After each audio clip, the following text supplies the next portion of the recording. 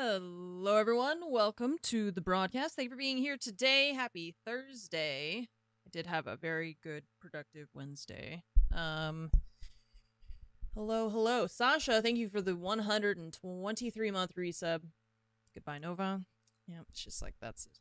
Every day it's the same. I don't know if she, like, expects... I guess some days I don't stream, and so some days there's not the loud talking thing that happens. So maybe she's just like, I'm Commander Shepard. And Munition is my favorite streamer on the Citadel. Or I'm hoping that you're not going to Quick, talk. compose something. J, K, I'm excited that you are excited to learn something new and share it with us even though it might be intimidating. Thank you. Keep on keeping on. Anne Hart. Thank you for the 136-month resub. Welcome back. Oh my gosh, Commander Shepard. Big subs. Munition is my favorite streamer on the Citadel. It's my 111th birthday. I'm 111 today. Peepo happy. I am immensely fond of you all. I don't know half of you half as well as I would like, and I like less than half of you half as well as you deserve. I love that part of the book. The like description of all the hobbits, just and their reactions to everything that he's saying. Where it's like they're like laughing at some stuff, and then other stuff they're just like, no laughter, that was absurd. Like they didn't like that. It's funny. Kung Fu, thank you so much for the 111-month resub. Jen, thank you for the bits. Thank you very much. And DB, thank you again for the 136 months. We are learning something new today. So I have set up Cubase, and so far the audio is working. There's like, they have default bass projects to get you started, but I am like really completely lost. This is one of the default things. Okay, so we can hear that. We're all good. Yeah, it's very intimidating because there's lots of menus and panels, and then as you do different things, there's different panels that pop up, and I don't understand. I feel like it's like I'm reading the text and I understand the words that you're saying, but I don't understand how they relate to each other. So it's a lot to learn. But there's a whole bunch of, like, Cubase has a bunch of tutorial courses and stuff like that on their YouTube channel, and so I figured we can kind of muddle through it together. And see how it goes. This works. But also getting the like audio routing proper and all that stuff. I'm not 100% certain. I'm sure that over time I'll need to change things, and to plug things in and stuff like that. But okay, so.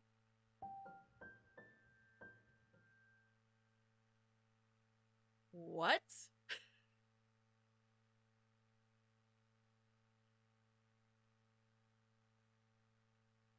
Nice. Did you guys hear that? GMN and chat. What? I played it once and then it played again, but like 17 seconds later. That was so weird. Wait, what?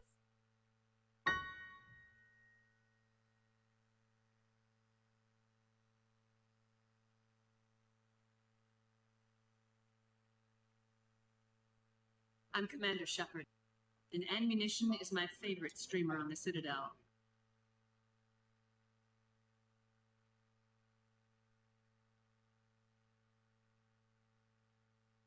I'm already confused. I don't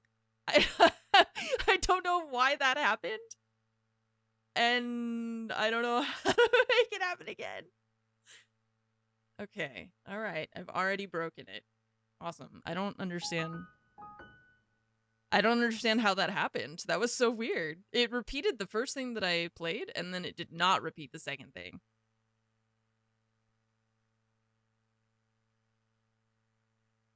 Okay. Digitech Wire, thank you for the 112-month resub. Welcome back. Naros, thank you for the 55-month resub. I appreciate it. I don't know. I don't understand that. Hello, I'm friends. Commander Steve- Shepard, and Ammunition is my favorite So just streamer a on the single key? Citadel. No, it played like the whole Oh, you're a musician? Name every thing. note. Like I played like 5 notes and it played them in the same order and everything. That was very weird. Okay. Nerdy, what's up? Thank you so much for the 125 months. Name every note. A, B, A sharp and B flat? No, we don't say A sharp. That sounds weird. C, D flat, and D. Also E, F, and G. Or something.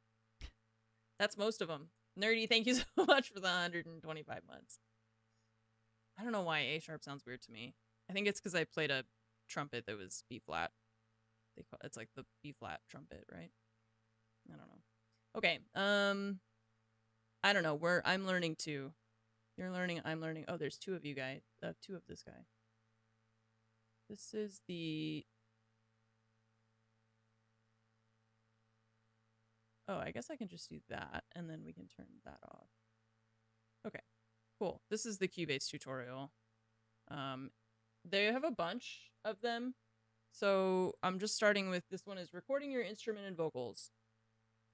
Hello friends, Stephen Bedall here. Hi, In this Stephen. video, I'm going to show you how to record audio like a pro in Cubase, whether it's vocals, guitar, or any live instrument. We'll cover setting up your audio interface, enabling Okay. monitoring, We've got that using part the metronome, so far. punch-in recording, and how to comp multiple takes. Throughout this demo, I'll be using the Steinberg UR22 MK2. This is a compact 2-in 2-out USB interface. It's rugged, I don't have that, portable, but mine and is perfect for similar, home so. recording or mobile setups. Whatever audio interface you're using, I'm confident that by the end of this video, you'll have a solid understanding of how to set up your connections, record live sounds and instruments, He's and confident. achieve clean, professional results in Cubase. So let's get started. So the first thing you'll see when you load up Cubase 15 is the new hub, which has been completely redesigned to make it easier for beginners to okay. get I got to sort this part. between our project templates, The which I'm templates, showing yeah, right that's why now, I've got or we can take a this look thing at my here. recent project, UR22 features of the load a project up later, create a This new part we project got. here. And before I record any audio, I want to quickly talk about the transport panel. This lives at the very bottom of your project, and it's Transport very panel. important because Okay. the transport panel in Cubase gives you quick access to essentials like play, stop, record, Those are cycle, essentials, tempo, and the metronome. We can actually load up the transport panel in a floating window, and I'll zoom in a Transport bit here just panel. to make it easier to see in this video. I won't go over every single aspect of the transport panel right at this moment, but as we record some ideas, we'll revisit it throughout the video. And actually, the first thing I'm going to do here before we Oh, I get guess started these is sticks. set the tempo. Right now it's at 120 beats per minute by default. If we double click on that, we can change it. Huh? So I'm Wait, going to bring it down okay. to 100. Pause. I don't have that. Wait, no, it's here. Okay. It's just that some of these things are like auto expanded, and so it looks kind of slightly different, you know? Because I don't think mine are in the same order as his, even. Probably you can like reorder this panel, you know, and like make it. Because he's got these flaggy things on the left, whatever they are. Left locator position. Go to locator position. Okay, so that's whatever this thing is. Okay, so here is our activate tempo track. Use control tempo track. Okay. Tap tempo. Okay. 360 beats per minute. Okay. Okay. Tempo. Got it. Hit enter. I'm also going to activate the metronome, and I'll activate my count in. So now if I come over here to the left and click the record button, Okay. Activate count in. Okay, so that's the metronome. That's that. And then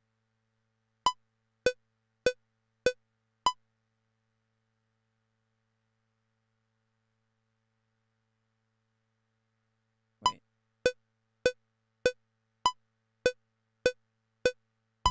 Oh, it gives you 2 bars of count in. Okay.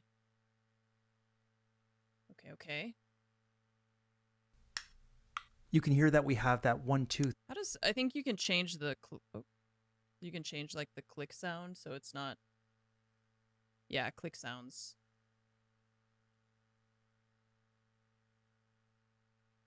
Oh, okay, not that. I thought there was gonna be like presets. Oh yeah, click sound presets. Is it the Steinberg one? Default sounds. Wood block. Audition click sounds. What?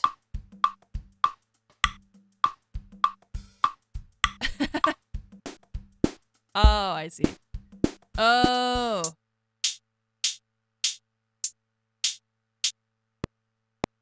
Oh, God.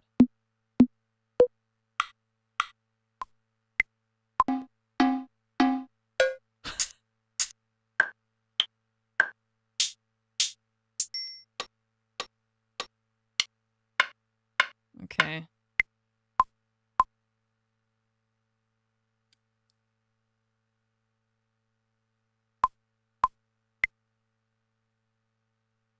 Sorry. Sorry. I was trying to find a good one. 3, 4 Okay, hang on. click count in Go back. before it actually starts recording, which is very useful. Okay, so let's close this window for now, and let's start recording some ideas. I'm thinking maybe I'll grab a drum loop from one We're of our start sample recording packs already. here. Hang Maybe the on. hip- Whoa. Okay, see, here's the other issue that I always have with when I'm learning stuff like this is that the layout of his screen does not look like mine, right? So like where is this thing that we're talking about now? So we got to find that. And in like Photoshop and stuff, I know what the panels are called, so it's easier to find them, but like this thing, I had no idea what is this thing called again? Transport panel, right? Okay. So recording some ideas. I'm thinking maybe I'll grab a drum loop from one of our sample packs here. Maybe the hip hop vault. yeah, I'm gonna hip hop vault. I don't have a hip hop vault. There's Windows. No. VST Instruments? I don't know where that went. Did it open? Oh, it's here. It's just behind. I don't think that's it. Where do you keep your hip hop? I don't know.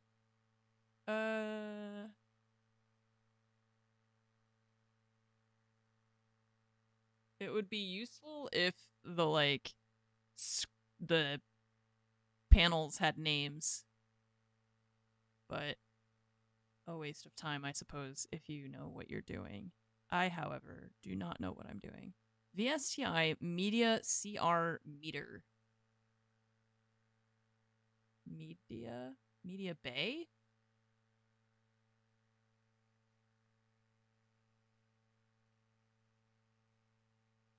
Oh.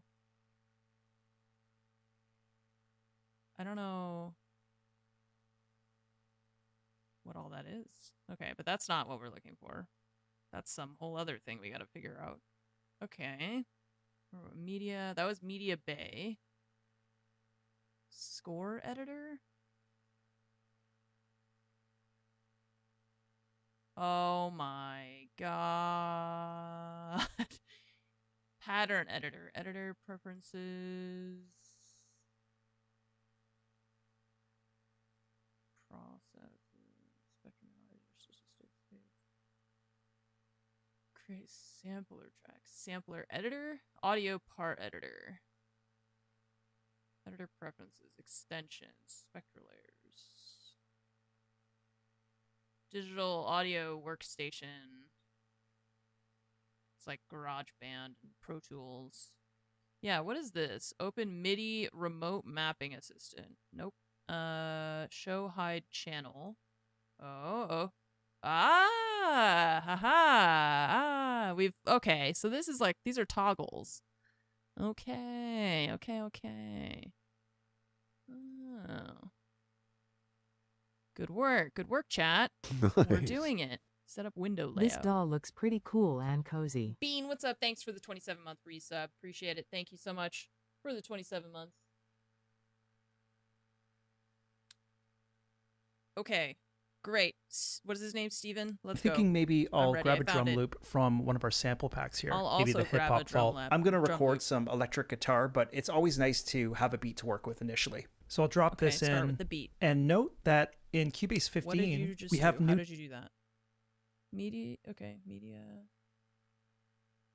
But did he?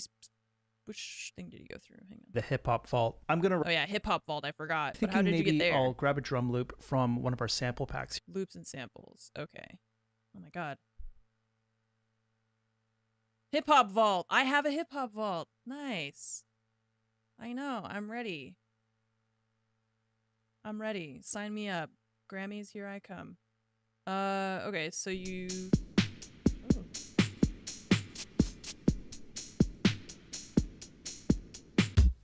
Oh, you just click on it and it plays it. Damn. Joe, the music's already made for me. I don't even gotta make the music. It's already there. Look.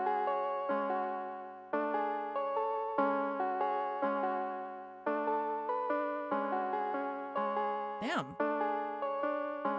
Sick. Okay. All right. So we do what? We click and drag it over here. Okay, and then it. I bet this is gonna sound really good with whatever stuff they put in here already. Wait. Oh yeah, I forgot about the metro. Hang on. That's the count in. Okay. I don't really know what to do with these little flags yet.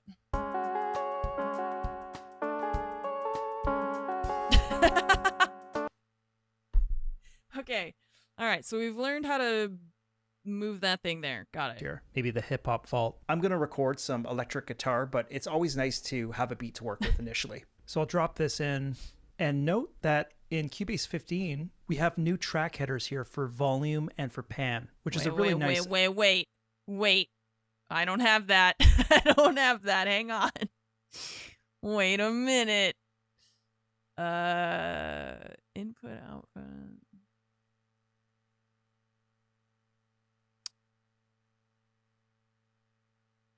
It's got a little slider. Mine doesn't have a slider. Show lanes? Oh my god, stay in your lane. I mean, here's a slider. Inspector. So maybe this is like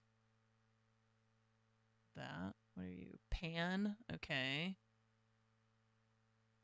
I guess this is like center. Oop. Oh god, what did I do? Okay.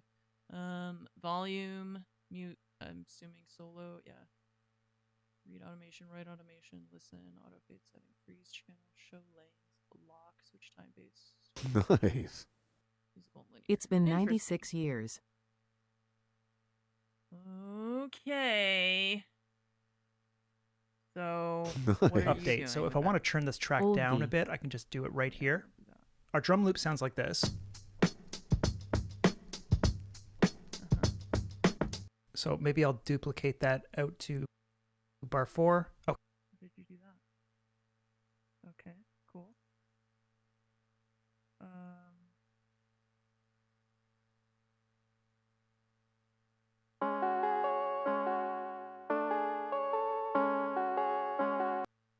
Okay, I'm gonna pick a less asynchronous drum loop because let's see, remove selected tracks. Some of the tracks you want to delete contain events. Please don't display this warning again. Please. Okay. Let's see, that's it. And they have a BPM listed with them too. Okay. So this is the hip hop vault. What other kinds of things do it? Rock and pop, soul. Where's metal? Hard knocks. Nope, that's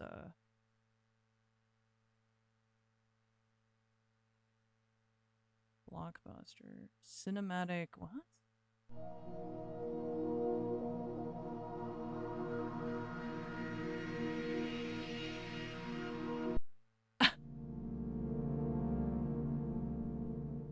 Sounds like an electric car backing up.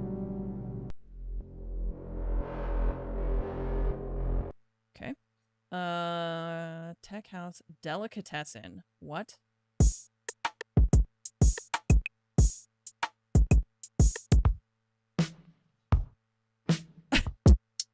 Okay. Laser beams. Man, I'm having a great time. This, what?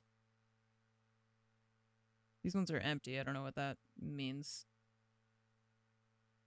Production grooves.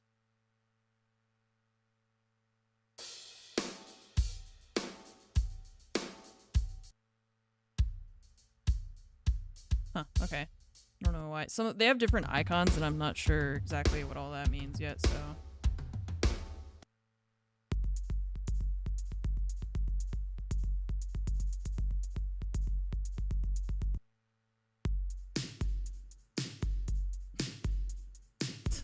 Beastie Boys snare.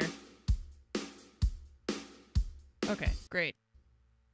Just regular drums. Perfect.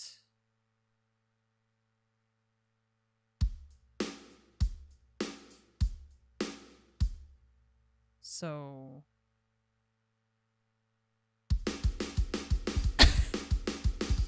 okay. Alright. Alright.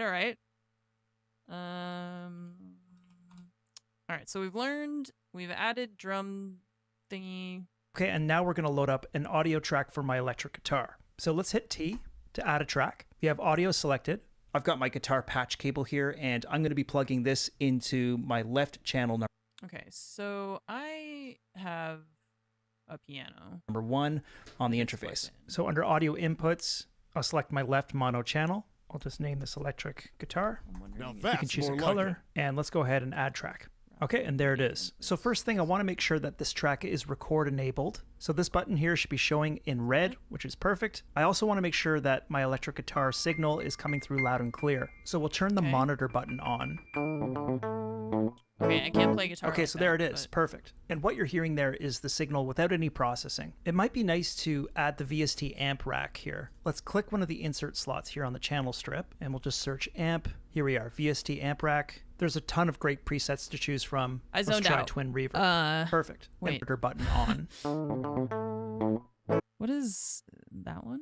The orange one? And here should be showing in red, which is perfect. I also want to make sure that my electric guitar signal is coming through loud and clear. So we'll turn the monitor button on. Oh, but I can hear mine without that. I don't know if that matters. Is it echoing? Yeah, that's the monitoring it's just that I'm not sure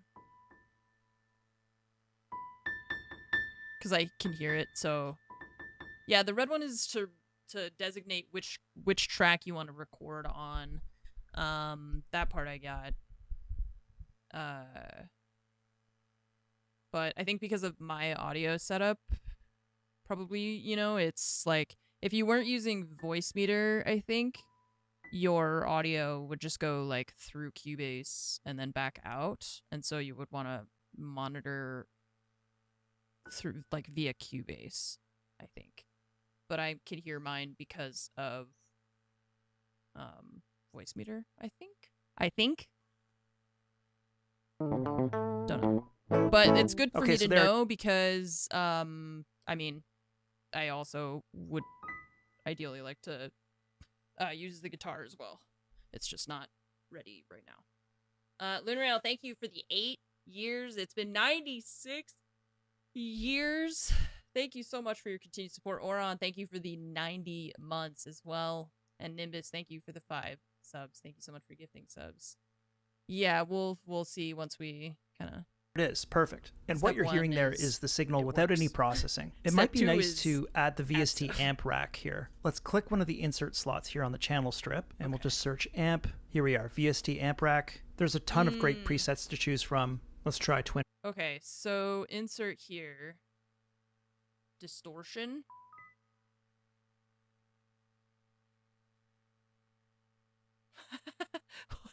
What is making those noises? What's happening? I'm so confused. I don't... Oh. Where did it go? It's gone. Oh, okay. I don't know how these things work, so... I don't know. I have no idea what I'm looking at right now. What is this?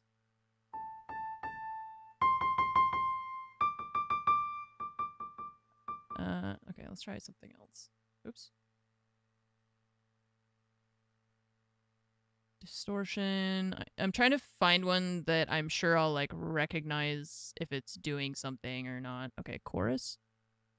Okay, let's try that.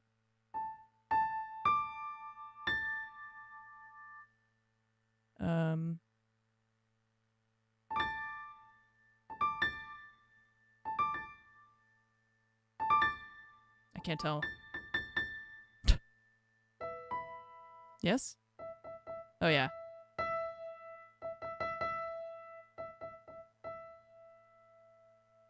Bypass. Why am I having such a hard time?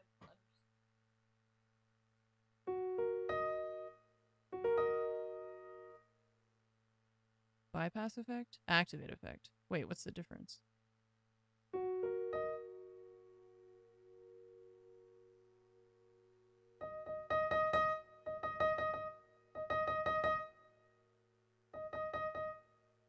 Where are you?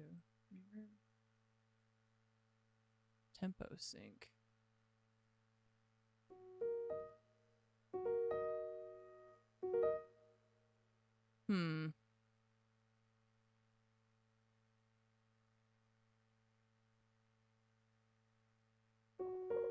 Oh, yeah.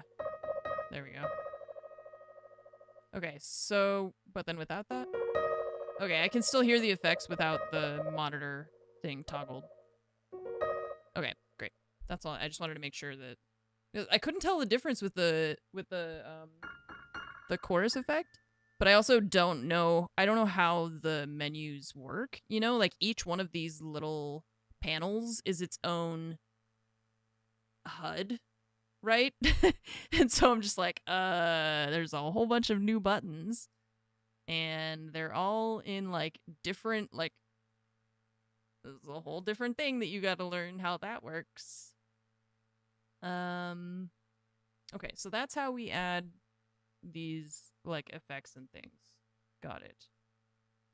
But there are a billion, so we don't know how to use all those yet. That's fine. We will learn some of them, probably. Okay. So he's doing guitar stuff. Let's go back to reverb. Cool. That sounds awesome. So let's go with that. Okay, and I think we're ready. So coming down to the transport panel, let's hit the record button. Okay.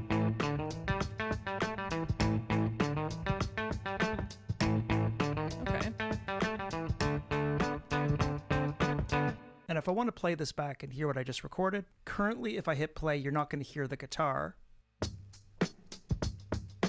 And that's because we still have this monitor button engaged on the track. If we turn this button off, and now I hit play,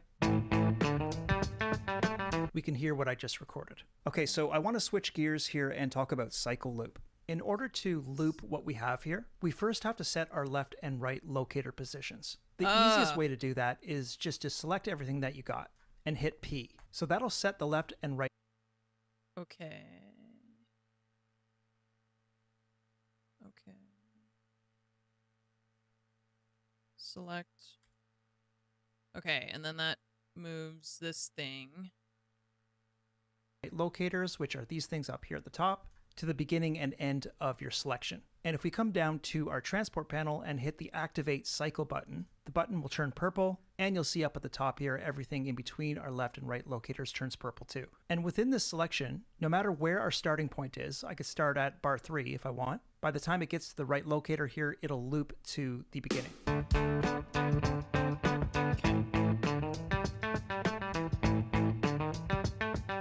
Okay, so that's how cycle loop works. If I want to disengage it, I can hit the cycle loop button in the transport panel, or if I just hover over this purple selection here at the top, when that hand icon appears, we can just click it on and off. Super easy. Now I want to come back to the transport panel here for a minute, just to show you that we have a lot of control over the metronome. So what you were hearing when I recorded that idea was the default pattern, just see this, just note that we can expand or collapse this section by hovering over these 3 little dots on the right. Or otherwise, you can right-click on your transport panel and make sure that your count in and click pattern here is selected. Now, I might want to hear this click pattern in double time, let's say. Super easy to set up. Just click on the pattern, and we can choose that under this menu here. So I'll just choose double tempo, and now the metronome will sound like this. Or we can do half tempo. Okay, the default works fine for me, and if I select this little gear icon here, we can open up the metronome setup, and we have more options here as far as click patterns, our click sound. There's quite a few different sound presets to choose from here. There's also some general settings here which are useful. For example, I might want to deactivate the click during playback and just keep it on for recording and count in. Okay, so let's come back to our track here and record another idea. I'm thinking this time we use a microphone and record some acoustic guitar. So again, I'm going to hit T to load up a new track. We've got audio selected, and I've got my condenser microphone plugged into input 2 in my interface. So let's select this right mono input channel. We'll name the track acoustic. Okay, so this part I didn't do yet because I was using the tracks that they already put in here. That were like pre-filled. So let's look at this. Those are all my audio inputs. Okay, let's try it. Let's see if that works. Microphone. Okay, and then oops.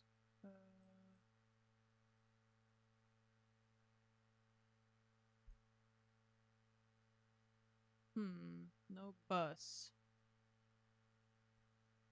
No bus.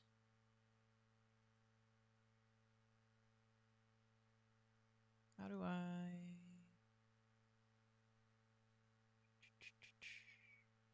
Tracks control settings. Auto... This? Oh.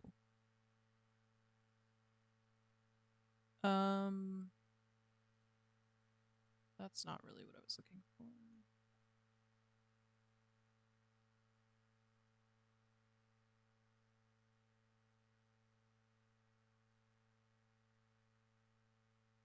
Trying to see if you can like convert the track to a different one, or if you just, I guess you have to just remove it.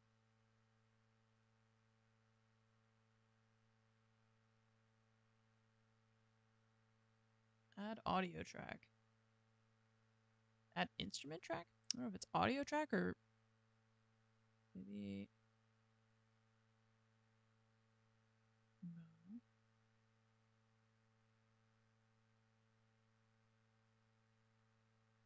Maybe it's that. Should just be the front one is 1. It's probably just my like weird audio thing.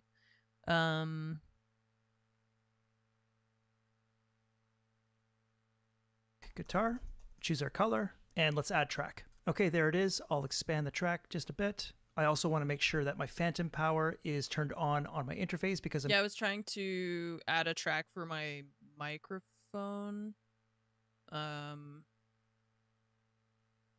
That I assume it's going to be that, and then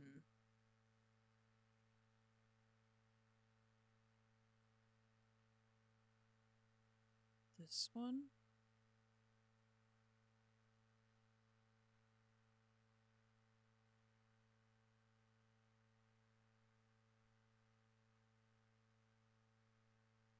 Oh, it's just the first time I selected it, it didn't have that, but I think I fixed it somehow. I don't know.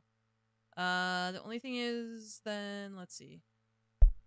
It doesn't look like my microphone is actually connected to it is the thing. Like, I don't know if I have the right input, but I'm using a condenser microphone right now. I'm really going to turn the cycle loop off before I record. Right now. I'm just trying same thing as last time. I want to make sure that my monitor is enabled so I can hear what I'm recording. So I'll make sure to do that, and then I'll record some acoustic guitar here. Just because this guy's starting with, like, you know, acoustic guitar and stuff, and I'm not necessarily... again. I'll just make a little cut here. Doing And I that. think this guitar sounds a little dry. So let's add some reverb. Coming over to our channel insert on the left, let's pull up the Roomworks plugin and choose a preset here that's going to work for this track. Maybe large living room. That sounds nice. I'll just bring the mix down a bit. And I should also mention that I set up a mono audio track here. And we have this stereo plugin loaded on this track. So we can change the track from mono to stereo if we want. All we have to do is come down to the bottom of the track here in our mixer and click this channel configuration button. It'll prompt you here saying, do you really want to change the channel configuration? I'll hit OK. Now playing back this acoustic guitar. Sounds a little nicer. Okay, so we've I covered don't some understand fun what you just did. track. Maybe large living room. I understand this part. That sounds nice. I'll just bring the mix down a bit. And I should also mention that I set up a mono audio track here. And we have this stereo plugin loaded on this track. So we can change the track from mono to stereo if we want. All we have to do is come... Oh, okay. I don't know how he got to the... Okay, mix console. That's that. Okay, and that's there. Okay, so that's what he did.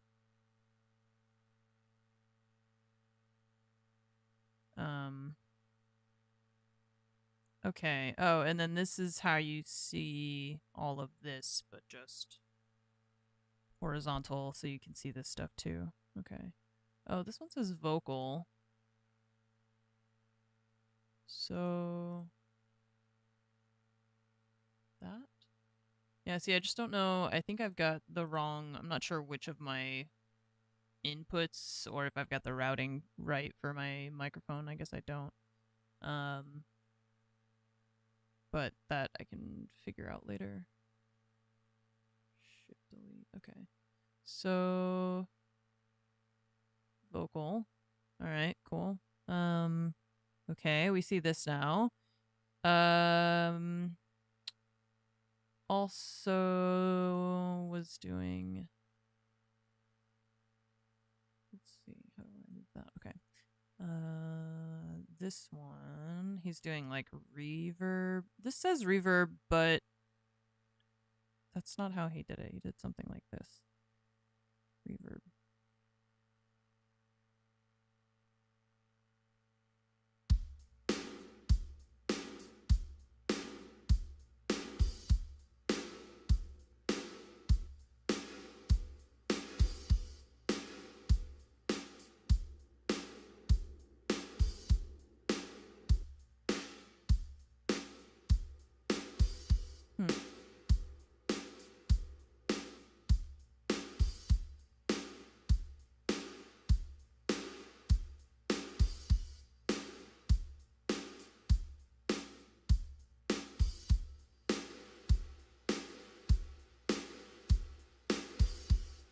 DM aux, not sure if the innovation shares resources. I don't know. Okay, let's see. That's in studio audio connection.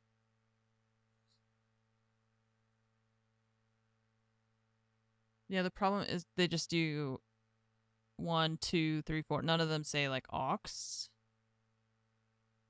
So I don't know.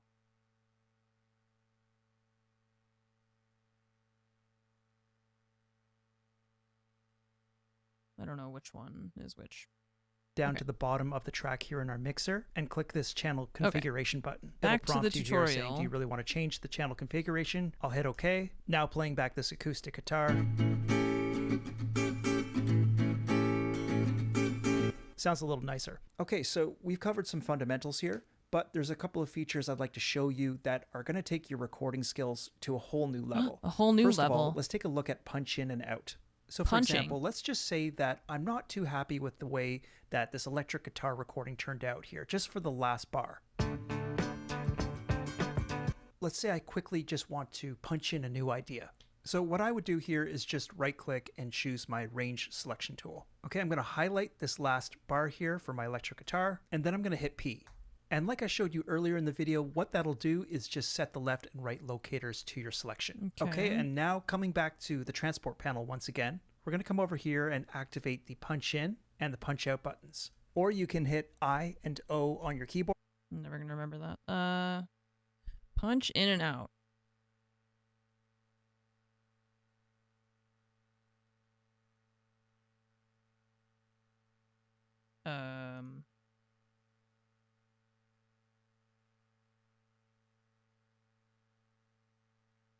Here, okay. No, I see it. Punch in, punch out. I don't really understand why we're doing that.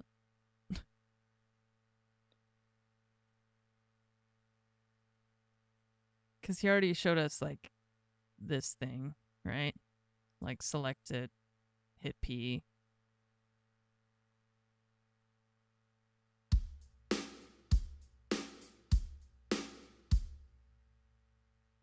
And that didn't start from there?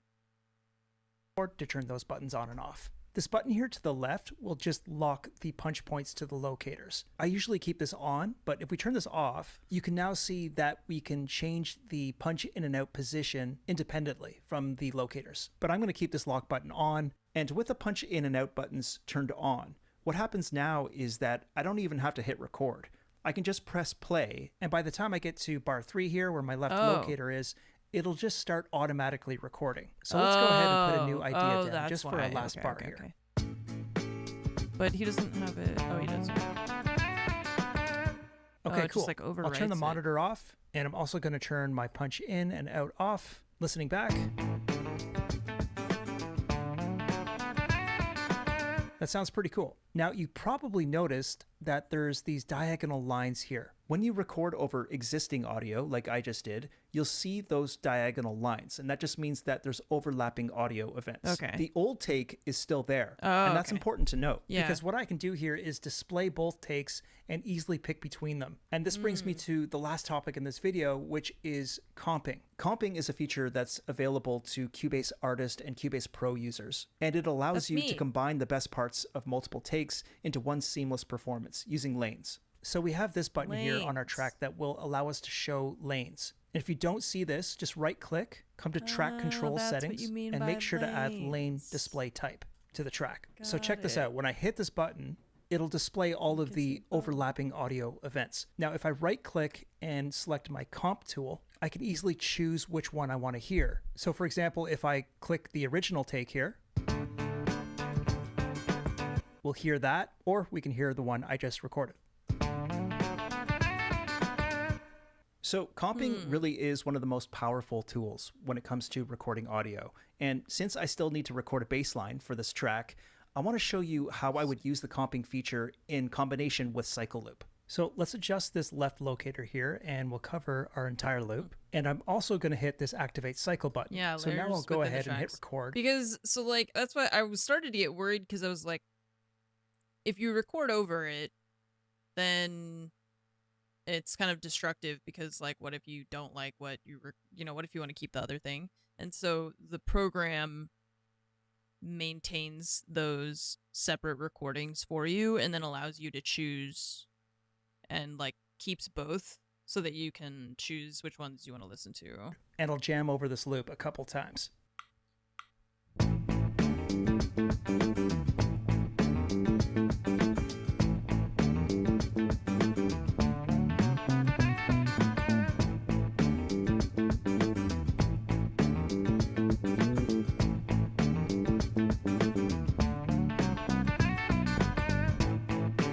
So again, you'll see these diagonal shade lines because we have two overlapping takes. I'll just give this track a color, and let's click on our Show Lanes button and right click and select our comp tool. And we can build the perfect bass line here, just picking and choosing the best sections of each take. So for example, I played this section a little differently the second time. Let's just click and drag this section, listening to the original. So maybe I'll stick with the original there, coming to the end here. I'm not sure if I like that ending. Let's just click and drag this last section, listening to this take instead.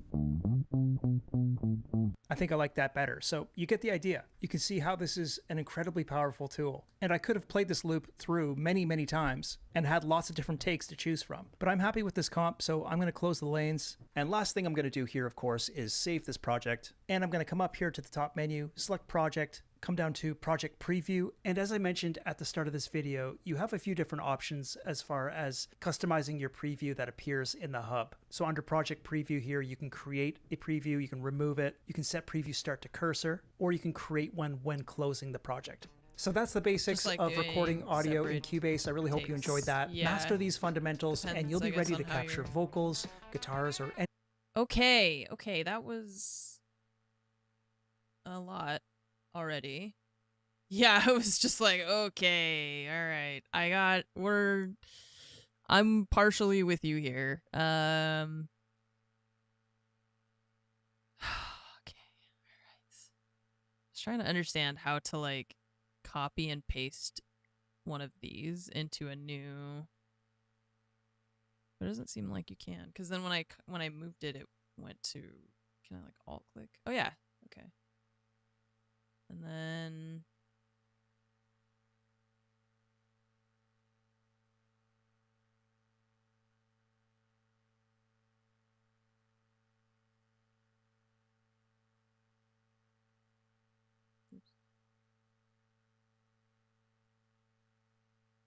I'm just trying to see if I can like make a comp thing, like if without actually recording separate stuff like he did.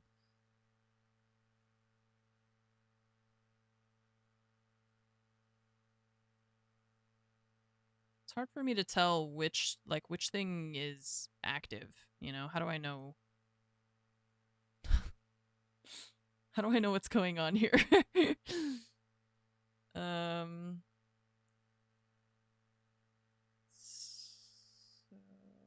how do I turn this off to that one? And then oh, okay.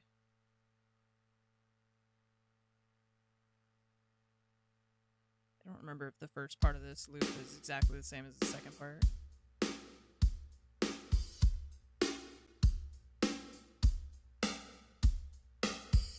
We're hearing both. Okay, it's hard to do with. Can I add this as? Oh God, what am I doing?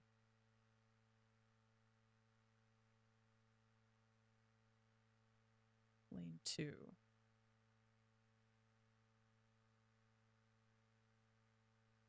Just trying to understand the comping thing. But I don't. I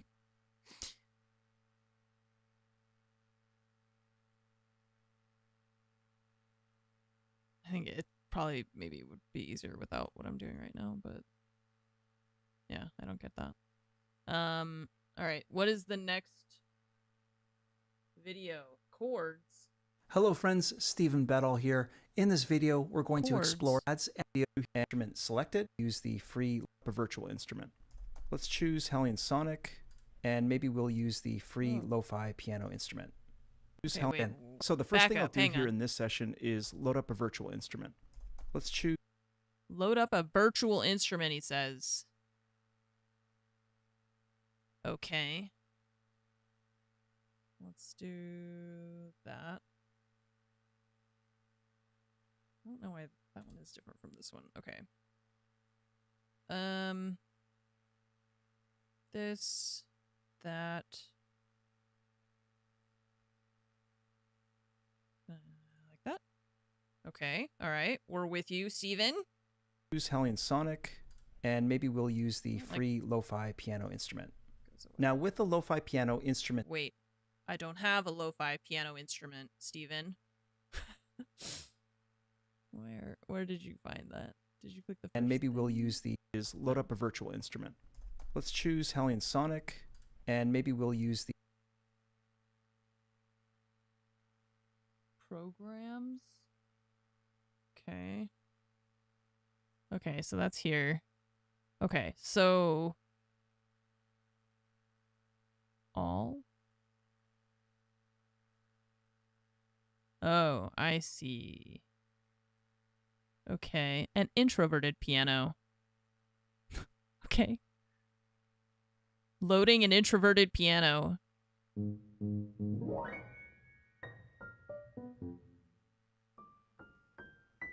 Oh my god, we're doing it. Okay. Creep corner. What? Centaur. What does centaur sound like?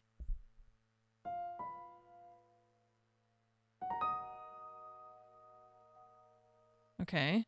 So they're just like different texture.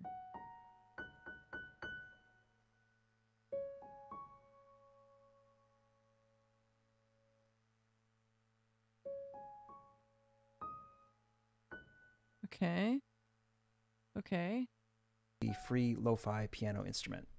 Now with the lo-fi piano instrument selected, we can show or hide the chord pads by hitting Command or Control if you're on a PC, plus Shift plus C. And these chord pads here can be used for any virtual plus Shift plus C. And these by hitting Command or Control if you're on a PC, plus Shift plus C. Control Shift C. Okay. That was a lot of for some reason that sounded like a math problem that I could not solve. Okay. So, what is this then? Synths. Oh, okay. Incinerator. I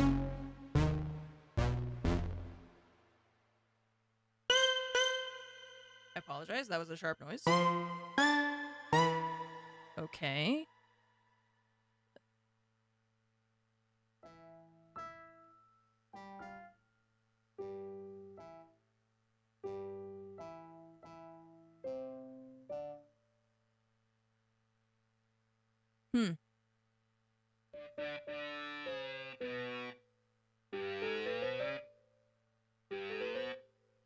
Okay, so that's that one. What are you?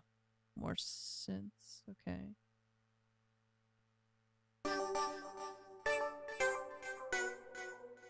Okay.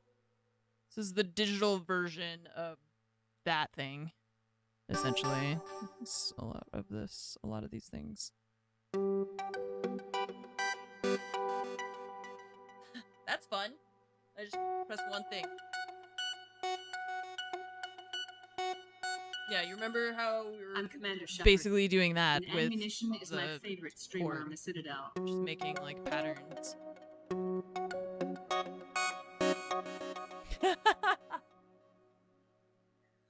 Oh my god. I love that. I don't know why I love that sound so much. Nice. And jam. I'm never gonna get anything done again in my whole life.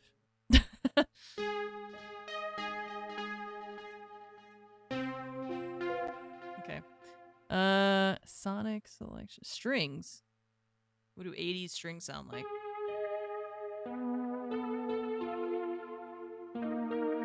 Okay. Piano layer. And this bassoon. No. That's not a bassoon.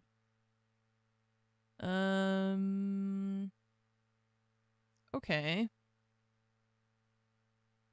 Category. Piano. Okay. Dungeon. Dungeon piano.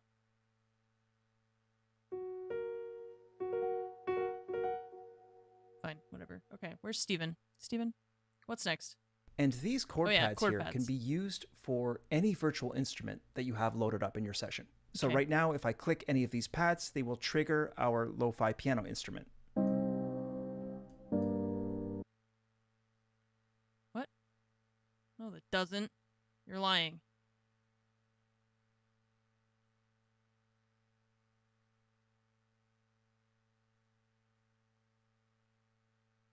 To use chord pad. Oh wait, activate record, enable, or monitor of tracks where input routing is sent to chord pads. Okay.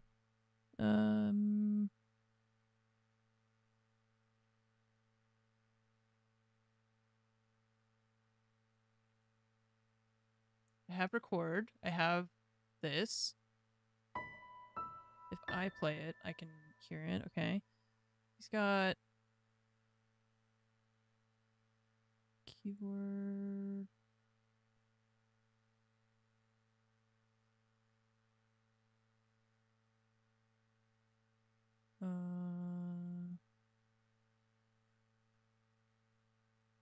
No drum map stereo out. I'm trying to understand why this isn't working, but I don't know. Record enable monitor. Input routing is set to chord pads. Input routing. He doesn't have anything there, so how do you get that to work? PC plus Shift plus C. And just- these chord pads just here worked can right be away. used for any virtual instrument that you have loaded up in your session. So right now, if I click any of these pads, they will trigger our lo-fi piano instrument. Now, there are quite a few different chord pad presets. Right now, we're looking at the default preset, but if we click on this preset browser button, Oh my then we can God. load up a different preset and there's plenty to choose from. Let's try Autumn Breeze.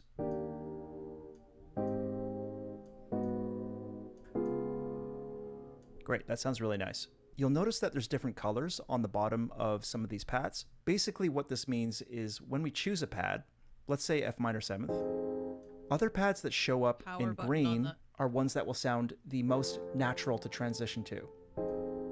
Junker, that's twice. That's twice. You found it. Muscatnus, thank you for the 79-month resub. Okay, you can't leave it ever. Thanks for the 79 months. Appreciate that. Thank you. Kojak, thanks for the 115-month resub. Thank you so much for your continued support.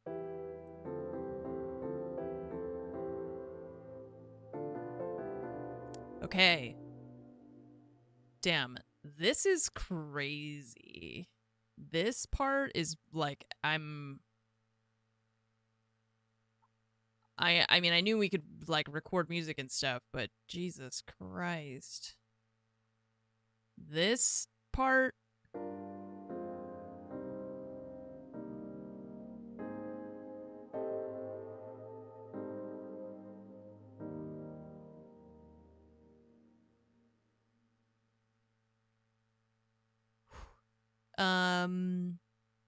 okay, so he started talking about the color on these, and I'm gonna assume it's some kind of When we relational choose a pad, thing. So let's say F minor 7th, other pads that show up in green are ones Green. that will sound the most natural to transition to.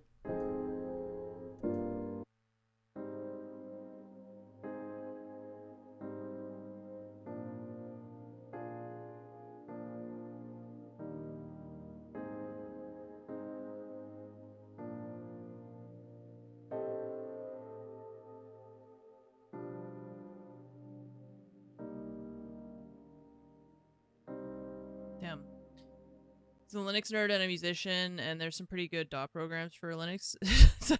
He just vanished for a while. Yeah. Okay, so it Whereas is the ones like in red agreement, might sound a basically, little is less so. Kind of what I was expecting. So let's go ahead and build a chord progression using these pads. Huh. I think what'll work best here is to find a beat loop to use first. Let's come over to our loops and samples, maybe something chill like this. Cool, so let's click and drag that loop into our...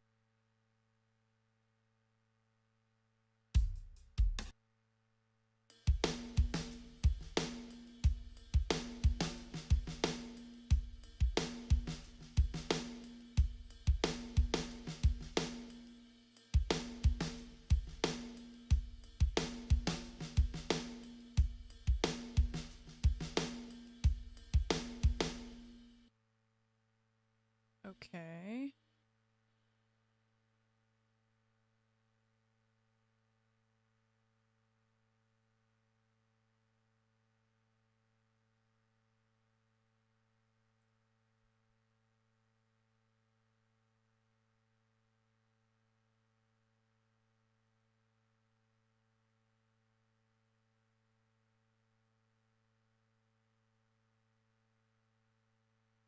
So you do that. Oh, I guess I forgot. I learned how to loop. Do that.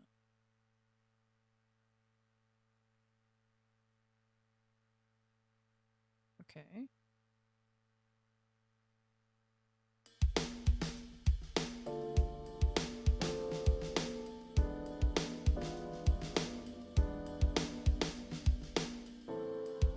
Okay. Got it. What's next, Steven? Session. And now that I've got this loop in the session, there's a number of different ways that we can record or even just drag these chord pads into the arrangement. So I can just click this F minor 7th chord pad, for example, and drag it right into the lo-fi piano track. Huh? Let's do the same for G minor 7. What?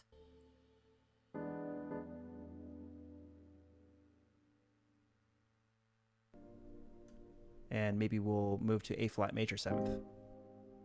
And as you What? What is happening? Okay. Okay. Slow down, Steven. Slow down. Let's see.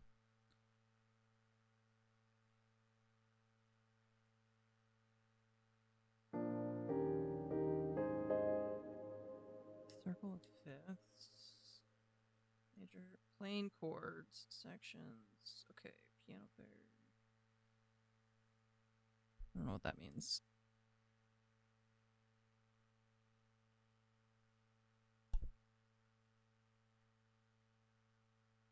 Okay. Oh, root key.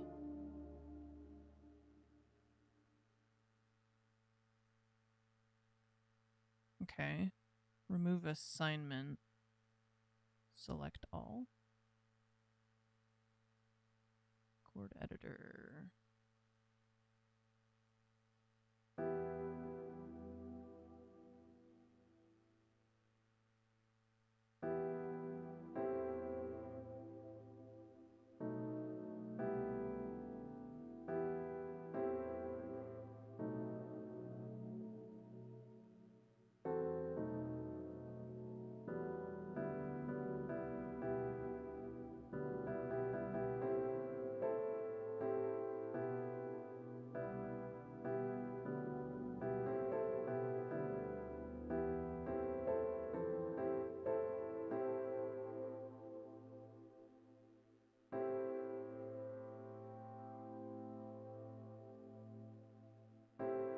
Okay, I'm trying to understand the...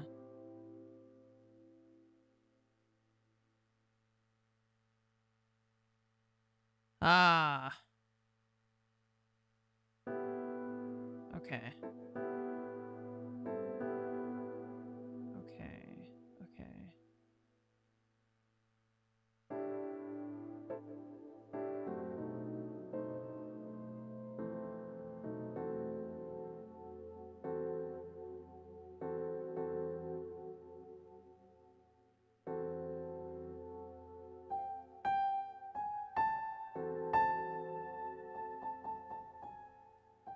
And then I could, oh, so you can build your own chord pad things here.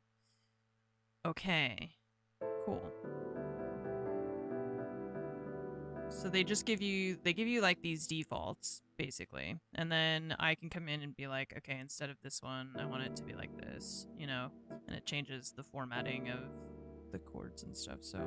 Okay, so then he started dragging them into the thing. So let's do that. I don't know if I can like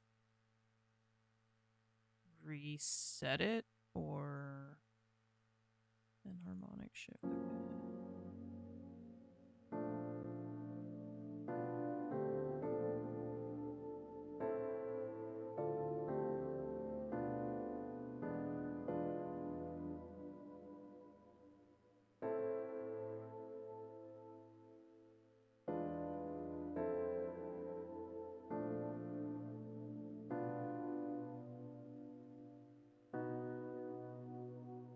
Because see, it changes the like one thing, and I don't know how to reset all of it.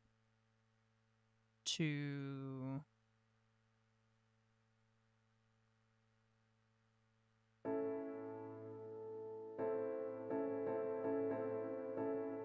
Yeah, that only changes the first one. So how do we like put it back basically?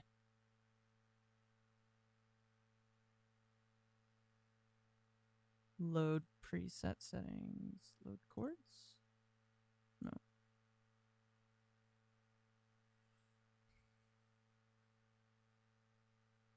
Lock chord assignment. Okay. Transpose down, transpose up. Fewer tensions. Previous voicing, next voicing. Okay.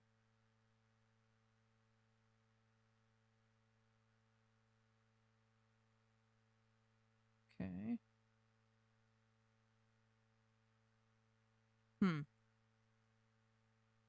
So...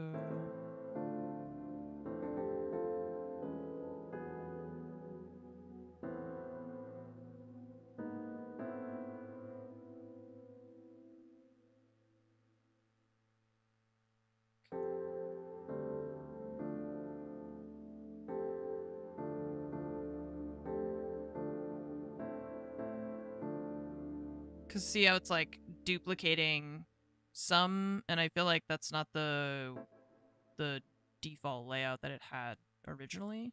So I don't know how to get it back to the like default chords that they had.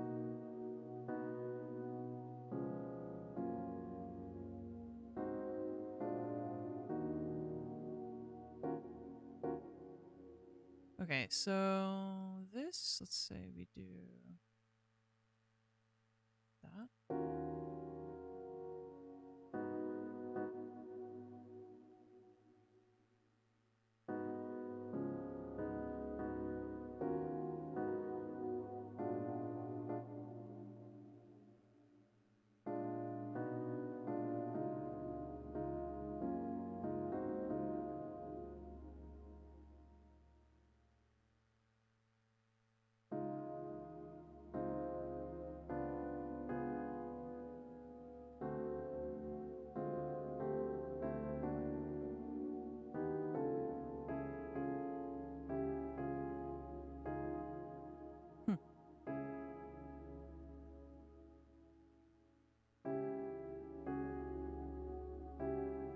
Okay. So wait, let's go back to this.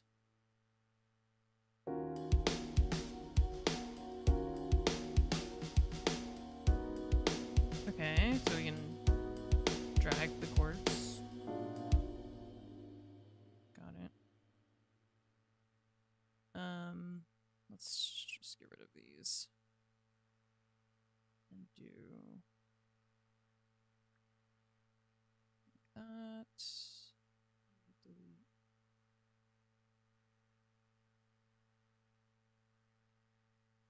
Oops.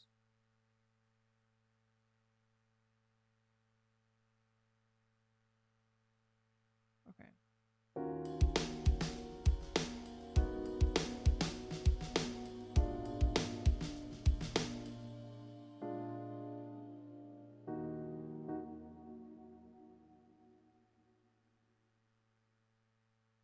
Okay, and then we can duplicate it. Got it.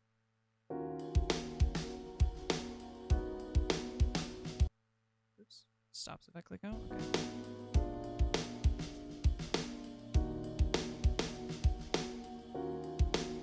Okay.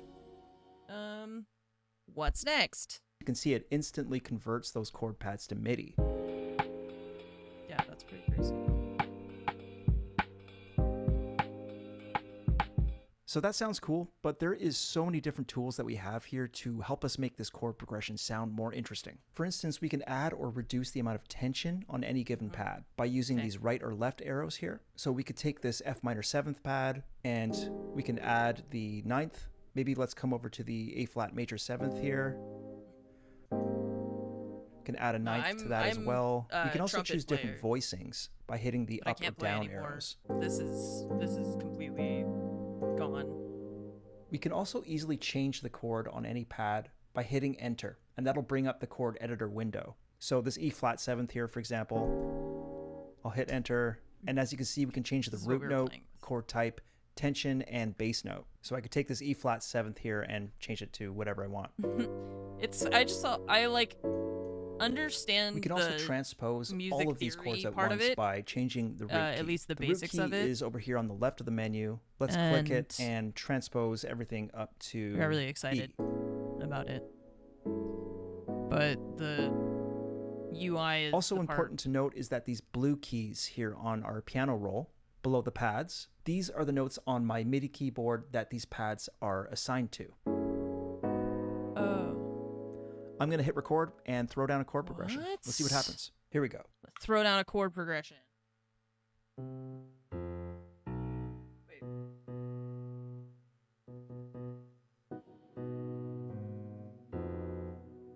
But I can still hear the keyboard. So what if I mute that? Does that work? Kind of, but not really. So it's like you can use it to control the chords in that blue section. But I can still hear the note, the keyboard note underneath, which I think is obviously not how it's supposed to be. But that I assume is just an audio routing thing that I'll have to figure out. Okay, that's cool though. I was wondering why those were blue, so that makes a lot of sense.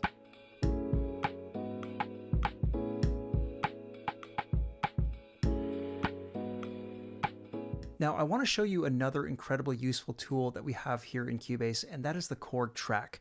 And I'll show you how you can use it with the chord pads. Let's say you have an audio recording. We'll drag in this acoustic guitar loop as an example, which sounds like this. What we can do here is start a new track, and under More Tracks, we'll select Chord Track. And now we can simply drag this audio region into our chord track. And what happens is that Cubase analyzes the audio and outlines the chords being used in this guitar progression. With these chords selected, I can drag them into my lo-fi piano track, and instantly, just like that, I've got a piano accompanying this guitar. That's magic. That's magic. So let's pull up our chord pads again. No, that's actual magic. That's crazy. What? You feed it an acoustic guitar recording. It analyzes and gives you the chords that it is, and then you drag those chords into a piano thing, and it creates MIDI keyboard chords from... And here's where things get really interesting. What we'll hell? do here is hit this button, select all, Here's and let's where delete things these get chord interesting, pads. okay. And I'm going to replace them with the chords of this progression. So let's select all of these, and we can just drag them into the pads. Yeah. And just like I did before, I can make some adjustments to them. Maybe I'll change this F to an F9, this A minor to an A minor 7th. And if we come over to this player mode menu here, let's click this. Let's change this from plain chords to pattern. And from here, we've got all sorts of really cool presets. This one's called Beautiful Mind. So now if I hit any of these chord pads, it sounds like this. And there's all sorts of different patterns we can use. There's tons of options. Let's hear how this sounds with our acoustic guitar.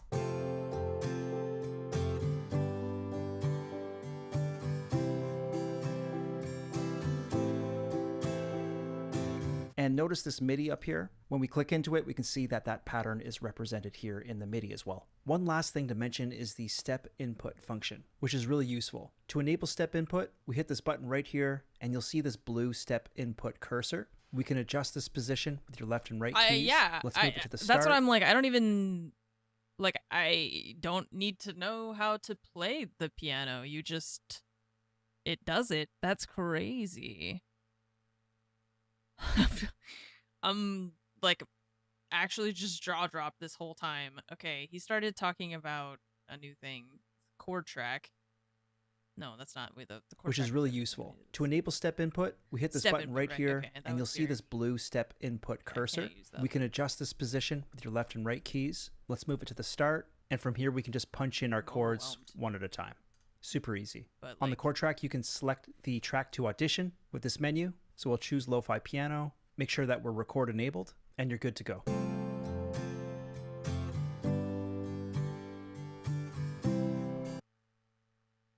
I'm not really understanding what it does, the step input thing. I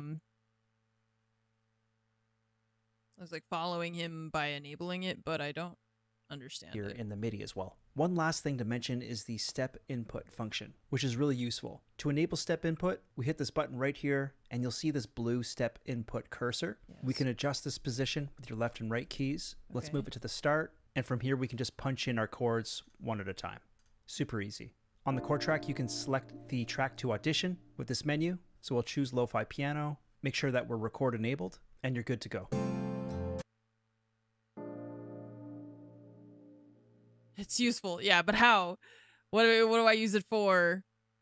Okay, wait, so why is it so big?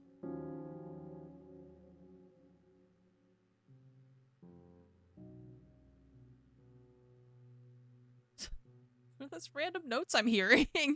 There's someone playing the piano in my piano. Yeah. I don't know why this, when you put it here, is... Oh, maybe just because the name is longer? Okay, so what did we have next? G sharp. You're not on here anymore. Yeah, okay. Do do do do do do do.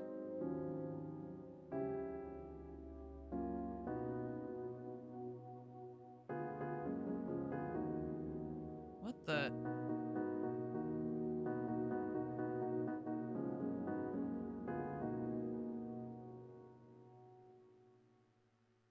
Okay. How did he do the thing? Let's see.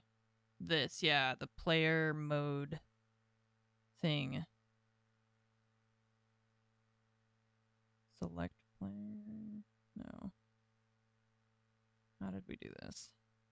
Pattern. Oops. Preset.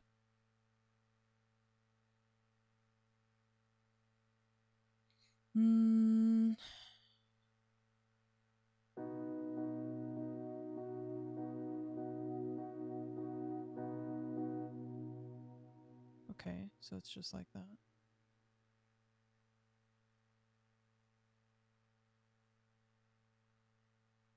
Import from MIDI loop. Okay.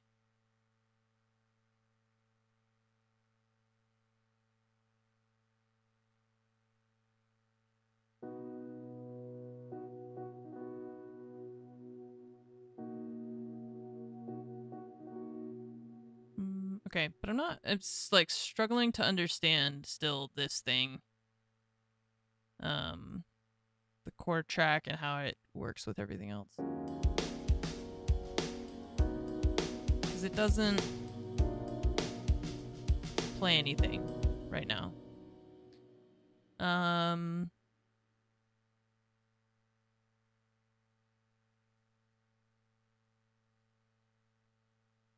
Step input suspended. Move insert.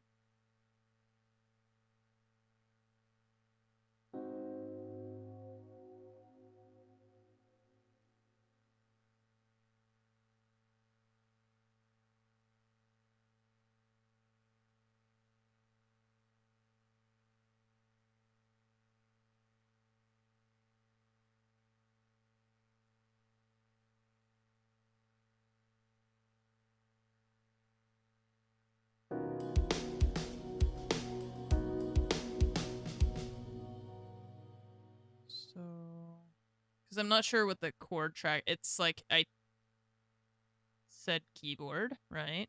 But I don't hear. I don't know how we get that to translate into instrument. Because that does nothing. And then we can't. Oh yeah, we can select it like that. Okay.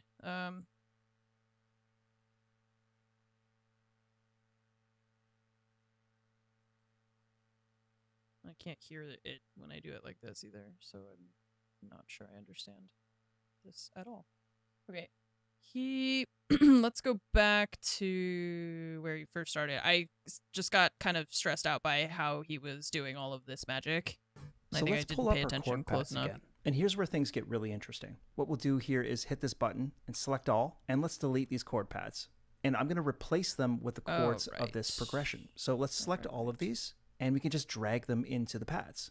And just like I did before, I can make some adjustments to them. Maybe I'll change this F to an F9, this A minor to an A minor 7th. And if we come over to this player mode menu here, let's click this. Let's change this from plain chords to pattern. And from here, we've got all sorts of really cool presets. This one's called Beautiful Mind. So now if I hit any of these chord pads, it sounds like this. And there's all sorts of different patterns we can use. There's tons of options. Let's hear how this sounds with our acoustic guitar.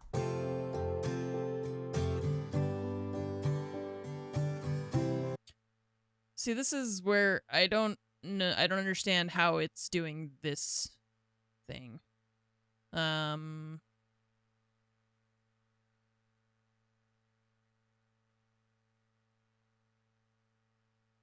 Okay. So I think the chord track is just it's like pulling the chords from this thing, the guitar track. We don't have a guitar track, but that's what it was doing. And then he used that to create the chord pads down here. And then he's recording and hitting the like keys to record the pattern thing, but I feel like he didn't explain that, and so I just was like trying to understand how he got to this point, you know? Because I think right here, this yellow thing, he's recording and he's like hitting the thing that is associated with the chord. So, let's see, I just don't know why, like I said, we're hearing the keyboard underneath this thing at the same time. Step input. Also, we can't do that on...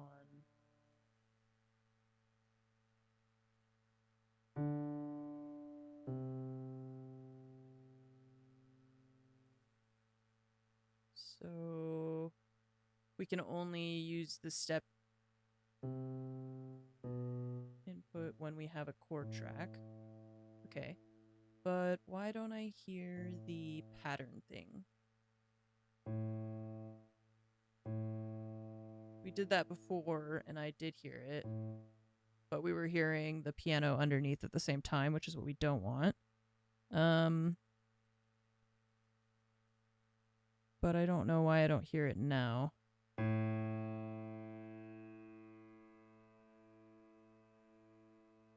Put them on the... Yeah, I think I figured that part out. But I'm not understanding why this isn't working anymore.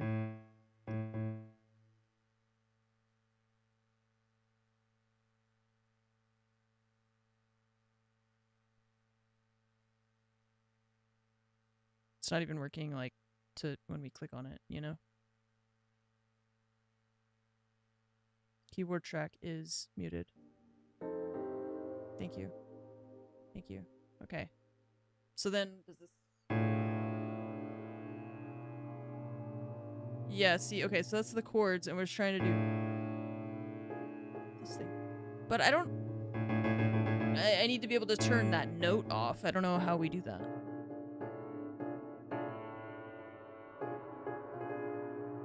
Because you hold it down, and then it plays a pattern, right? You hold down the key for the appropriate amount of time, but I can still hear my keyboard underneath it. That's what I was trying to, like, figure out how to mute that, but I don't know. Let's see. Not you.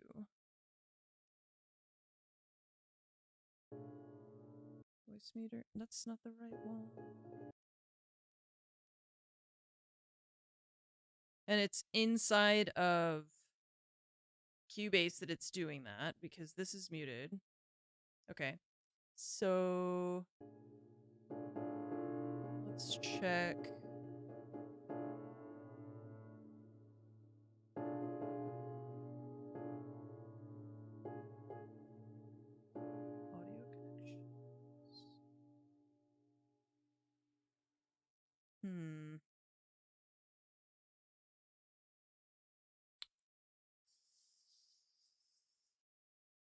don't know. Oops.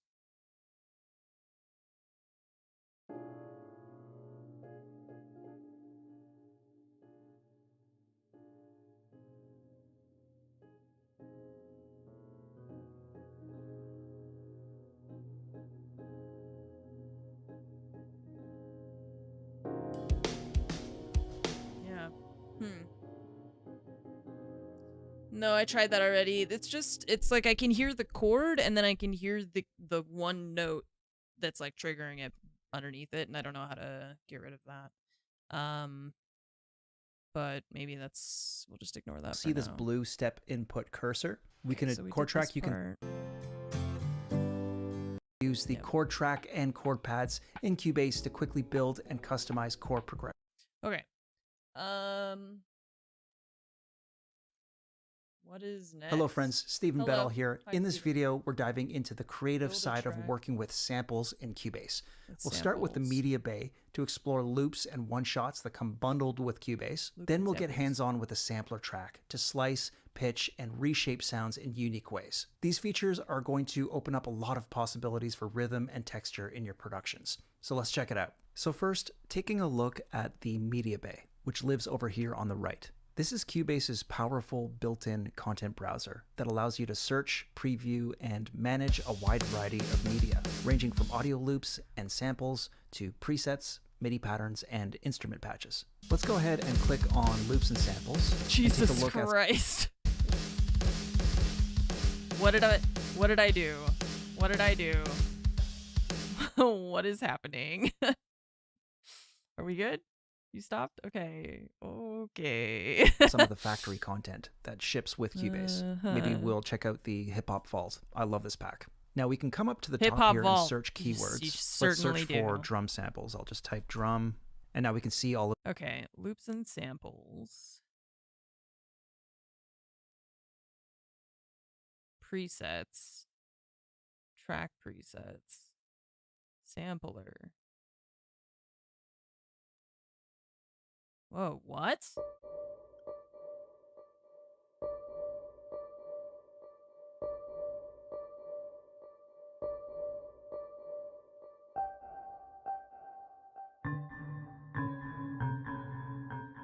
Okay, my keyboard doesn't work, but... Child Nightmare.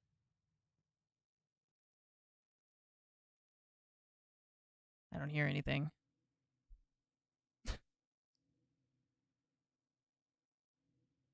Hello? Child Nightmare? I'm scared. Okay.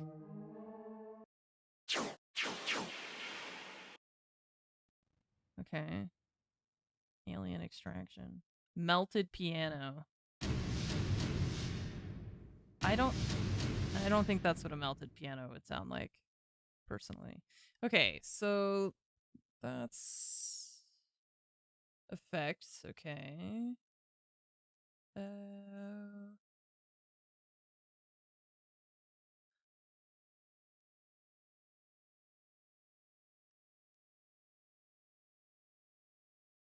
Okay. Instruments, file browser, user presets, favorites. Okay. VST instruments, loops and samples. This is where he was talking. He loves the hip hop vault. Just loves it. Synth loop.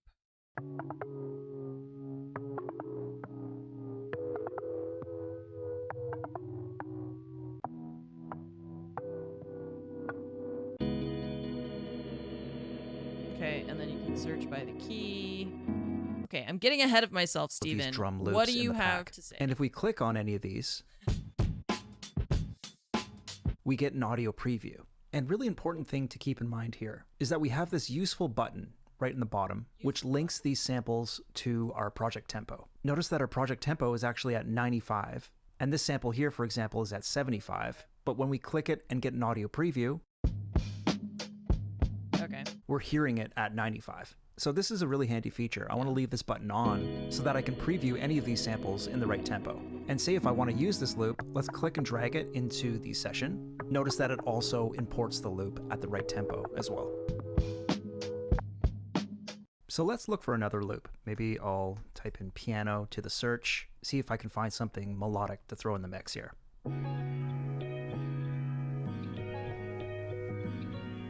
I like that. Let's throw that in. So I'm just going to click and drag this into our session. And you can see here this loop is 4 bars. So I'll go ahead and copy out this drum loop for another 2 bars. Perfect.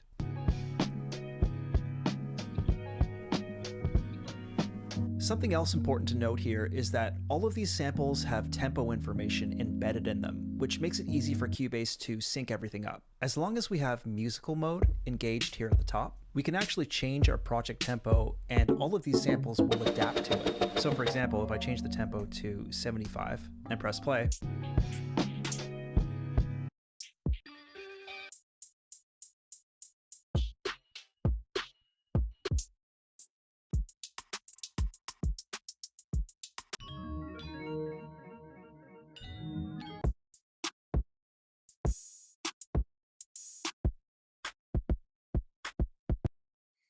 Okay. So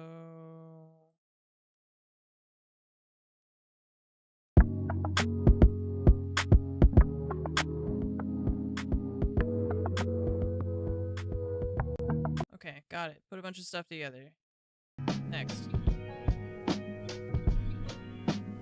we can clearly hear those same samples being played at a much slower tempo. So really handy feature, but I'm going to change Why it do back fish to make good 95. I musicians? think that's the They right know tempo their for this track. scales. Now we And also down. have another useful time stretching tool in Cubase, which we can Time find up here in stretching. the top menu if we click and hold the object selection tool. Let's switch this to Sizing Applies Time Stretch. You can also activate this by pressing 1. Sizing applies time stretch. Steven, what is time stretching? You've got to start with the basics, okay? What is time stretch? on your keyboard to cycle through the object selection modes, or you can create a custom key command for it. So to demonstrate how this works, let me find another sample. So maybe I'll use this percussion loop here. Let's drag this in. Sounds like this. Okay.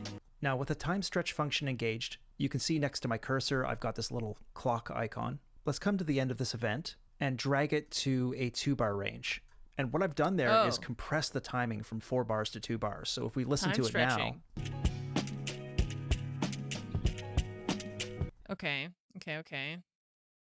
I want to stretch time. Let's do it. Sizing applies time stretch. It didn't. It didn't work. Wait, Steven.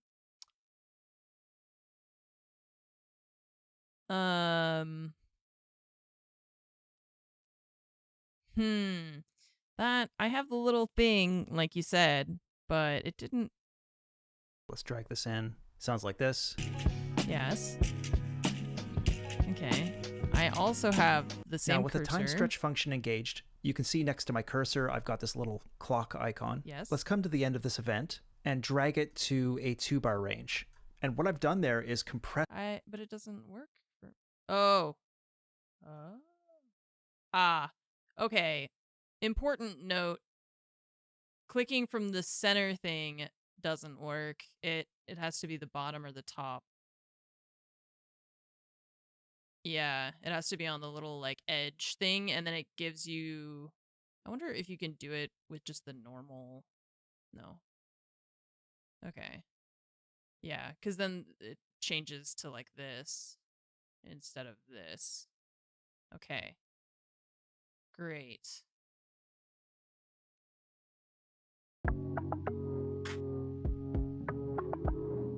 Sounds terrible, but that doesn't matter because it's just we want to the learn how timing it from works. 4 bars to 2 bars. So if Okay. we listen to it now, Time stretching. Yeah, the middle one just duplicates or like. Just, you can hear it's double adds on, time. but- Now I can do the opposite. Let's drag this out to 8 bars. yeah, And it's now not, you can we hear don't care it's if it sounds halftime. good right now. So it's We a just really need cool to understand feature. how the and software one other works. thing I want to show you really quick. You may have noticed that when I apply a time stretch, it's really easy to lock this audio event to the grid wherever I place it. And this is because I have snap mode applied. If we come up to the top here, I can turn snap on and off, or I can just hit J on my keyboard. And I'll show you what happens if I turn snap mode off. you can see that when I apply my time stretch now, I can smoothly and precisely place it anywhere I want on the timeline rather than locking into the grid. And snap mode will apply to any edits I make to this event. I'll come back to my object selection tool, click and hold, we'll change it back to normal sizing. I'll turn snap mode back on, and you can see that if I want to adjust the length of this event, same idea, locks to the grid. I usually just leave snap mode engaged because if I ever need to disable it, I can just hold down Command or Control on a PC and make my adjustment, and it will temporarily disengage it.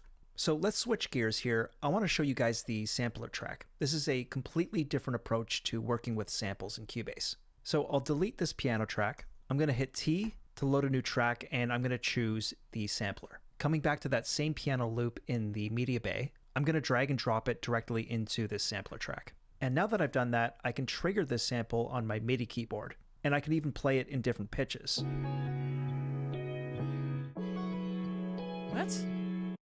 What kind of witchcraft are you performing now, Steven? Okay, how did you get there? 1 second. I was distracted. I'm going to hit T to load a new track, and I'm going to choose the sampler. Coming back to that same piano. Okay.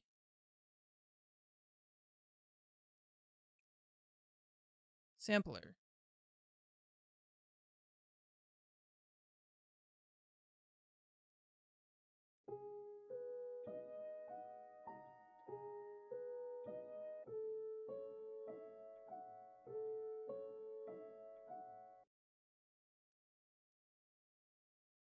Wait. Add sampler track. Okay, created a new one there. I don't know if that matters. Loop in the media bay. I'm going to drag and drop it directly into this sampler track. And now that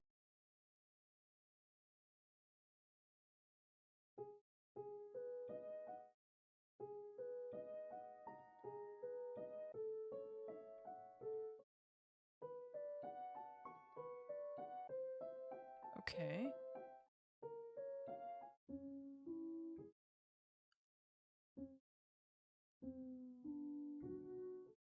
Okay. What is LFO? Modulation depth. Audio warp quality standard volume.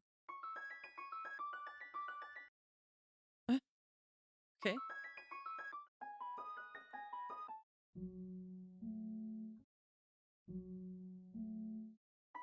Why does it play slower?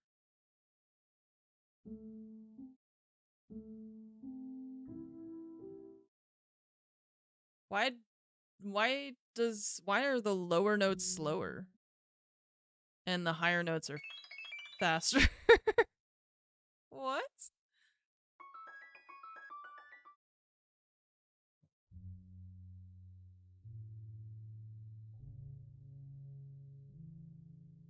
What is that? Shouldn't the tempo just be the same?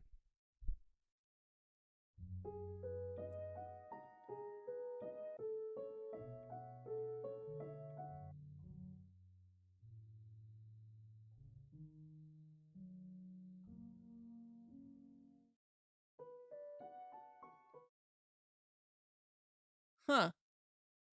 Okay.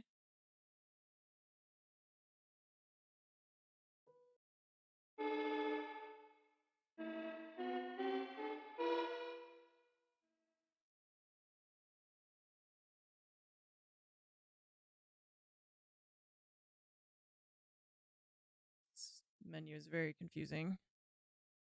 I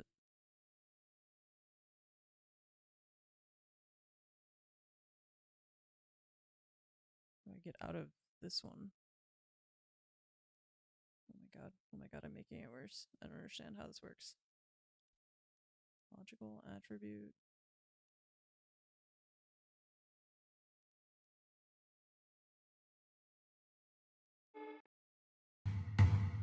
I do not understand. Oh, this is the sampler thing that's doing that. Okay. Let's try Vocals, no thanks.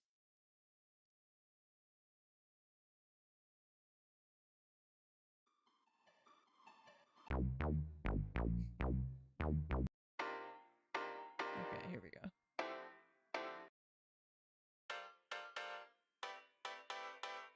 It's still... Why is the tempo changing? Or why is the volume is... Or the pitch is changing the tempo? I don't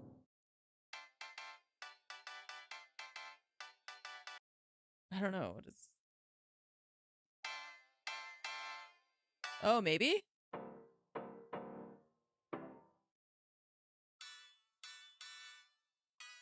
Yeah. What? Okay. Okay. I've done that, I can trigger this sample on my MIDI keyboard, and I can He's even probably play gonna it in mention it different in like 12 pitches. seconds. Watch. So I'd like to chop this loop up and do something cool with it. The first thing I'm going to do is come down to the bottom left here where it says Audio Warp. Let's click this on, and I'm also going to click Sync. And in the same way that musical mode syncs our audio loops to the project tempo, this essentially does the same thing. And no matter where I trigger the sample on my MIDI keyboard now, it's going to play it at 95 BPM.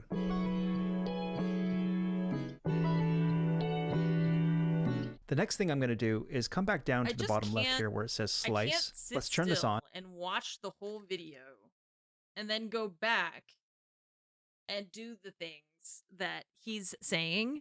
So I'm doing it like as he's doing it, and then I'm getting ahead of ourselves. And we can see... Okay. All right, so... The next thing I'm going to do is come back down to the bottom left here where it says Slice. Let's turn this on, and we can see all of these transient markers in the loop. Right now we're in transient mode. I'm going to click this menu and change it to grid mode. And if we come up here to where it says bars, we can change how many divisions. Slow down. Slow down, dude. Okay, grid. Transient and grid. Okay. Manual. Okay. All right. And then bars. Let's see. Move that out of the way.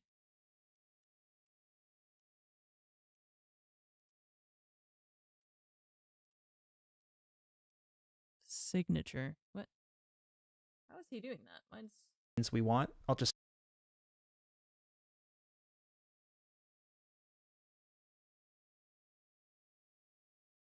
Oh, oh, that's weird. Okay. I thought I would like click and type, but no. Stick with 8. And in grid mode here, I've basically chopped this loop up into even slices. And each of these slices is automatically assigned to different notes on my MIDI keyboard. Now, sometimes when you chop up a loop like this, you might get some weird clicks and pops. If I come over here to the bottom right where it says amp, let's click this mod button, and I'll just slightly adjust my attack, and I'll also kill this release completely. So now when I play it on my keyboard... Kill this release. Really nice, tight chops. This release completely. This part is, mod button. You lost me, but...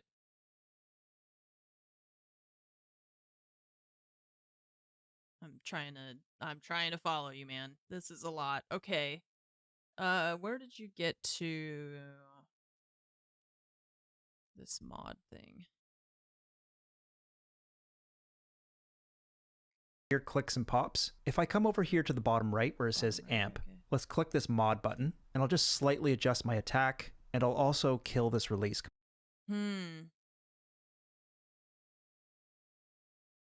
Okay.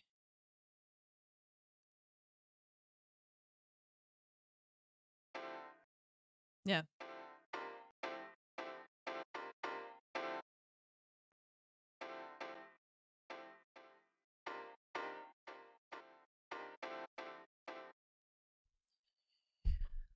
Okay.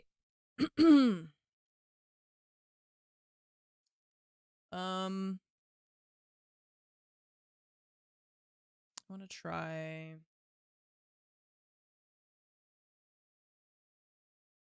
something else. Auto scroll, snap to.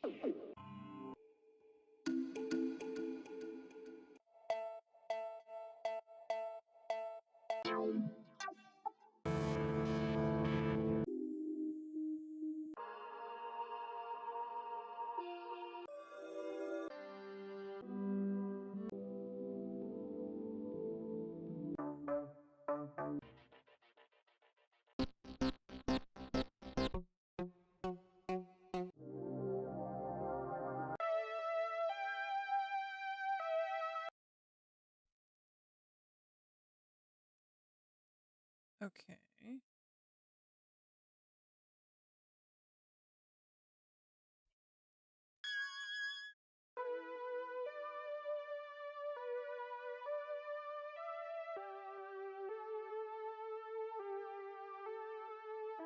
Okay, so then slice.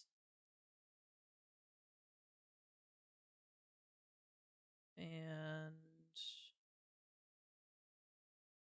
how did we do that? Let's do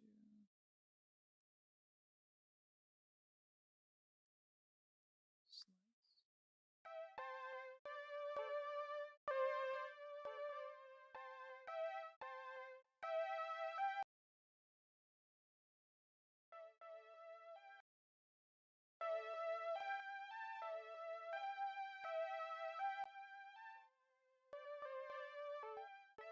Okay. Man.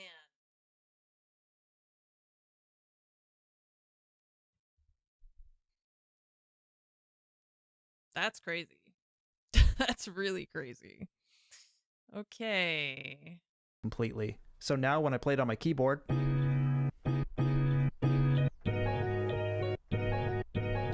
really nice tight chops, no clicks or pops. So this is sounding pretty good to me. I can also come over here to the pitch and bump this loop up or down a few steps, see if it sounds cool. Maybe I'll bring the pitch up 2 semitones. Okay, I like that. Let's go ahead and record something. Here we go.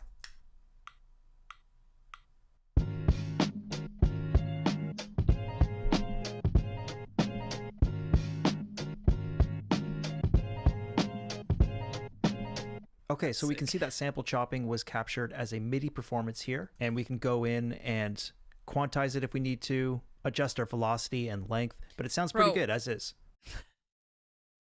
This is your first steps in Cubase.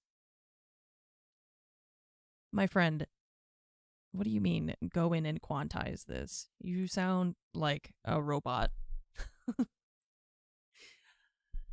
Oh man. He's like, we'll do that later. Don't worry about it for now. Just eventually we're gonna flavorinize it, you know. Get ready.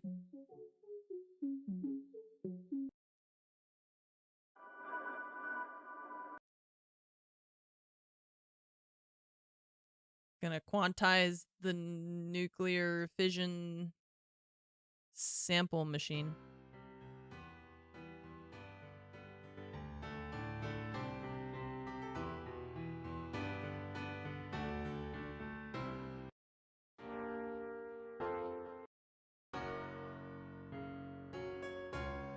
Yeah.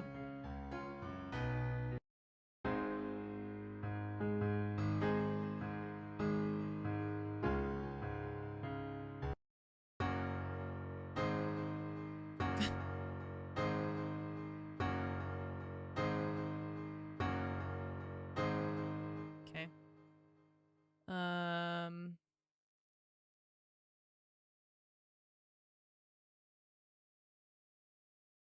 Can you not just search like by instrument, or do you have to go into like these specific things? Hello?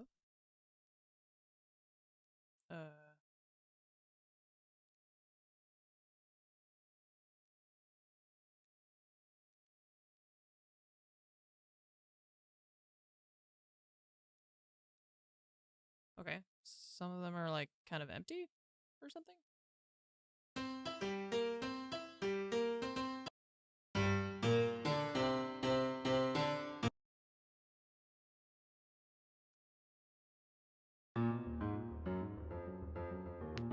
Whoa.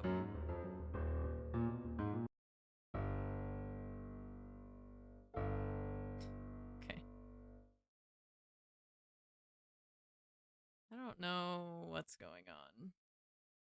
All media types. What? Okay. I feel like sometimes it's loading, but it doesn't. There's nothing that's like indicating that it's loading. You know, there's no like loading wheel or anything like that. So.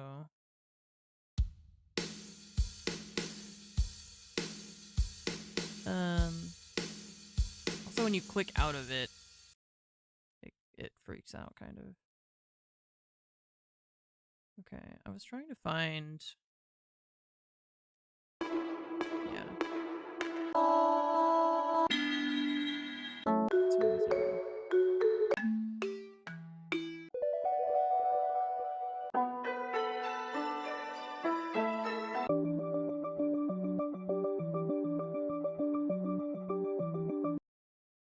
Okay.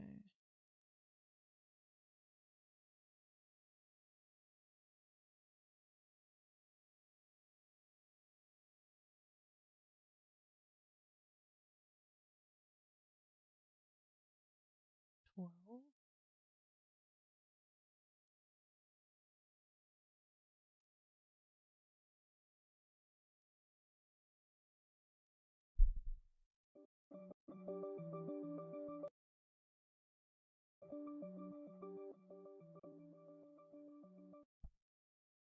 How come?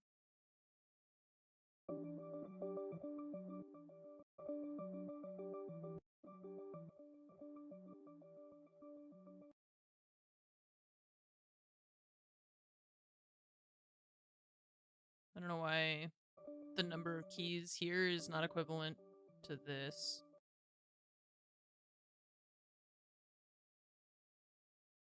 And this one.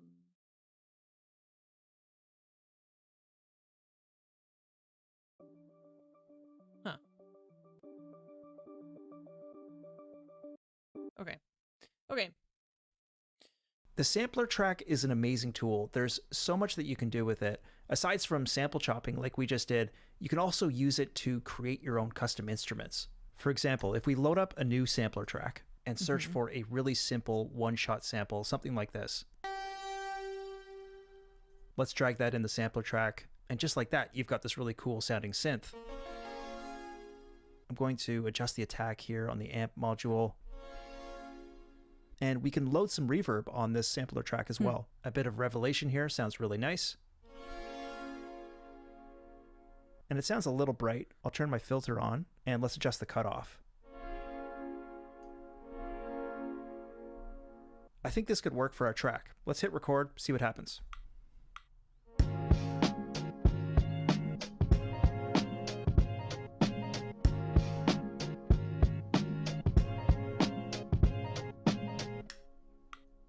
Yeah, really nice. So one last thing I want to do here is spice up these drums a little. I feel like they could use some more texture. One tool that I absolutely love to use is the drum machine. And this is a feature that is included with Cubase Pro. So I'm going to go ahead and load up a new drum machine track and quickly show you what we can do with this. The drum machine is a very intuitive tool that makes programming dynamic sample-based beats fast, creative, and fun. It has a built-in drum synth engine. We can also drag and drop our own samples into our pads here. But for this track, I'm gonna load up one of the presets. There's a ton to choose from. Let's try this one here, Minimal Materials.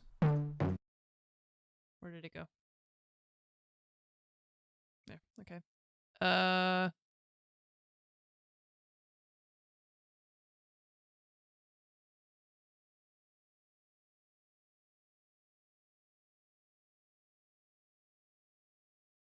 I don't see, like, I don't understand this menu. Why does it go away when I click it? That was so weird. Like, what? Drum set? Okay. Huh?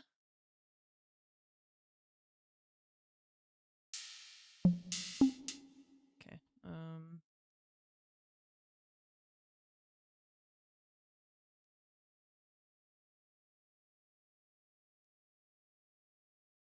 Yeah, like, I just don't understand what this menu is doing when you click stuff. And then when you click out of it, what? What?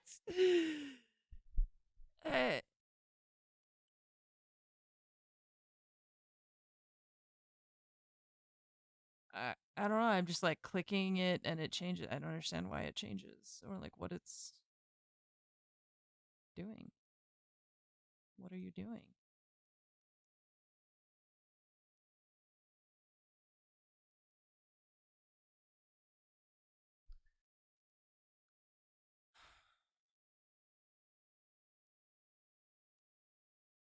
Oh, you change. Okay, so how do I clear these then? I don't understand how to clear these.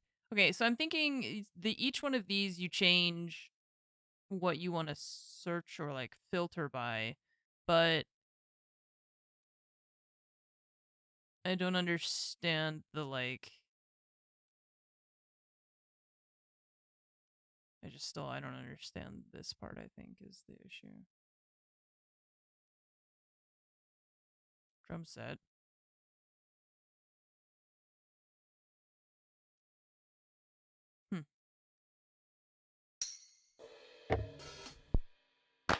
Okay. Anyway. And check this out. We also have this very useful pattern sequencer. If we come up to MIDI and open up the pattern editor, we can quickly draw in our custom patterns here. It's a ton of fun to play with. What I'll often do is just use the randomize pattern button. Let's click that. And as you can see, we can just quickly generate new ideas. Okay. How do I hear what this sounds like? Play with project.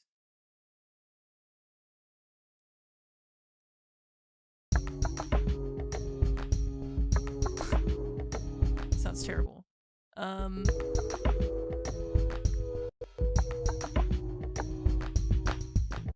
That's crazy. What? Okay, hang on. Let me get this thing out of the way again. Wait.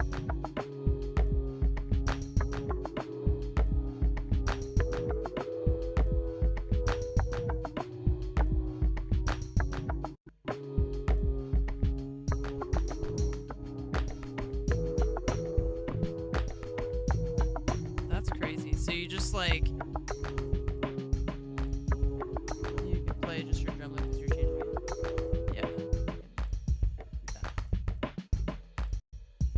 I am just like flabbergasted by how this works. Amount of steps.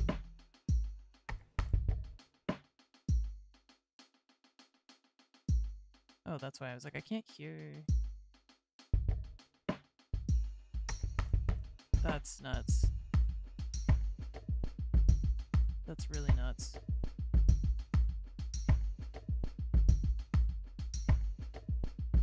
Okay.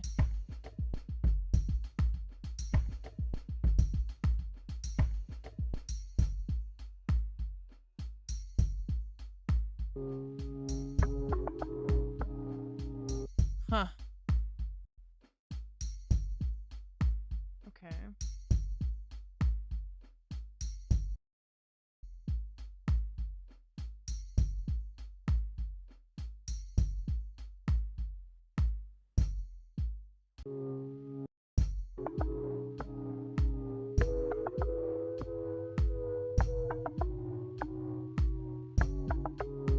That's really crazy.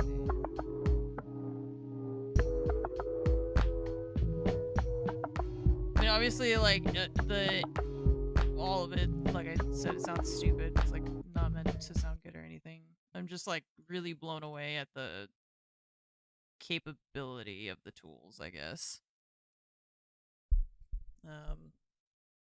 Okay. Crazy. So the drum machine is exclusive to Cubase Pro, but it's one of those tools that totally opens up your workflow. I absolutely love it. Did a little editing on my pattern here, got it sounding like this.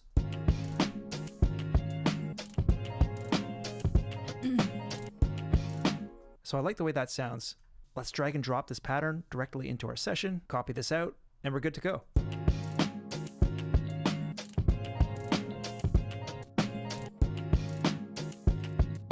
Okay, that's going to do it for this video. That's a quick look at... Okay. Samples. What's next? Hello friends, Stephen Bedall here. In this MIDI video, VST we're going to instruments, dive okay. into one of the most important skills in music production, recording and editing MIDI in Cubase. I'll walk you through setting up an instrument track, capturing your Okay. performance, Jack-in-Box. and fine-tuning Also, your thank MIDI you in for the the key 78 editor. month Along the resub. way, we'll Appreciate explore you. Thank you Hallion so Sonic, much. which is Steinberg's free VST instrument player, Yes, and I'll show that's you how to load sounds, tweak them, and use some powerful MIDI editing tools to bring your ideas to life. Let's get right into it. Okay, so first thing I'm going to do here is load up a virtual instrument. Let's hit T, and I'm going to choose Instrument. And if we click on this instrument menu, we can do a quick search. I'm going to pull up Hallion Sonic. Let's go ahead and add track. Okay, and here it is. You can see all of the different virtual instruments I have here for Hallion. And by the way, if you want to check out some of the freebies for Hallion, just come to steinberg.net. There's quite a few to choose from, and they all sound great. So I'll choose the free version of Colors. Let's double click on this preset. And now that we've loaded this instrument, I'll just close this window for a second, and I'll make sure my track, and they all sound great. So I'll choose the... Okay. So I can download more of those, is what he's saying. Because I don't know if I have the one that he's talking about. This one's different, I think.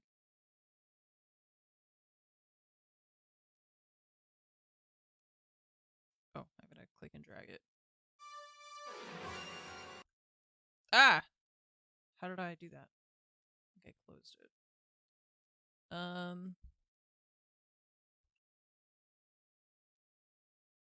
Okay. And there you go.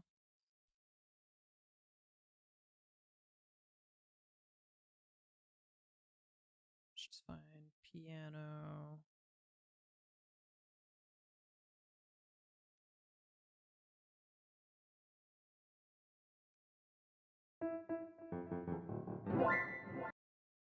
the free version of Colors. Let's double click on this preset. And now that we've loaded this instrument, I'll just close this window for a second, and I'll make sure my track is record enabled. And now we should be able to play this instrument with our MIDI keyboard.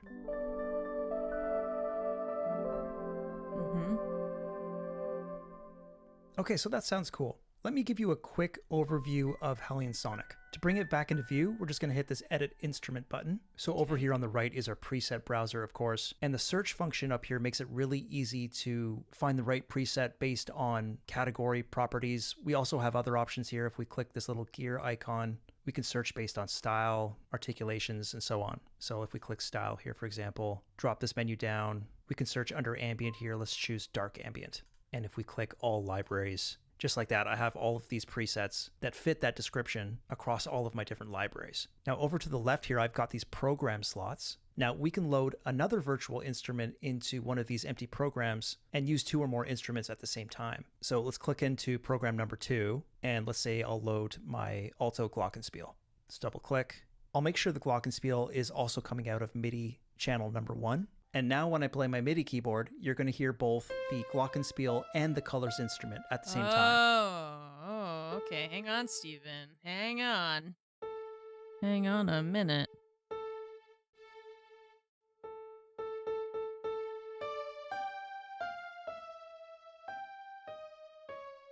Okay.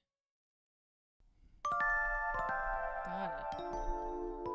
So you can stack instruments. And if we want to adjust the mix between these two instruments, just come over here to where it says mix, and we can turn the glockenspiel up or Colors down. And Hallion Sonic also has built-in effects. about to So if drop we want to some throw sick some beats reverb and on this jam. glockenspiel, for example, just come up to Inserts. And these are all the same effects that come with the full version of Hallion. Let's click under Reverb, and we'll add some reverence. I'll push the mix all the way up. Where did you get reverb from? Under Reverb, Inserts. And these are all the same effects that come with the full version of Hallion. Let's click under Reverb, and we'll add some reverence. Oh, here. See, like these, there's no text. It doesn't even show you anything. You just have to like know that that's where you're supposed to click. Okay. That's why we're watching these tutorial videos, because I was trying to like do this stuff myself, and it's so hard to understand some of the like menus and stuff, because you're like, that doesn't even look like you're supposed to click here. And some of the stuff you have to like click and drag it. So. Okay, so that's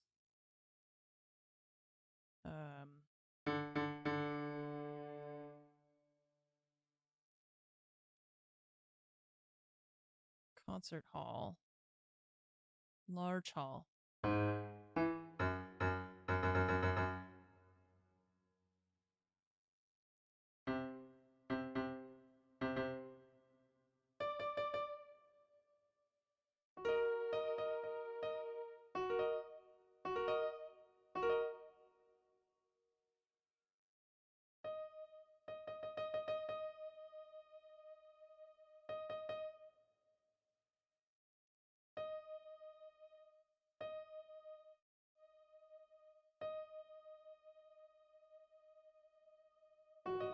Ah, okay, there we go. I was like, I don't feel like there's reverb.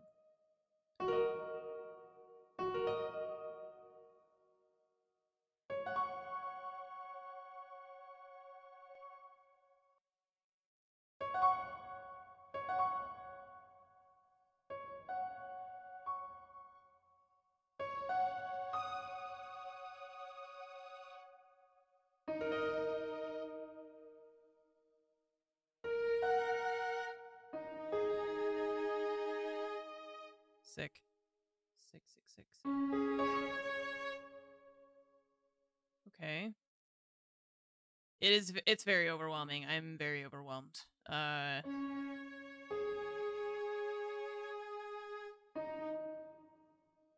am very overwhelmed.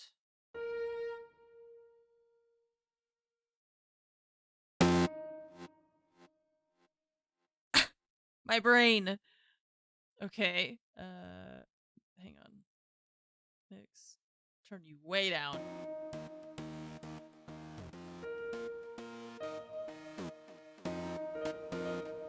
That's crazy. Okay.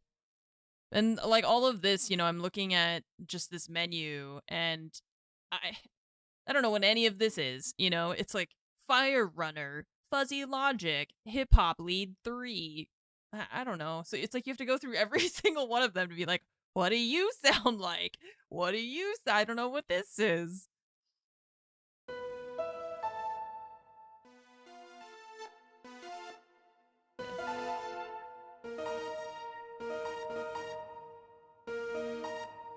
Okay. Let's do... Oh.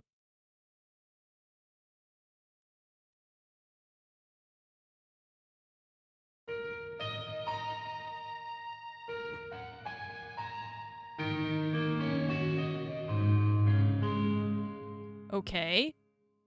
Sick.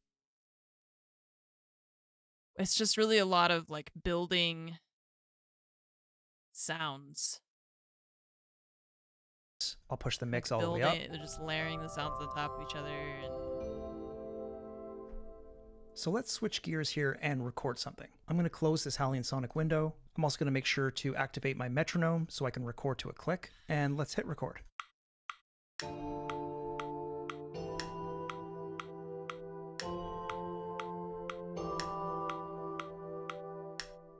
Okay, so nothing fancy, just 4 simple chords. I'm just going to rename this track real quick. Now we can see this MIDI event here. Let's double click on it, and that will display our MIDI in the key editor in the lower zone. Let's zoom in just a bit here. So first off, we can click, hold, and drag and select whatever MIDI notes we need. Okay. And any notes you have selected, you can move them up and down easily using your up and down arrows on the keyboard. We can also adjust their length and their position. And if we zoom right in, you can clearly see that I didn't play these chords right on the grid. I'm a bit early here, for example. And we can fix that using the quantize function. So if we select these notes, for example, and hit Q, instantly these notes lock right to the grid. Now I'll just undo that and quickly show you that you don't necessarily need to quantize the notes 100%. If we press this E button here, we can bring up the quantize panel. And here's where you can really fine tune how you quantize your MIDI. For example, if we come down here to where it says mode, we'll turn soft quantize on, and I'll set my quantize strength here at 75%. And now if I hit Q, you'll see that it doesn't completely lock it to the grid, but it just gets a bit closer. I usually work with soft quantize on, so that when I do quantize my performances, they don't sound too rigid or robotic. So you can hit Command or Control A if you want to select all of your MIDI. I'm going to do that and hit Q to quantize everything. And maybe we can use another layer here. Let's pull up a new instrument. And I should mention there's more than one way to load an instrument in Cubase. We can also come over to the media bay. Let's select VST instruments. And from here, we can search Hallian. So again, I'll pull up Hallian Sonic, and now I can search all of my Hallian instrument presets in the media bay. Let's try the Navia Harp Free Edition. There's just one preset here. If I double click on it, then it loads in our session. So let's click our Edit Instrument button, and here's the Navia Harp. Beautiful, free instrument. Let's hit record, see what happens.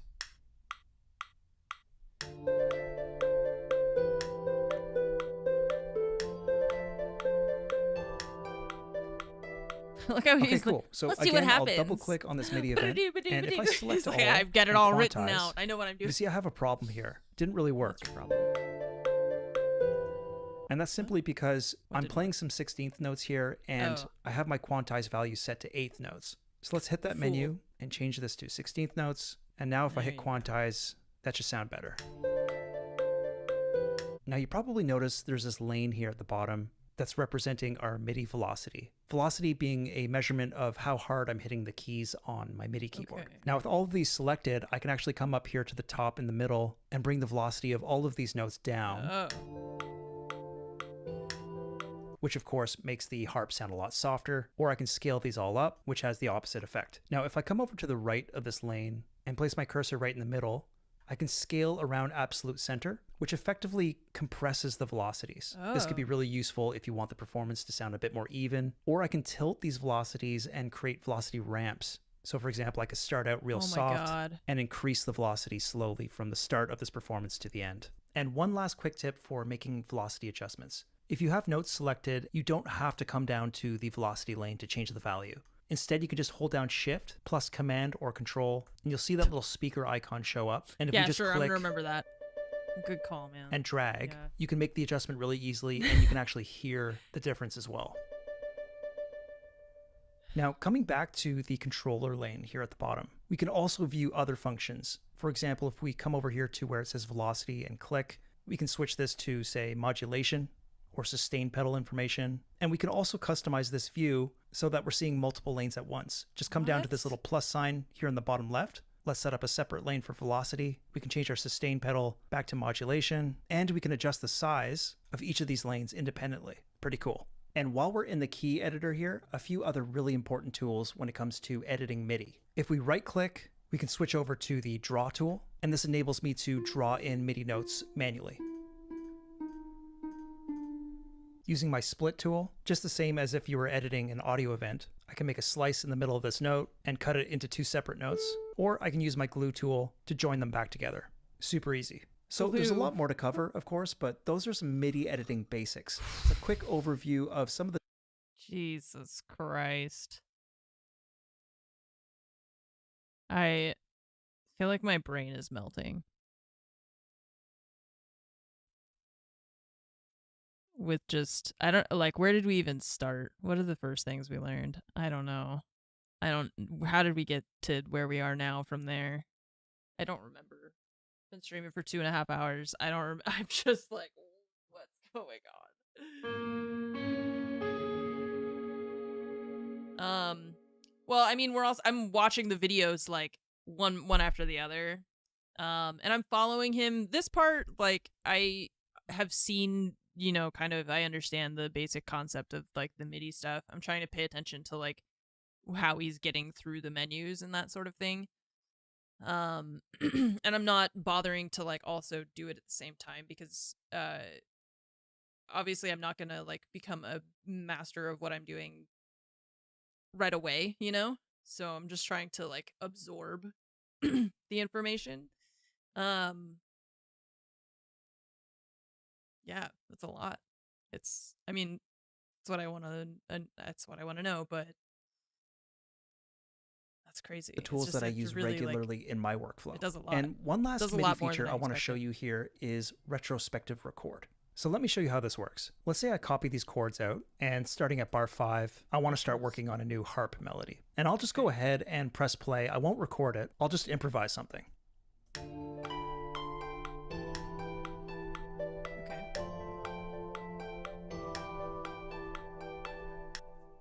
So maybe there was an idea in there that I really liked, but oops, I didn't press record. I should have, but I didn't. Well, it turns out it actually doesn't matter because Cubase is actually secretly recording what you're playing in the background, even though you didn't press record. If I come over here to the inspector on the left, where it says insert recording, and I press this, let's insert as linear recording, and there you go. There's my idea right there. But how does it... So if you're just jamming and you play something that you're really happy about, but you didn't capture it, just remember retrospective record. It's How? How does it do that? How does it know when to start or stop? How does it know if I don't tell it to do it? What?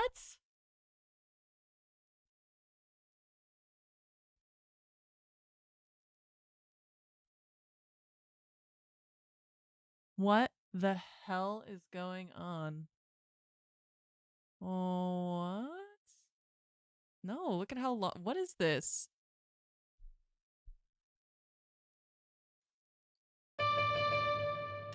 Look! This is me hitting random notes over the past...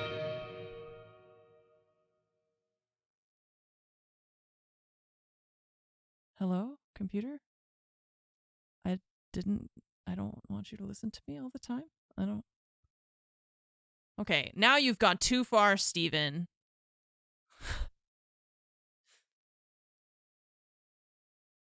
Now you have gone too far. It's always listening. That's insane. It's like, first, you don't have to know how to play an instrument to make music. Second, even if you don't record it, it recorded you. It's like, I'm gonna turn on my computer one day, having had an idea for a song while I was like getting ready for my day, and it's gonna have a recording of me. Like, oh, how are you doing that? I don't understand how it does that. It just, yeah, I guess it's just got your back. Keeping it. Because for him, it just started, it just, you know, it's just this little segment. But he was playing before that, so I'm like, how does it know? How does it know? Why this particular one? Because it has more of the features that I wanted for the type of music that I want to try and make. So earlier in this video, we checked out Halion Sonic, which is again a free virtual instrument player. We also used some free instruments available for Halion, but Steinberg has a great selection of virtual instruments outside of the Halion ecosystem. And the ones that I'm going to show you right now are included with Cubase Pro. So I went ahead and added a few ideas to this track, starting with Retrolog. Retrolog is a powerful virtual analog synthesizer that delivers the warm, rich sound of classic analog gear and excels at crafting everything from fat basses to I wanted to do more lush pads like and vintage style arpeggios. Building in this track, I'm using a patch called Plasmatic to add some bass to the mix. And as far as I could tell in my research,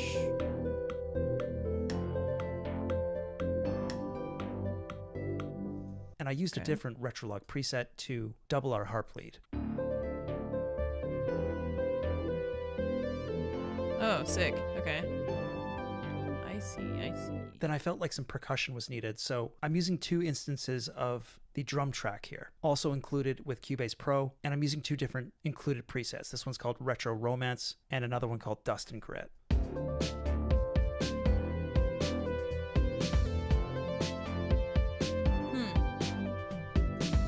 And then lastly, I thought I'd use some Patch Shop, which is Steinberg's cutting-edge granular and spectral synthesizer, perfect for creating deep atmospheric textures and evolving soundscapes. I'm using a patch here from one of my favorite expansion packs, Granular Guitars. Sounds super cool.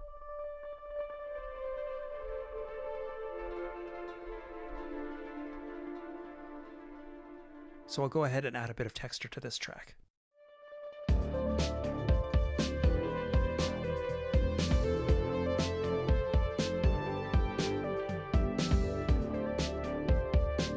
And that's our overview of recording and editing MIDI in Cubase. We covered setting up instrument tracks, recording performances, editing in the key editor, and even using retrospective record to Okay. Yeah. Uh-huh. Hello, friends. Welcome back. Hello. My name's Stephen Bedell. Edit audio recordings. Okay. Let's take a break from you for a second. What's up, Doritos? Thank you for the 88-month resub. I appreciate it. Thank you so much for the 88 months. He's referencing some like packs and stuff that I don't have. I guess these are the ones that specifically come with, or that like come by default with this software. And obviously you can get other ones, but it's part of this is just like I feel like I've been granted access to a billion instruments and I don't know what they all sound like, so I keep feeling like I'm like trying to go through and be like, okay, what is this? These are like loops and stuff. Sounds like a helicopter. But then also to understand how this works so that you can like build your own sounds. What does this do?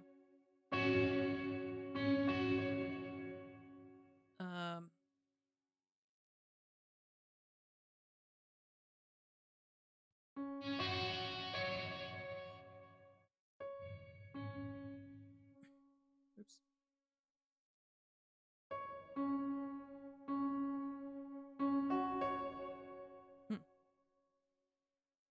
Tape saturate, pitch shift modulation, dynamics.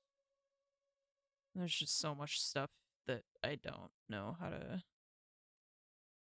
I don't know what it all is.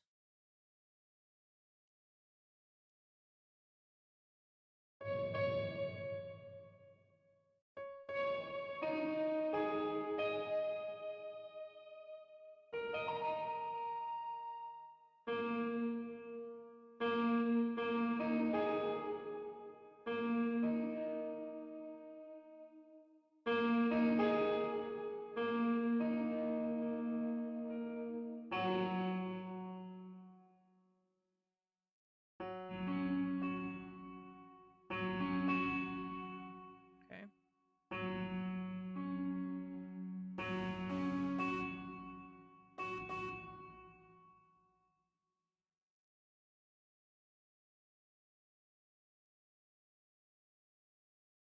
Because I don't know what any of this means. I don't know what any of those are, what they sound like.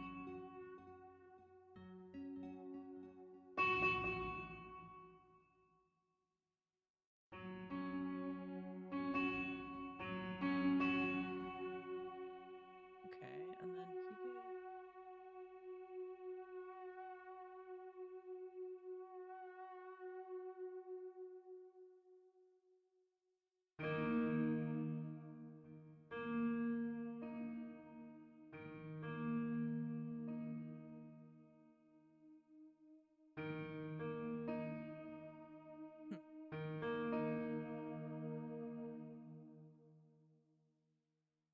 Okay, let's bypass.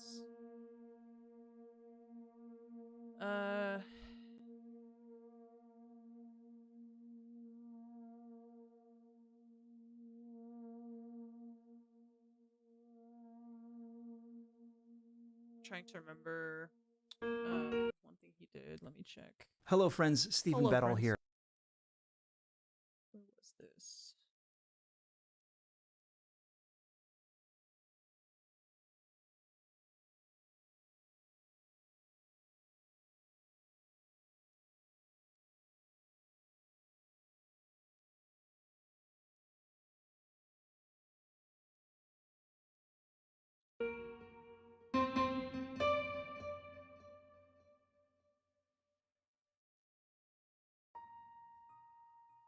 Okay, so if we close that, and then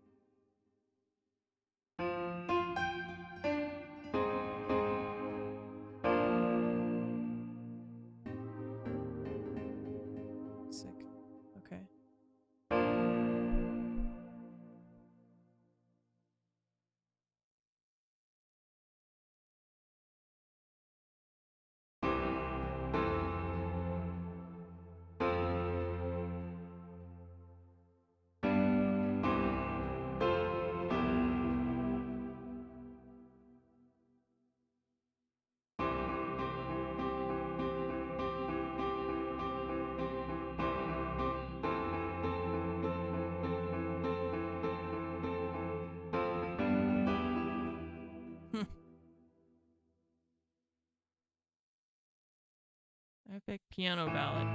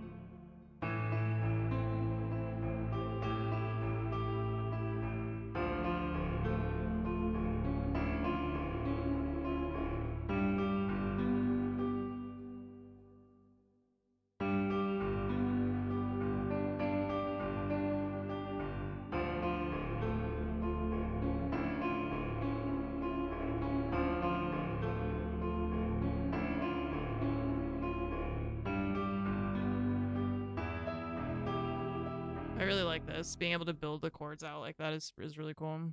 I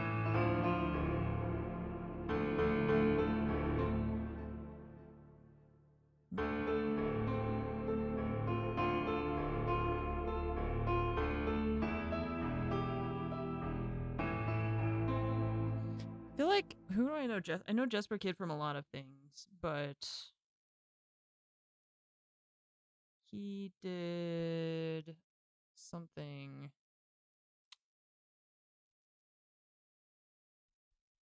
What's he's like most known for? Because I know who we were talking about, but I can't remember what it was he worked on.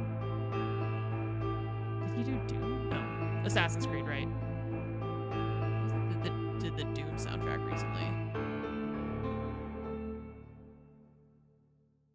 Defined via text input. Oh, so you could just type in like D major. No, that didn't work. D major.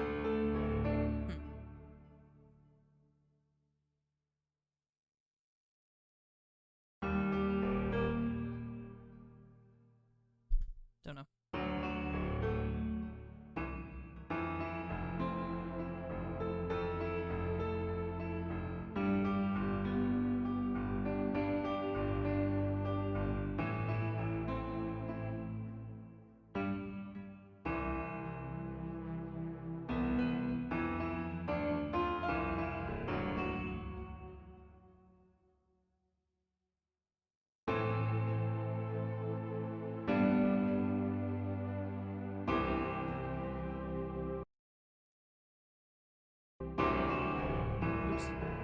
Okay, wait. So when you just click and drag them like that, they don't use the pattern thing.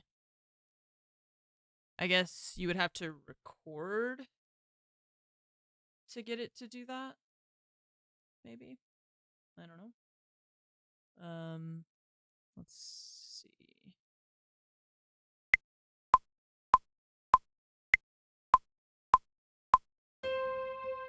No. Oh wait, no, I have to do the... That's why, because it has to be in the blue down there. Okay.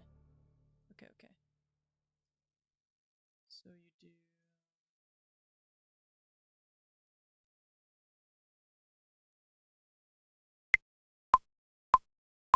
Oh wait, I forgot. Yeah, okay.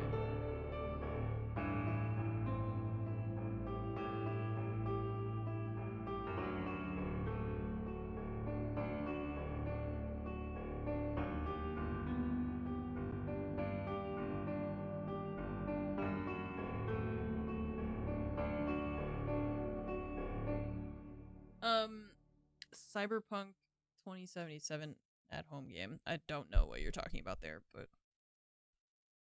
Okay, so then this is the thing he was showing us with the MIDI editor dealio. And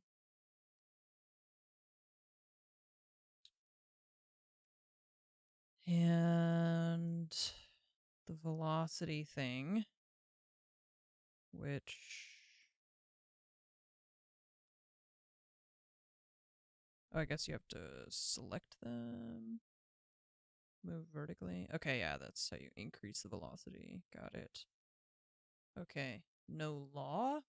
I don't think I've actually even heard of that.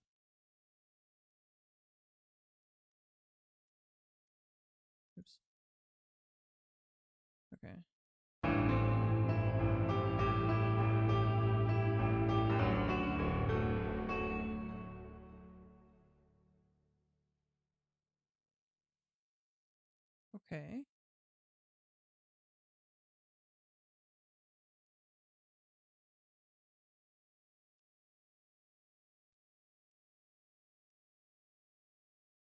Aha.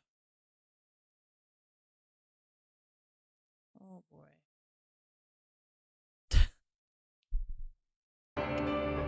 Just a little overwhelmed. I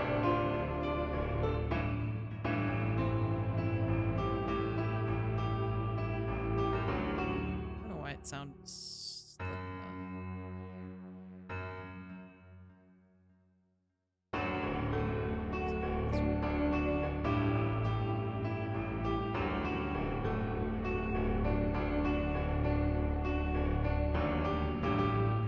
Okay.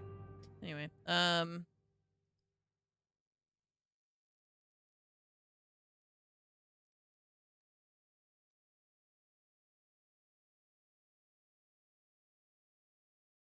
editor scale. Oh my god. How does that work? Chord editing.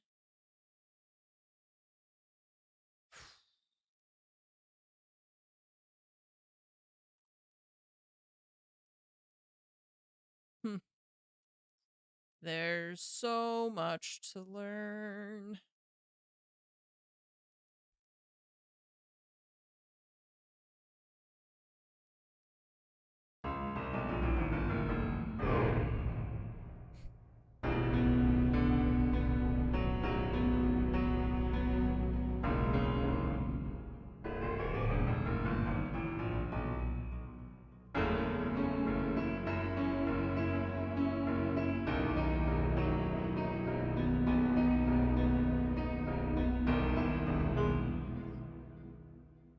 Okay. No law I have not heard of, or at least I don't think I have. Oh, I guess I can just close that there. God, I don't even know what to do next. I feel like there's so many things in this that I'm learning. Oh my god. I just the next video. Look at how many look how many tracks he's got. Which makes sense to me. It makes sense that you would have many, but it just looks so overwhelming.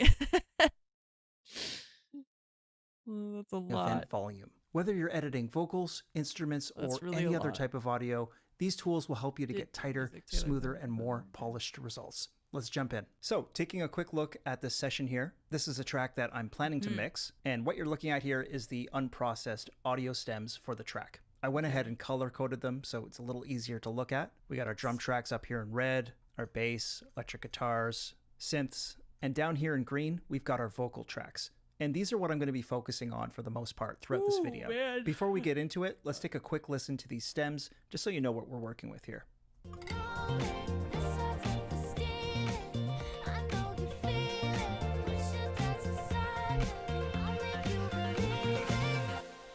Cool, so as you can hear, kind of a funky pop track. It already sounds pretty good, but I do need to clean up a few things with these vocals. I'm going to start with this vocal ad-lib stem. Let's click on the audio event, and I'll hit Z to enlarge the track. And I'm also going to hit S to solo this track. I need to know it. So these ad-libs are scattered textural vocals that are meant to support the main vocal. You can see that they only start at about 2/3 into the track. So I have all this space here where there's no audio at all. So if I wanted to delete this part of the event, what I could do is right-click. We can come over here to the split tool. I can make a cut right here, right-click again, come back to my object selection tool, select this section of the event, and hit delete. So that's how we use the split tool, and it's one that you'll likely be using very often. Now there's actually a quicker way to access the split tool. I'm gonna hit Command Z on my keyboard a couple of times to undo what I just did, or Control Z if you're on a PC. And if I wanna make that same cut just slightly faster, just hold down Option or Alt on your keyboard, and it'll bring up the split tool. So I'll click to make the cut, click this empty event, delete, gone. Okay, so let's go a little deeper. Okay. I want you to take a listen to this vocal part right here. You ain't gonna show it. Okay, so you can hear with my metronome on there that she's singing slightly behind the beat. If we zoom right in, we can visually see that she's a little bit behind the bar here. It's subtle, but we can easily make an adjustment here so that it sounds perfect. So once again, I'm going to hold down Option to bring up my split tool, and let's make a cut on both sides of this audio. I'll zoom in even further, and using my object selection tool, I can just click and drag this event slightly over to the left. Okay, let's listen to it now. You were gonna show it. Perfectly on time. So that was really easy, but believe it or not, there's an even faster way of doing that with the range selection tool. So Even I'll go faster. ahead and undo that. I'm going to hit Command Z a couple times, which takes us right back to where we started. And quick side note, if you want to redo something, it's Shift, Command, or Control Z. And I should also mention that if we come up to Edit at the top menu and come to History, we can see here that Cubase has actually kept track of all of our edits. And I can even skip backwards or forwards through multiple editing steps. Really handy feature. So we're back where we started here. This vocal is a little late. You were gonna show it. Let's right click and choose the range selection tool. So check this out. I'm going to click and drag to select my range. And with our range selected, you can see that we have this little hand icon now. And all I have to do from this point is click and drag my selection. No need to make the cuts. So super fast. You were gonna show it. Perfect. So the range selection tool is incredibly useful. There's actually quite a few different things that you can do with it, but I'm going to come back to it in just a minute because there's something else that I want to show you, and this is really important. I want to show you how to apply fades to your audio events. So looking at where we made an adjustment to this vocal, let's zoom right in, and let's come right up to the top right of this event. If I click, hold, and drag, I can easily apply a fade out. Similarly, if I come over to this event here and do the same thing, I can apply a fade in. Super easy. So all we're doing with this fade in is just gradually increasing the volume of an audio signal from silence, while the fade out does the opposite, decreases the signal back to silence. Using fade ins and fade outs when doing audio editing like this is crucial for eliminating those harsh clicks and pops. Applying fades helps maintain continuity and prevents distracting artifacts in your final mix. Definitely a good habit to get into whenever you're editing audio. Now, there's something else I want to show you with respect to fades. Let's come over to the left side of this event. Premiere And if Pro we zoom in, stuff, so you can see that when I that makes moved sense. this over, there's a bit of overlap from one event to the other. And that overlap is represented by these diagonal shade lines. Now, if we just hit X on our keyboard, it will apply a crossfade between these two events. And we can easily adjust the position of the crossfade as well as the length. And this crossfade here is actually quite useful because she's actually taking a breath between these two vocals here, which sounds nice. And by gradually fading out one event while fading in the next, this crossfade will help me to mask this timing edit that I made. So one more thing I want to show you with respect to fades. Let's come away from this vocal for a second and come up to this synth here. This part is just an arpeggiated synth that kind of just builds towards the end of our track here.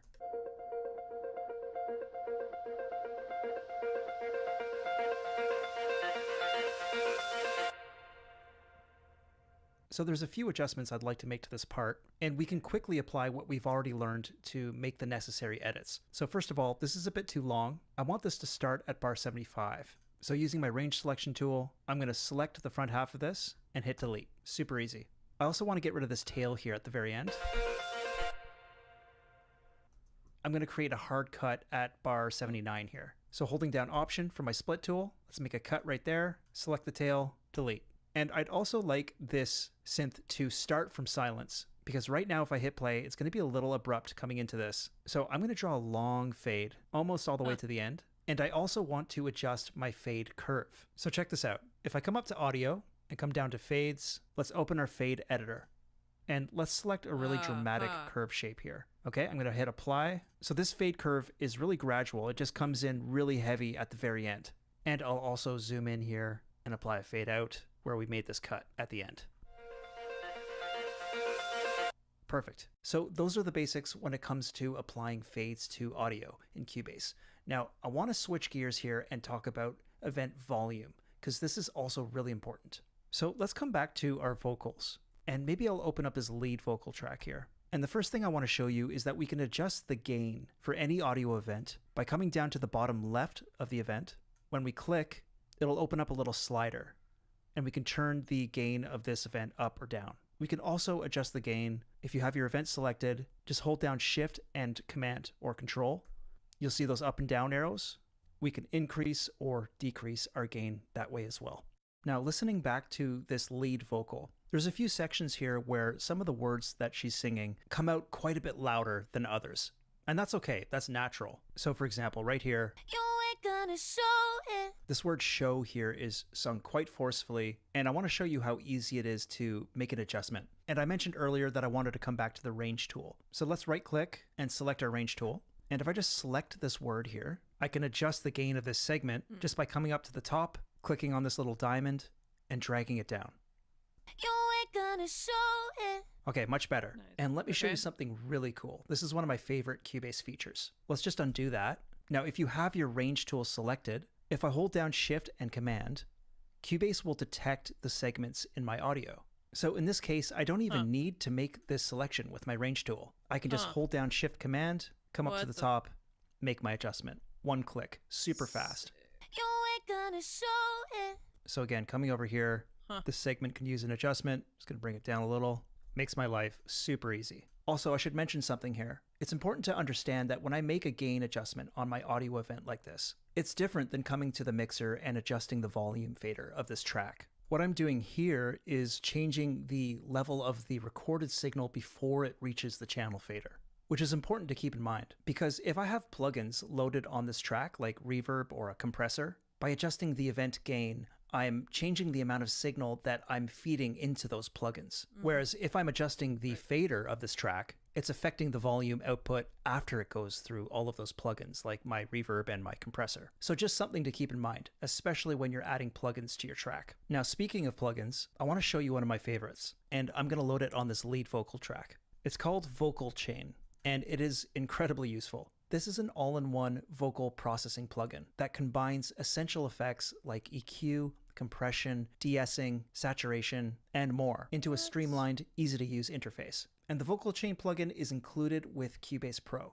So let me show you how I used it in this track. So I've got a bit of compression on this main vocal, not too much. I also added a bit of saturation. We have a choice between tape, tube, and distortion. I'm using tape, and I'm using this really useful filter bank so that I'm only saturating these mids here. I'm using my EQ, brightening things up a little at around 4K, and dipping some of these low mids. And I also applied a bit of delay and reverb, which sounds really nice. I like the way that your touch got me tripping like vertigo. And in the context of the rest of this track, I think this vocal is sitting really nice. I like the way that your touch got me tripping like vertigo.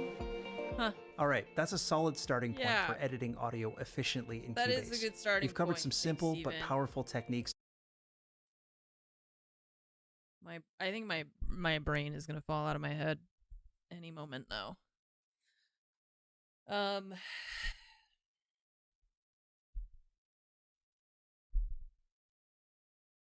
It's just so much. It's just there's so many things.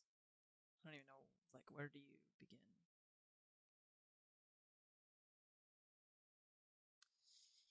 Where do you begin?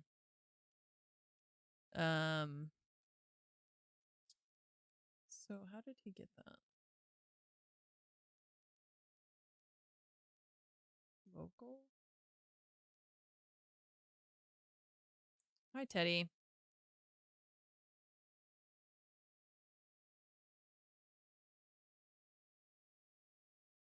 It's just so much.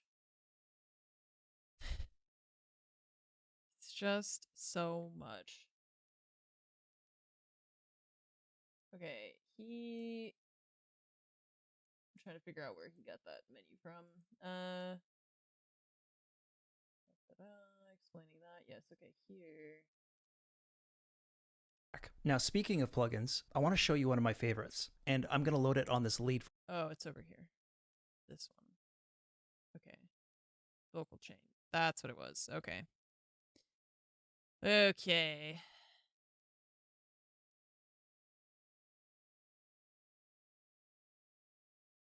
Got it. Just trying to figure out where that was. This is my first time on Cubase. Yes. Yes. I feel just really overwhelmed in my head right now. Um, yeah, I mean, I just like I need at least a basic understanding of how to navigate the software and then how to like add instruments and that sort of thing. So that's kind of what my goal was. And I feel I've learned a lot today already. You know, I feel like I'm at least I've learned quite a bit about how to do this stuff. And some of this is like it's nice to know it's there. I don't know exactly how to use all of this. Like I've got a basic understanding of what that all means. And I don't need to learn it all right away. But at least watching these tutorials is definitely helping me feel like I'm getting there. Some of this stuff I just really did not know about. Like this thing is crazy to me. I guess that's that one.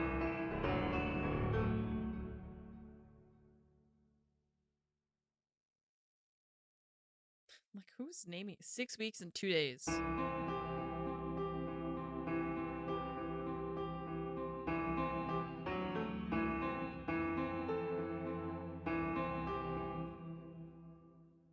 It's there, yeah. It does so many things. Transpose and harmonic.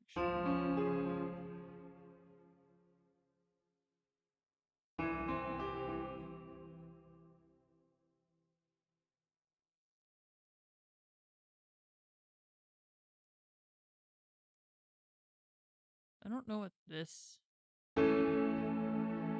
does.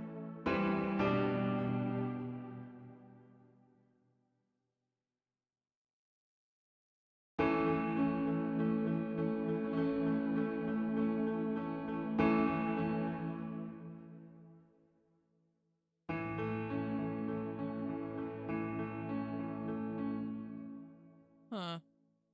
I don't get that. Like I hear that it's different, but I don't really understand.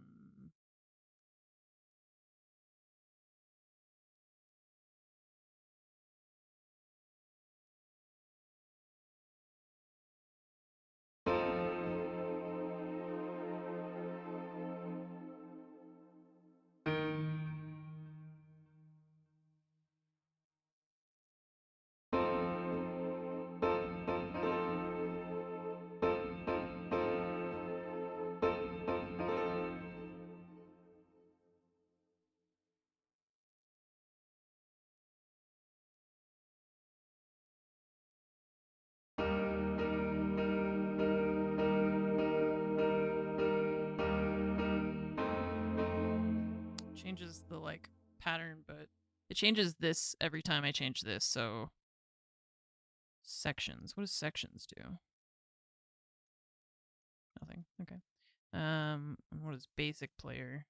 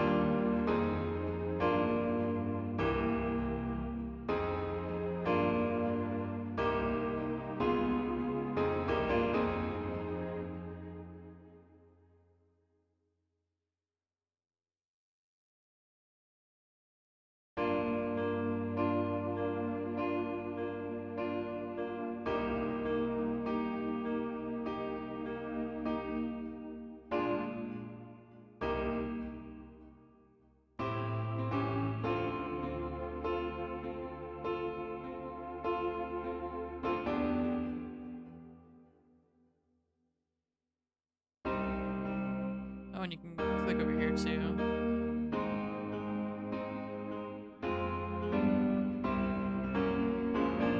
Huh. Okay.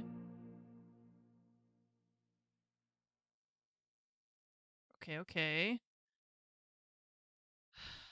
Let's see.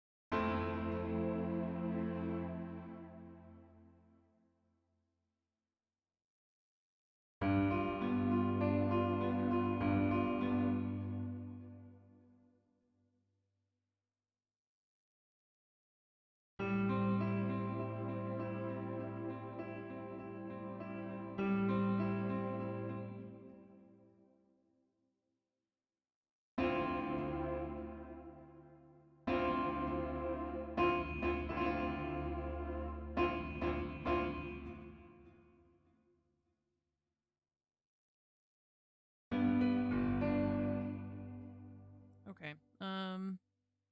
What is default?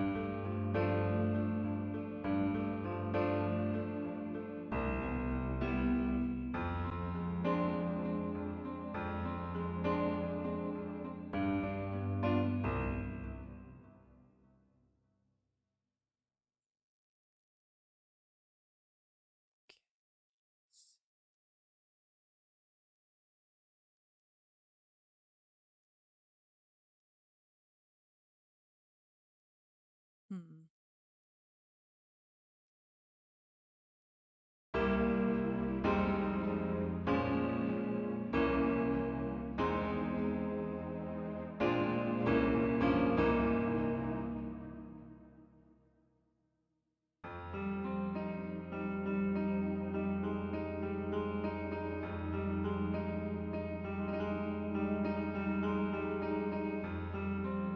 What is the...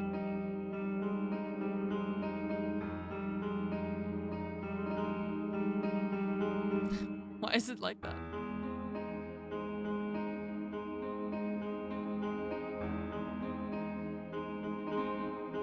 Just hit all the keys at once.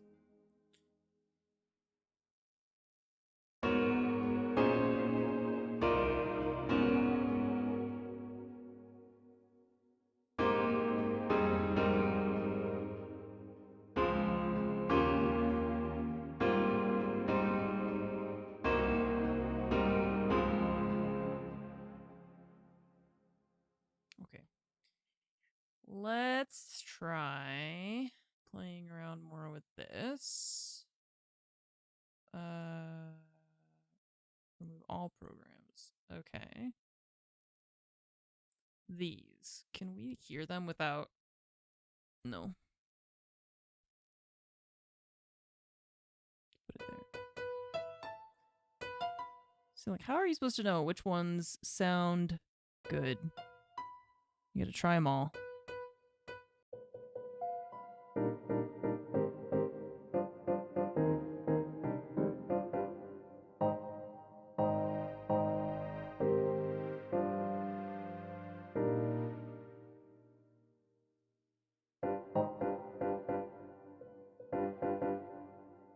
Use default trigger notes.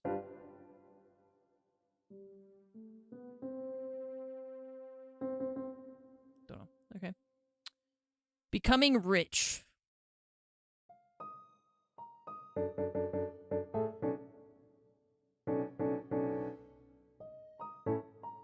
come this one's not the... Is it?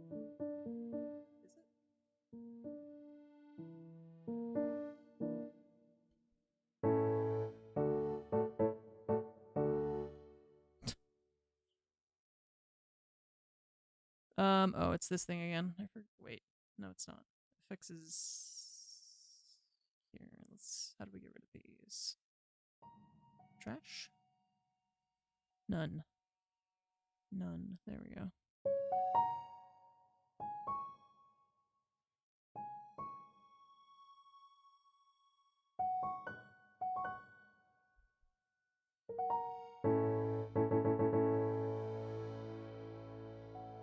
hear a harmonica in the background, I think.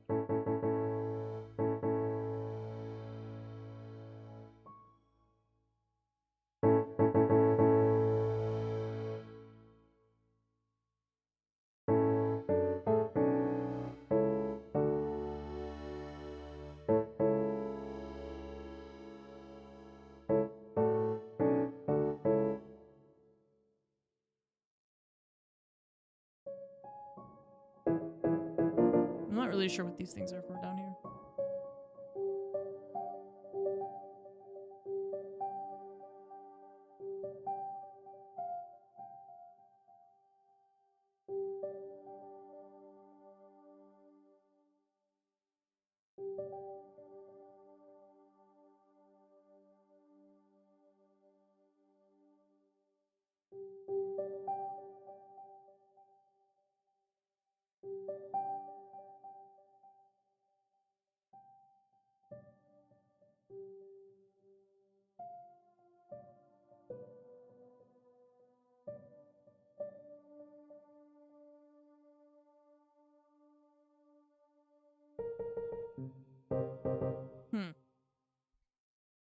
You've lost me, computer. What is this thing for? Okay.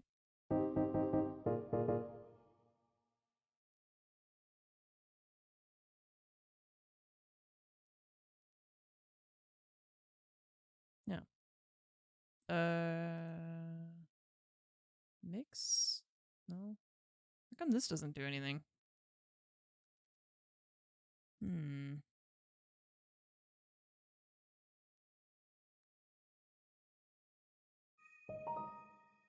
Oh, right, because you have to set this thing. I forgot. Okay. Okay, because you have to do... This has to go to channel 1.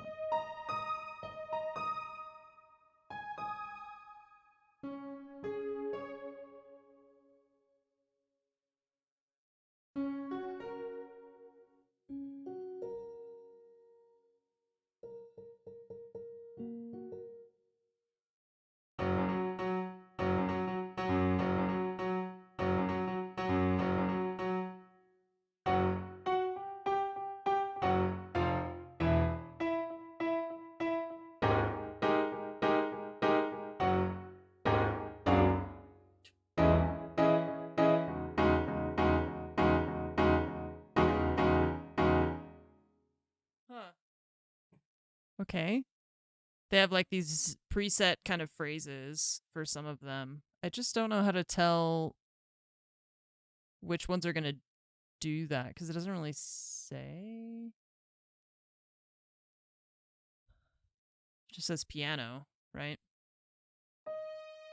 And like some of these is just a single note, but that one was like a whole it's like a whole thing going on, but I don't know, it doesn't say which one is which.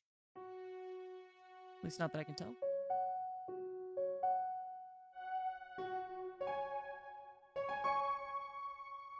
Okay.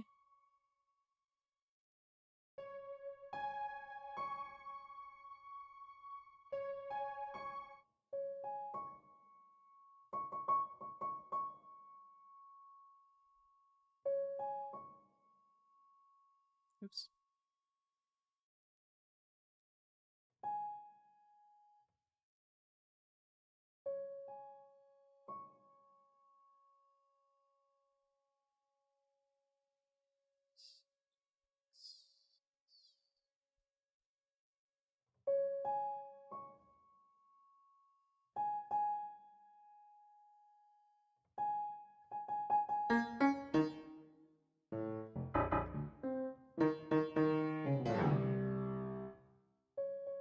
My piano doesn't sound like that.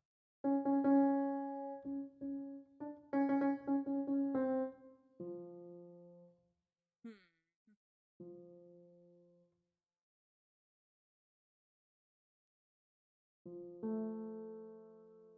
Oh, 'cause it sounds like stupid. Yeah, you're right. It did.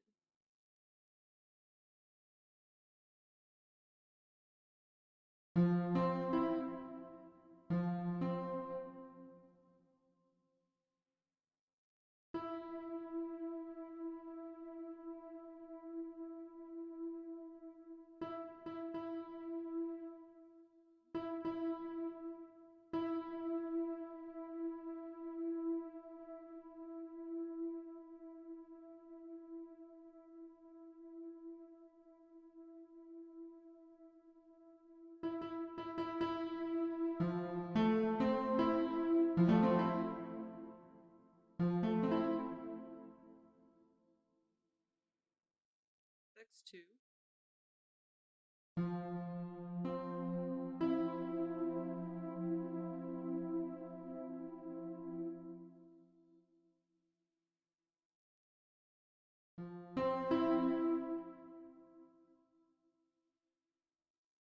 feel like that's not doing anything.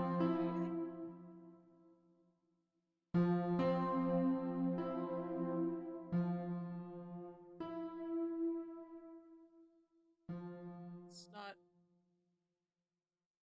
Oh, okay, wait. So, hang on. There's audio FX1. But I thought that was. Oh, okay. So now. Okay. I'm misunderstanding the UI, I think.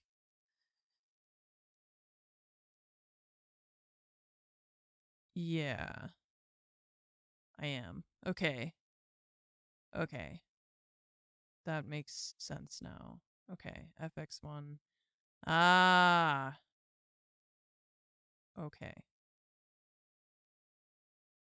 I was thinking channel 2, but you can have up to 16 instruments here, and you can have these 4 effects. And these 4 effects, well, 4 effects like setups essentially, right? Like channel like FX1 can be like a set of things, right?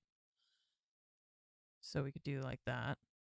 And then FX1 affects, like, let's say only the first channel, the first instrument, and not the second one. But then if I wanted a different set of things, let's say I'll just put that, I don't know. And then that goes to the second one and not the first one.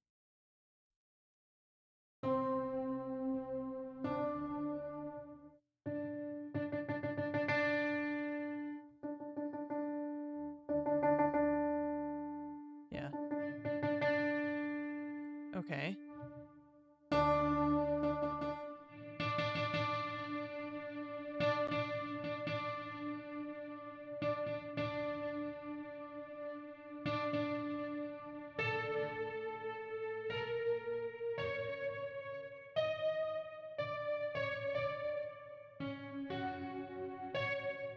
Okay.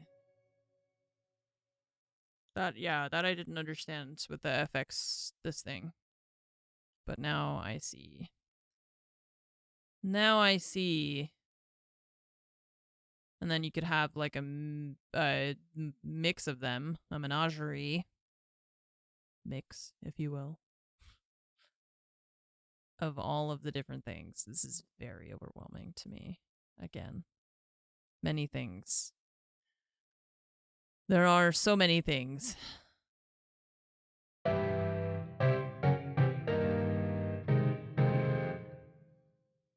arrows too.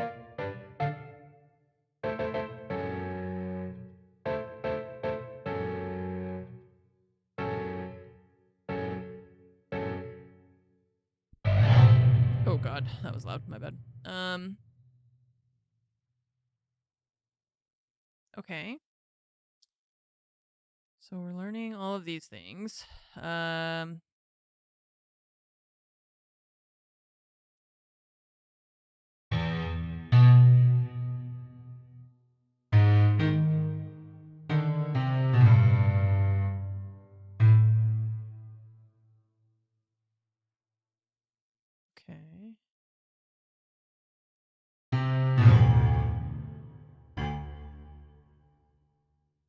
That's one.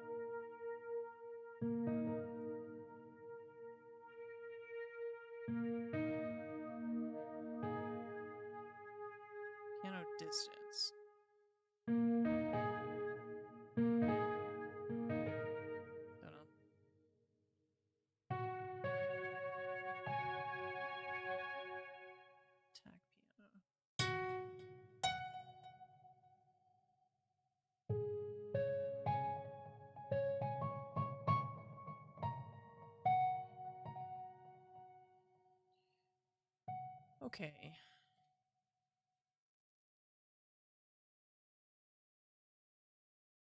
And then with all of this, it just feels like, you know, there's so many effect things, and I don't know what they all do. I know what some of them do for sure, but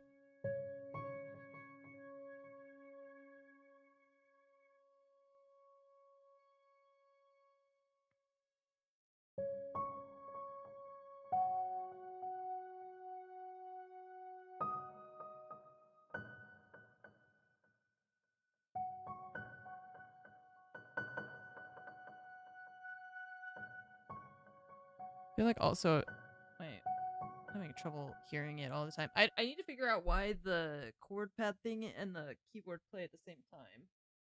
That's one thing that I've got to fix. But I also feel like sometimes this is a lot quieter than I expect it to be. But I want to make sure it's not going to be too loud on stream either. I don't really know what this thing does. 'Cause I feel like I just need to go through every single one of these things and learn what that means. Because I know basically what they are, but without being able to use it in practice, it's a little confusing, right?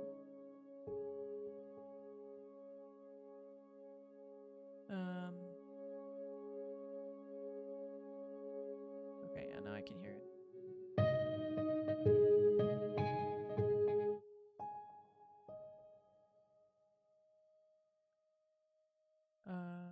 Mix. Let's see. Okay, I can hear that.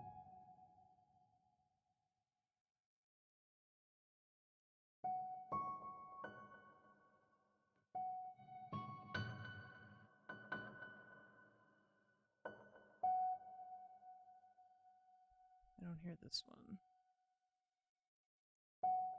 I feel like some of the effects and stuff is just really quiet, so I just need to figure out more of my, like, fine tune the audio setup and stuff.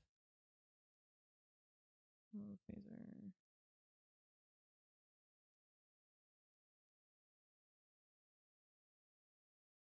And some of it is not important for me to, like, use right now anyways, right?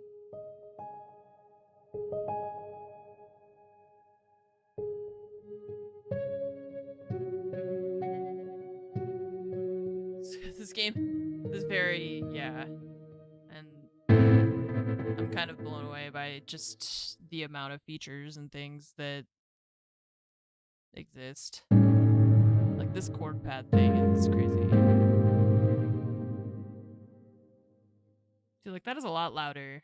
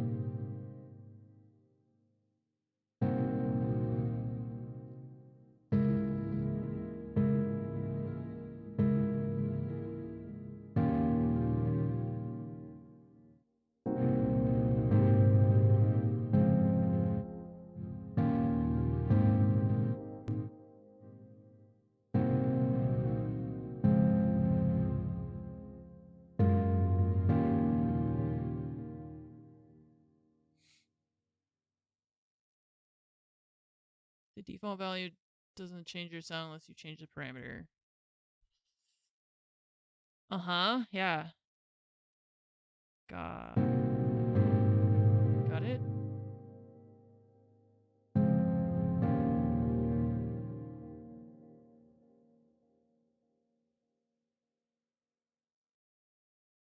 Uh, two.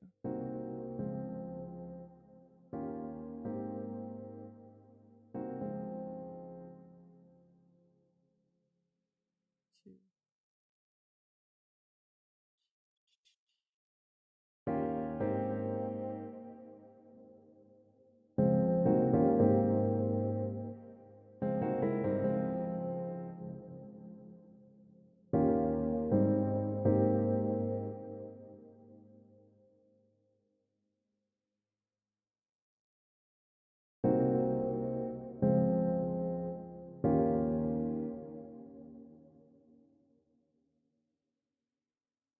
Nice.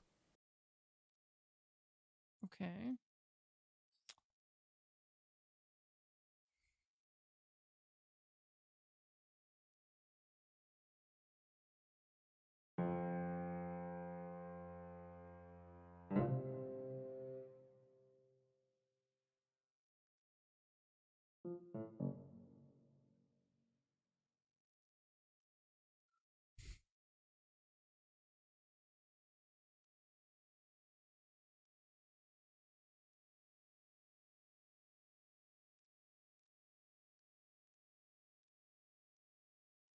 I feel like this program has too much stuff in it, so like all of the UI and everything is like as small as they could possibly make it because of just how much stuff there is.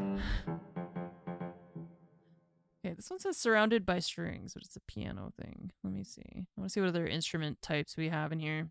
What is chromatic percussion? Marimba? No way. Oh my god, I love it. Steel drums? Hell yeah. That's not what a steel... Analog? Analog steel drum.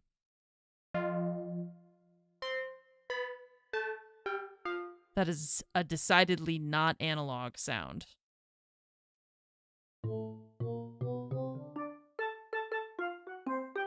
That sounds better. Bell haunt.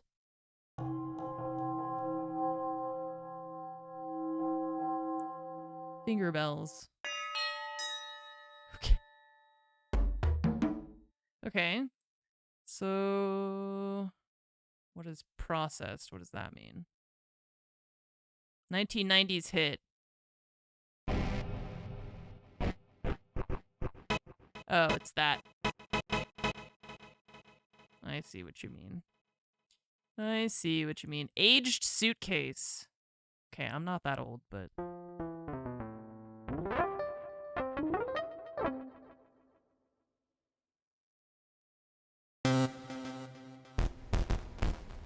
Okay, that's the sound of the Amazon drone delivering your packages. Keyboard strings, drums, and guitar plucked. Polyphonic. Forest. What is that? Forest pluck. Okay. Oh my god, Nova.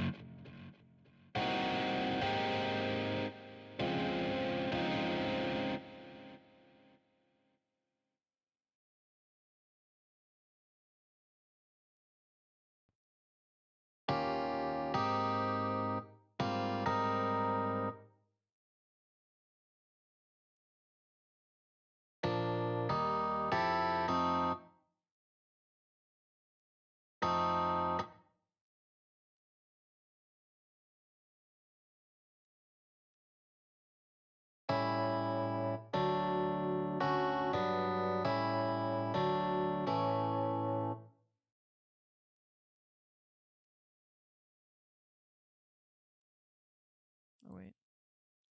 It's not that.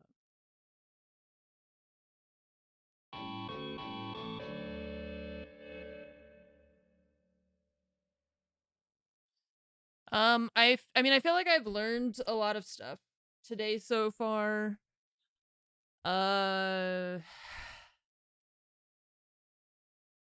Like there's so many instruments and plugins and little things that it feels like you could just never expect to know all of it, right?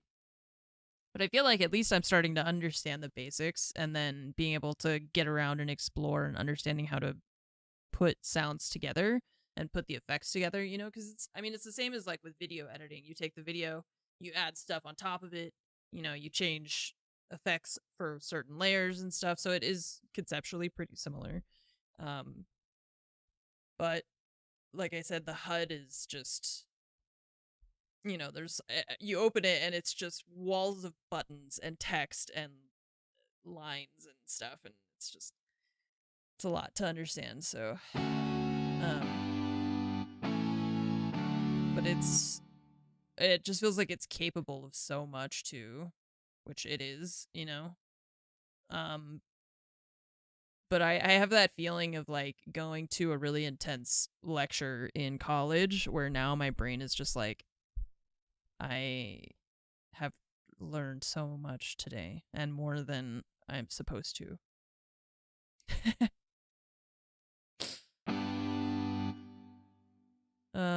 Okay, yeah, so every time we add that, we have to change this to make sure it goes to the same place. Yeah.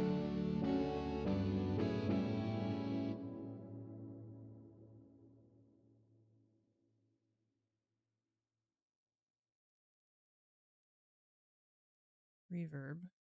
So then, for example, if we wanted reverb on both, we put it on both like that. Or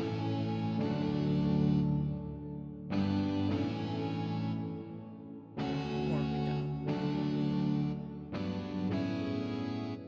Okay.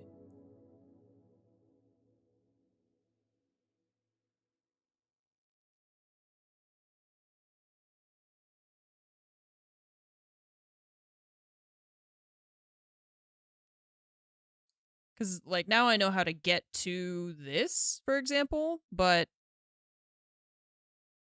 I don't know all of these things and what they do and what is going to sound best and that sort of thing. You know, that's the part that I'm like, oh, I don't know.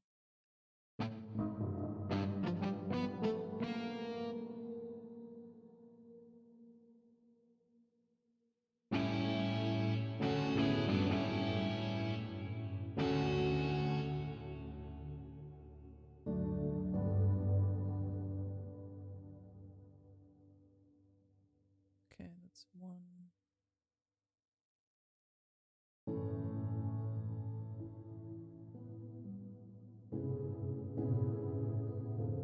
Yeah, I have to fix that. I can hear the note.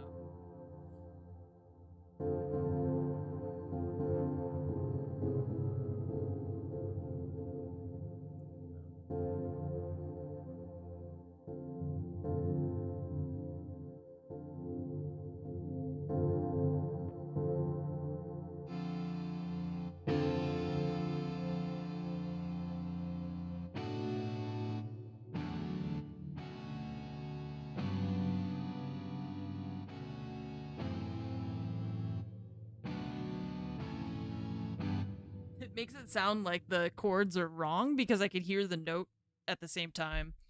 I guess I'm gonna have to figure that out off of stream. Okay. Well, what do we do now? Monthly subscription or a one-time payment? One-time payment. That's also, it's weird. I keep getting, there's been a couple people who are like, why did you choose this DAW? And then when I answer, they don't say anything. So I don't really know if it's like why are they asking? But that's also one of the other things is like not having to pay a subscription.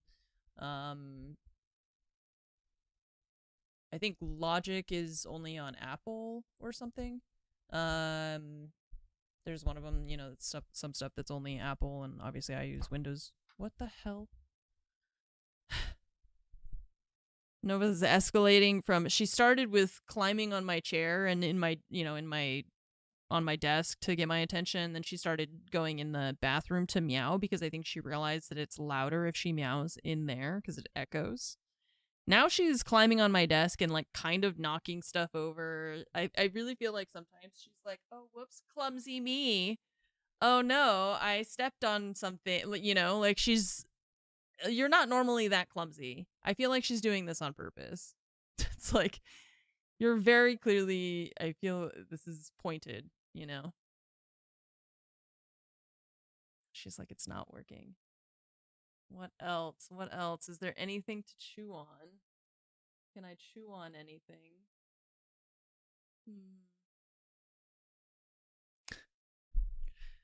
She'll just keep going until she finds something. Okay, I think I'm going to put this away for now, and maybe we'll play like Power Wash Simulator or something. I feel like I've learned a lot, but I feel that I have filled my brain with things to think about. Yeah,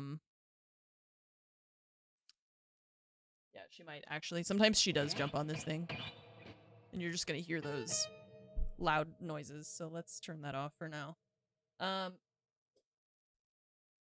And I'll feed the cats, and then we'll hang out a little bit longer. Yeah, I mean, I really right now I feel like I don't know what I do next, you know? So that's why like I'm gonna just take a pause from this for a second. We'll do something else for the next like 2 hours.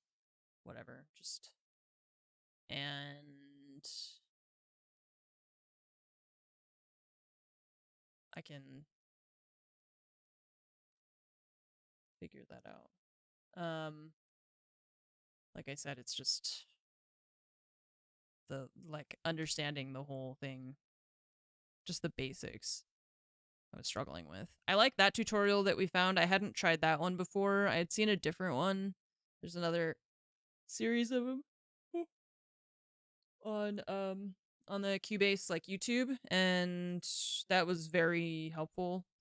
But again, like there's some parts where it just feels like they kind of take it for granted that you know what they're saying, and you're like, I don't know what you're saying actually. Can you be more explicit? Because the whole vocabulary of everything is so different from everything that it's sometimes even just the basic vocabulary needs to be explained. And like, you know, he'll just be like, okay, we're gonna open this menu, and he just opens it, and then I'm like, how did you do that? You know, how did you get that? Because that is important to know.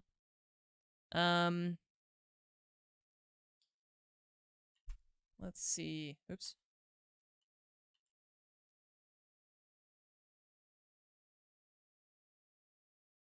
I'm gonna get this set up, and then I gotta go feed the cats before Nova starts eating my ankles.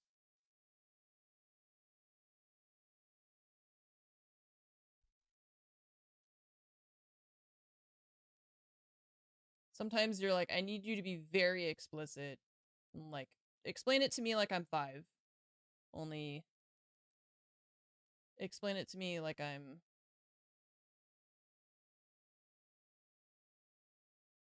3. Please tell me exactly where I need to click at all times, otherwise it's very confusing for me.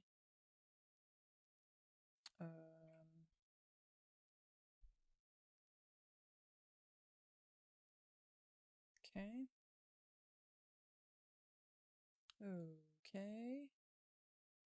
Okay. We gotta clean the disco ball first for the achievement. Is there sound? There is. Okay. Where's the cat?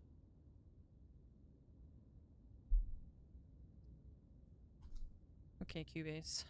Goodbye. Goodbye music category for now. I'll be back.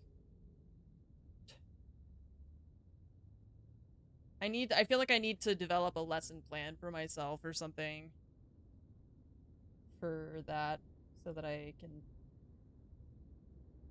have more of an idea of what I'm gonna do with it.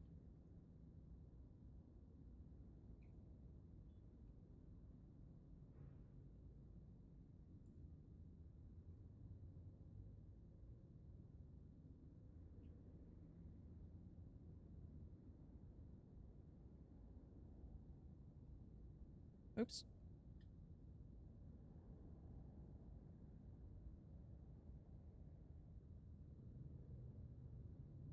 Switch. Please. Okay, good. Okay.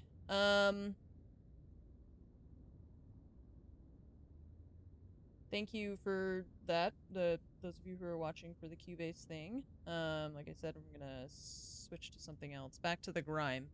But I'm gonna feed the cats, I guess, because she's circling like a shark. I feel observed. Okay, I'll put this on for you guys so you're not in the silence. Meow. Okay. I'll be right back. Thanks for your patience, BRB.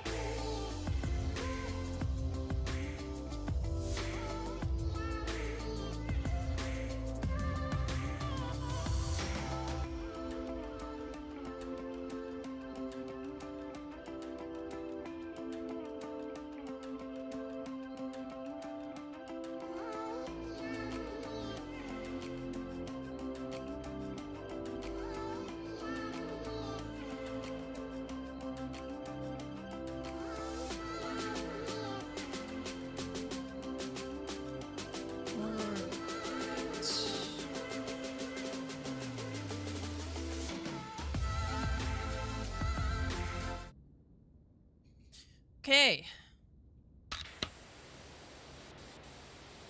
Back to power washing. Back to what I know.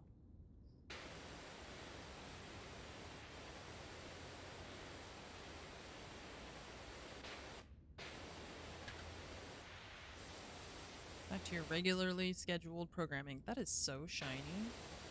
It's beautiful.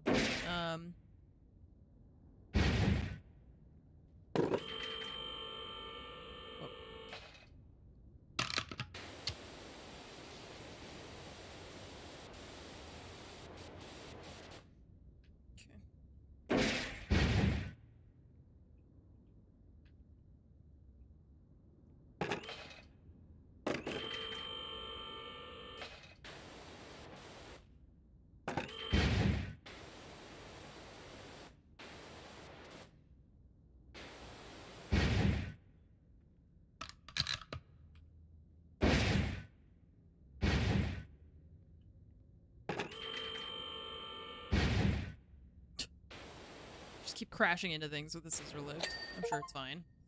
Okay. This place. This is probably what the roller skating rinks look like that I used to go to when I was a kid. Because they're so old. Wait. I'm confused. Hang on. 1. There you go. 2. Perfect.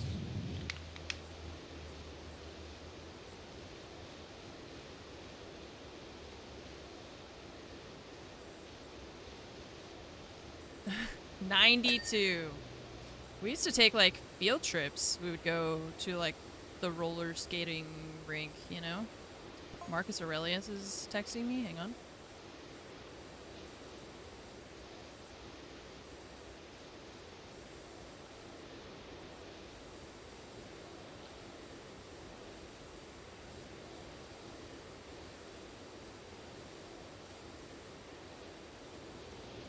I guess kids these days, they're not blessed to go to the roller skating rink like we were.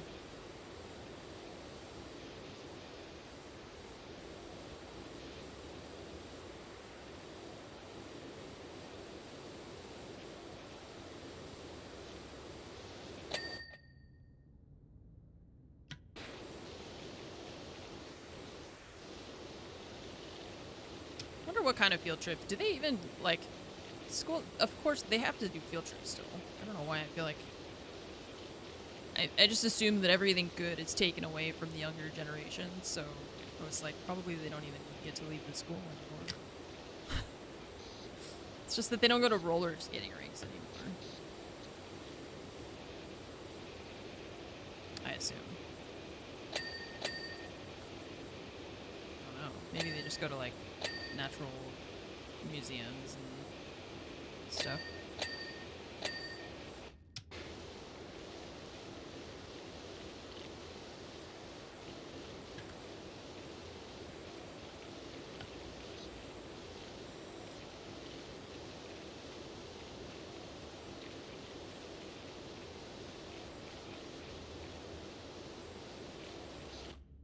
They get to look at Google Maps. Here's all the places that we would take you if the school had any funding.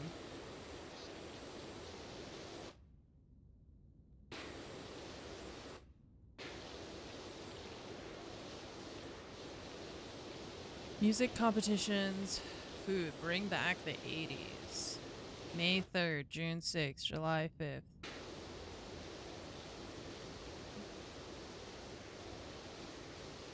Forts? Oh yeah.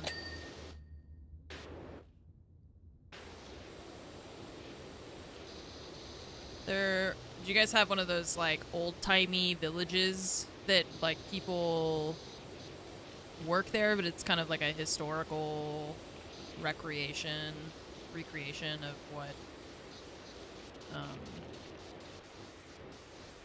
what it would be like, you know, in Pilgrim times or whatever. We had one of those.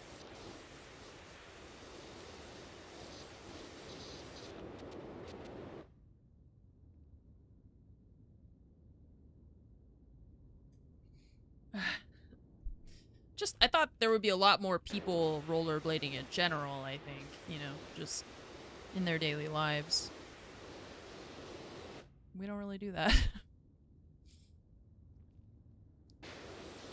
It's pretty rare that I see anyone rollerblading. It's like, this must be an important skill. They're always taking us to roller rinks. Nope. Not at all.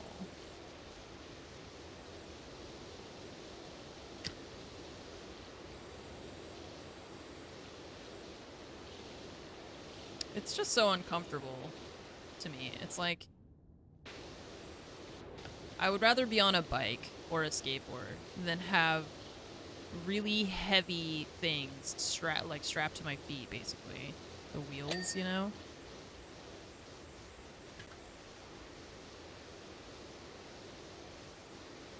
Just, it's like not even a comfortable activity to engage in.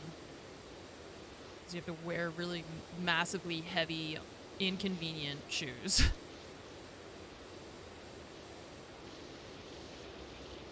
It's like, if you rollerblade to the grocery store, you gotta change your, what, you gotta change your rollerblades outside? But if you are on a bike, you can just park your bike, right?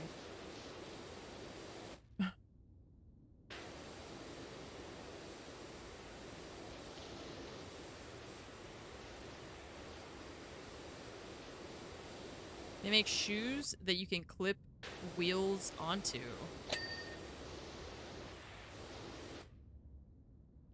Just get Heelys. I just would rather be on a bike or a skateboard, like I said. I would still prefer either one of those things.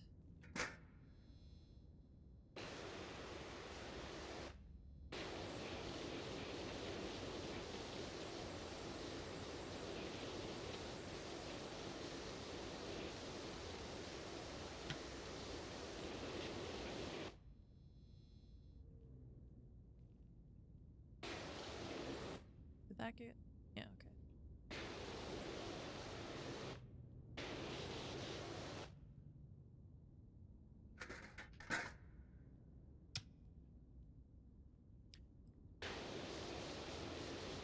But I feel like wheelies are not, that's not rollerblading, you know?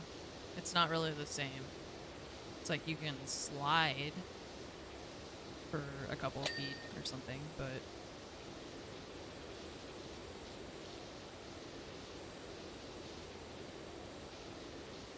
I think it's also like, if I am gonna crash on a bike, you know, I could jump off. I'm not clipped in like professional cyclists or anything. Same thing with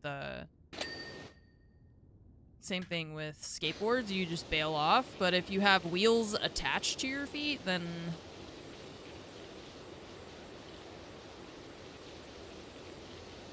I feel like it's just a recipe for disaster for me.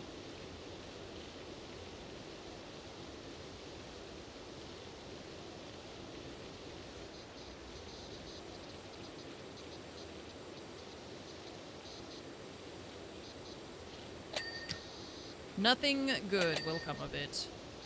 Yeah, it feels like you're locked in. Yeah.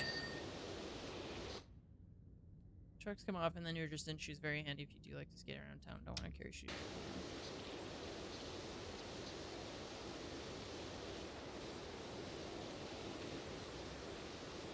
That is interesting. Not for me, but for someone. There are people who will like that.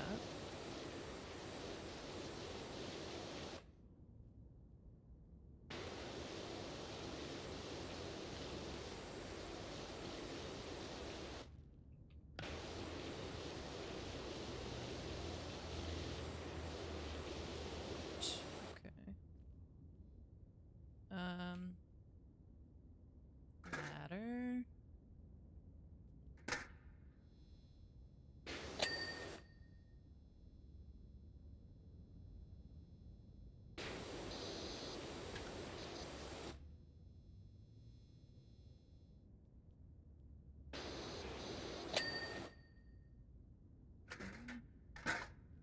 Oh, I see. These are like windows that open. Okay. It said kiosk. That makes more sense. It's like, I don't... How is this a food court? Yeah, I'm just like... I need to think about like what specifically I want to do. Because like now, okay, I feel like I've got at least some basics down. But where do I go from here? Right?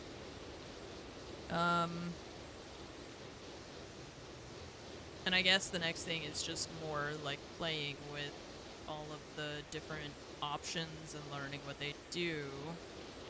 But I feel like I need more direction. And I'm like not... I feel like I'm not sure what that direction is yet. Other than just like make music, right? Okay, but what is the first... Where do I need to go? You know? So for now, I'm just gonna chill with a little bit of this, and I'll give that more thought. Yeah, a lot to take in, and to try to commit to memory, and I'm sure that I'll forget, you know, parts of it here and there. But at least understanding, okay, if I press these buttons, it should make noise. And if it doesn't, then something's wrong. And knowing how to kind of troubleshoot stuff like that as well. By understanding the menus and that sort of thing. That's, at least I feel like I've made progress on that part of it.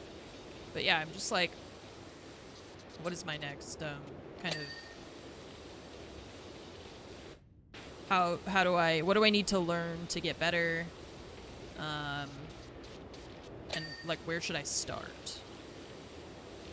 Because you know, you can kind of start anywhere. Like the program will let you start anywhere anyways. But where is it best for me to focus for now as a beginner? That sort of thing. So that's why we started with the tutorials. Like I said, those were very helpful. I feel like I got a lot of information from that. So that's really good. It's a good start. And for a little bit we'll do this power wash simulator, and let's see what we do next.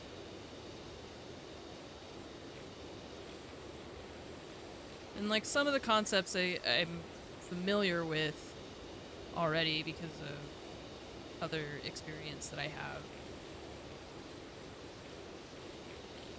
You know, when I was recording acoustic guitar and stuff with my laptop microphone, it was in, I think, GarageBand. So that's basically the last experience I have with any kind of music recording software or anything like that.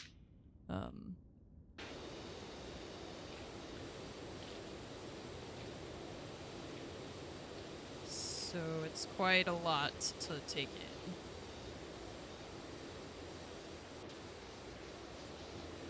But it's exciting, too. Because I see the possibilities.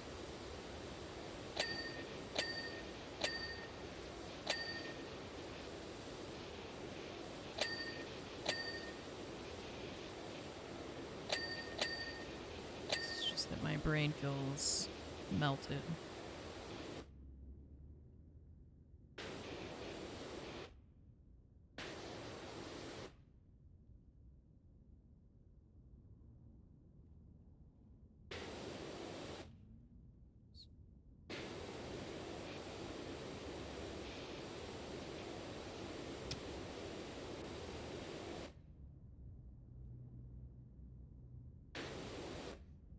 Counter inner.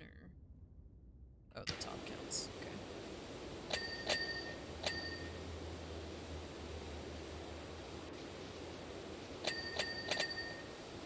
Ding, ding, ding.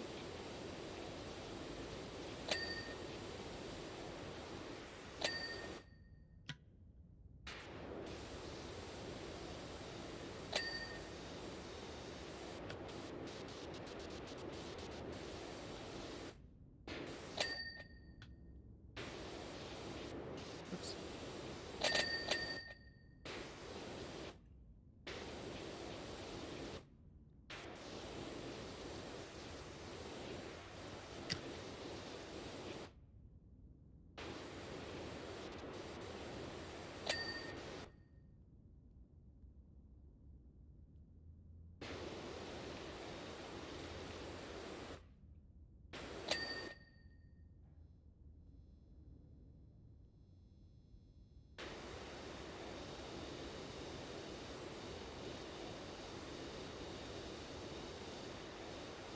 Wild R6 team left siege. Oh, okay. Like the org?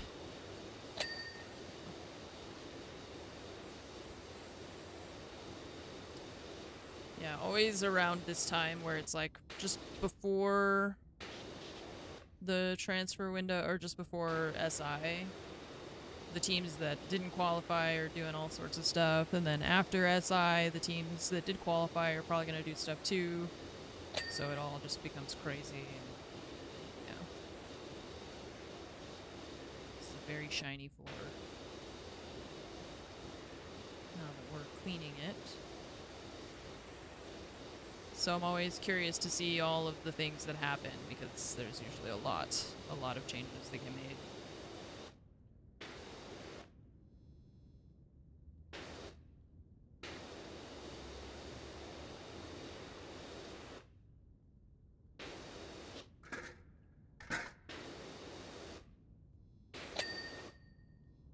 Team Heretics is in SI now. They got the project. Okay, I don't know who Team Heretics is, but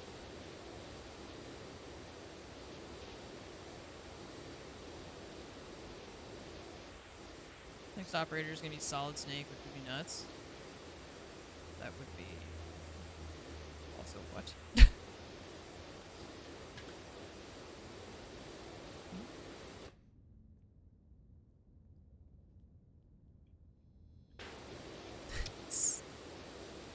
What are you doing here?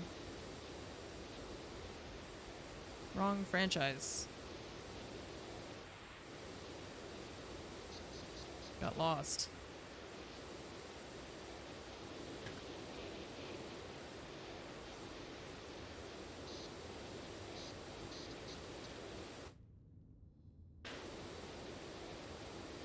That's really... I just...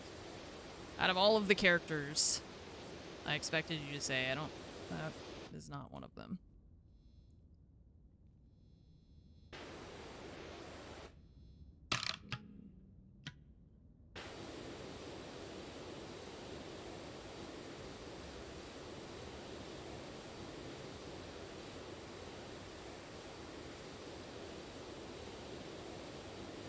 I just don't have the energy to learn every new operator anymore with Siege.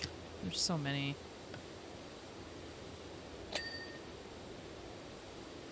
All the newer ones, I just feel... I don't even think I learned how to play Zero, and he's pretty old at this point.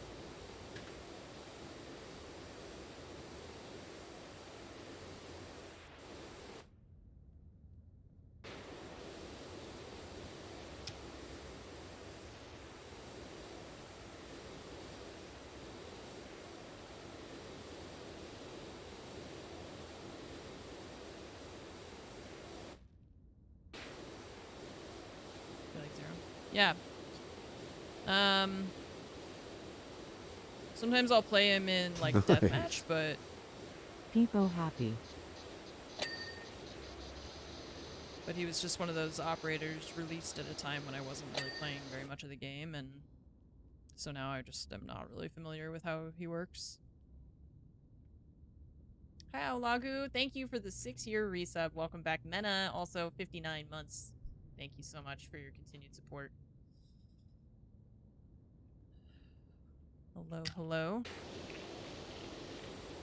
Still doing BD3. Yeah, we haven't played in a couple days. Or, I guess since before I was traveling. It's been a while. We just kind of play it every now and then. She's been also into, like, Battlefield and Crusader Kings and stuff, so...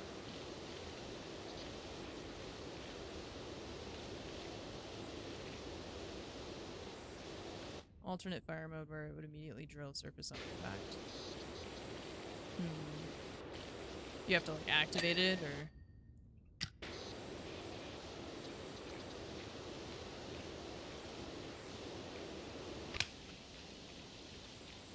You have to open it, yeah, and then tell it to do it.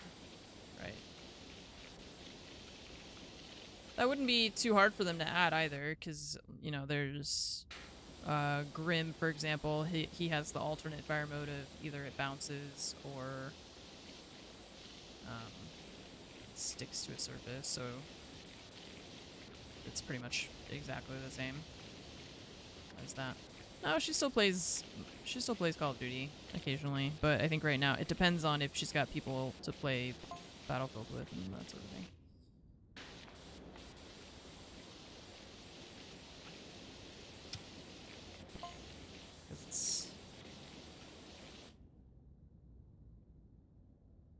Oops.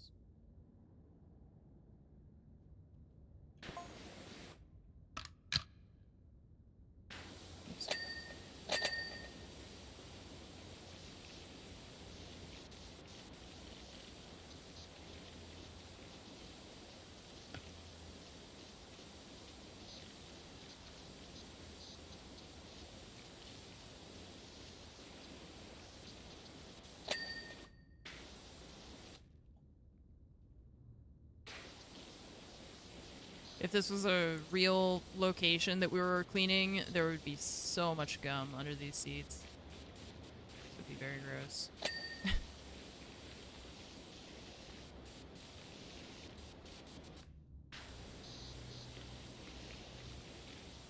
Shooting off, like, just, we gotta use the power wash to dislodge all of the chunks of dried gum. Yeah.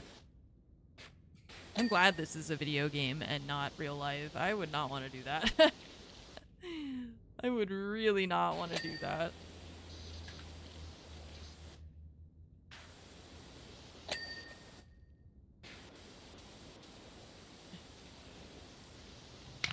Oops.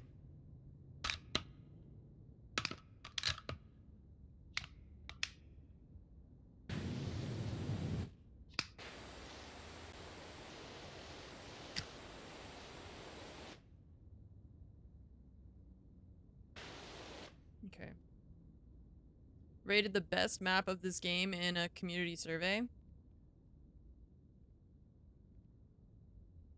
Okay.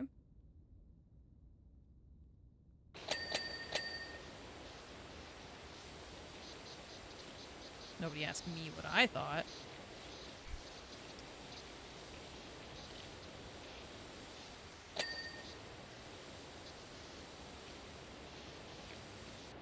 So, what you're telling me is that it's all downhill from here after we finish this one.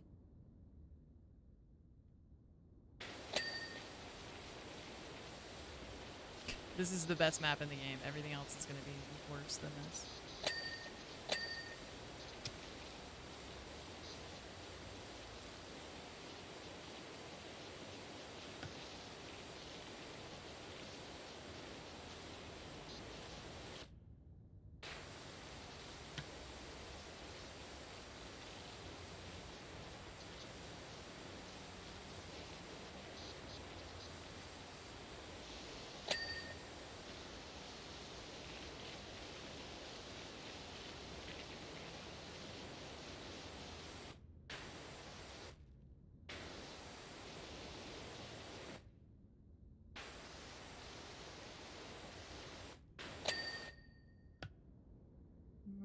Okay.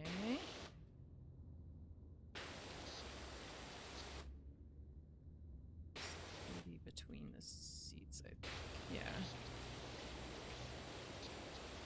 I wonder what the community at large likes about power wash maps versus dislikes, you know, about other ones, that sort of thing. Because it's like, I feel like sometimes people really like larger maps that give them more to do, and then some people will complain about having, like, it's too much, you know? Maybe this one is a good balance of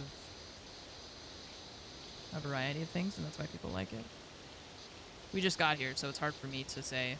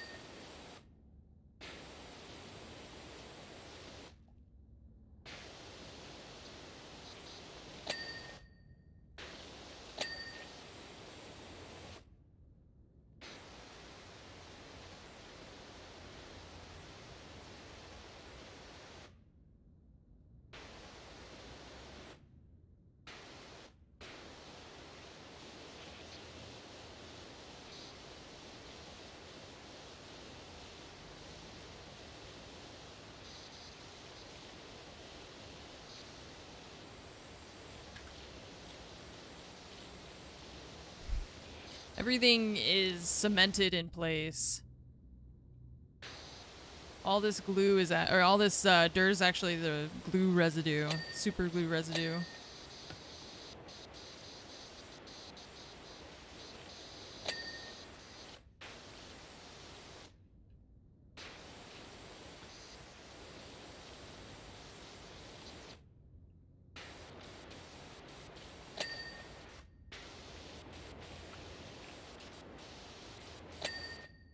Oh, stuck.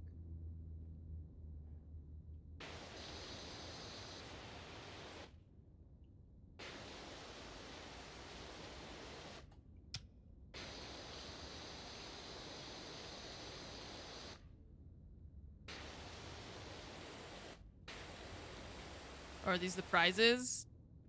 No, there's no prizes. I got excited. I was thinking of an arcade that has like you go up to the thing and you give them your tickets, but no, this is where you get your stinky rented shoes. They're gonna smell much better now that we're soaking them in water.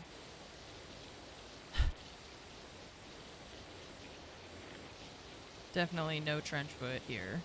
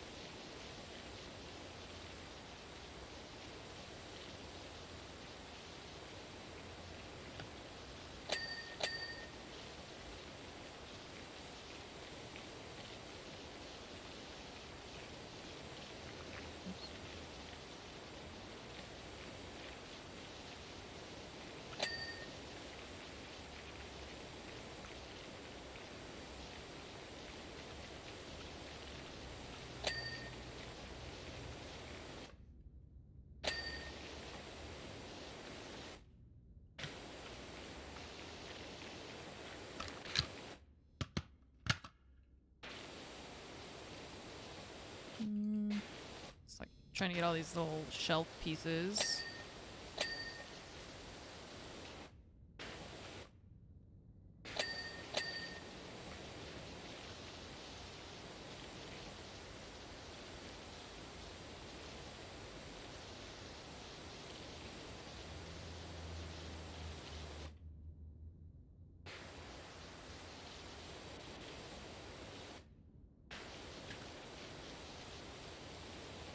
Oh my gosh.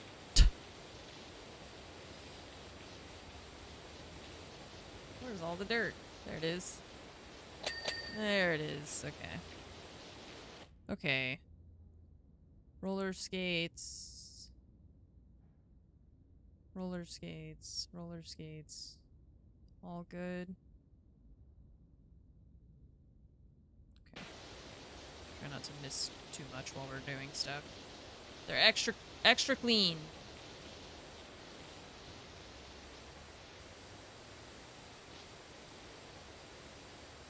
Might be a bit slippery on the roller rink. Although, wait, I just realized there's not a roller. There's like a this. This is more of like a disco floor, but I guess this is where they're roller skating. It's kind of small.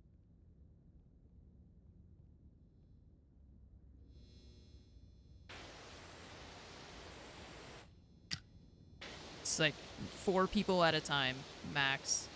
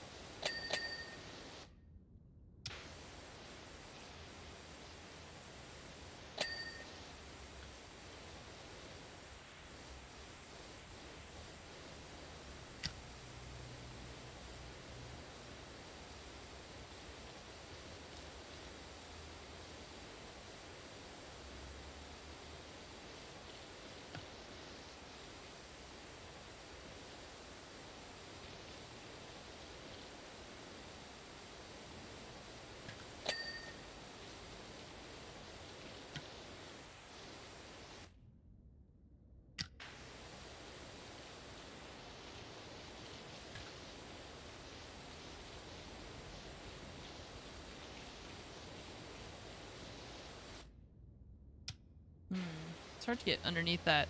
This like metal piece has an edge. It's a little bit difficult to get to in the corners. But overall, I feel like this game is more forgiving than the first one. Not too much so, but it's, I think, definitely more forgiving.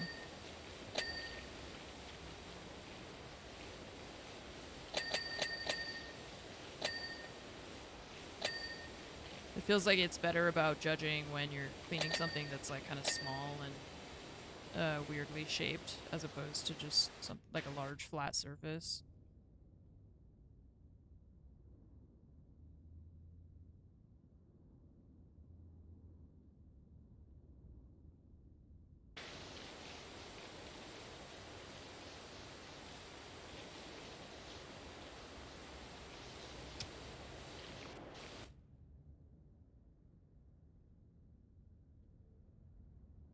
Reception counter inner.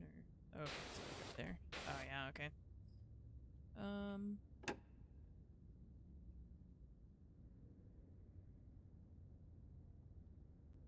What?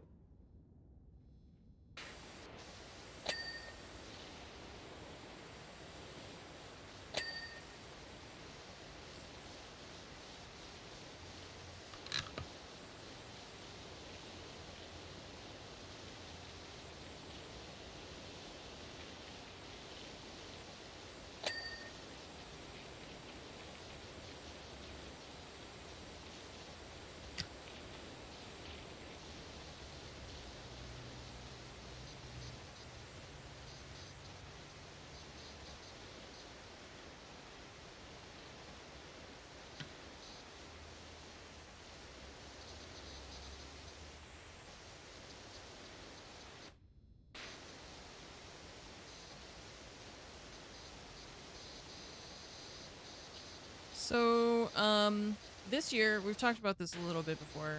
Not this year. Sometime soon, there's supposed to be the Olympics, right? And also the World Cup. I guess the World Cup is happening first. But it's not just in one place, right? It's like there's multiple locations for it.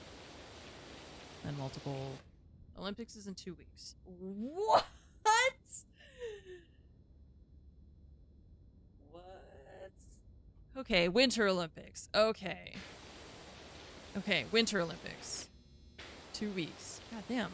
But where is that taking place?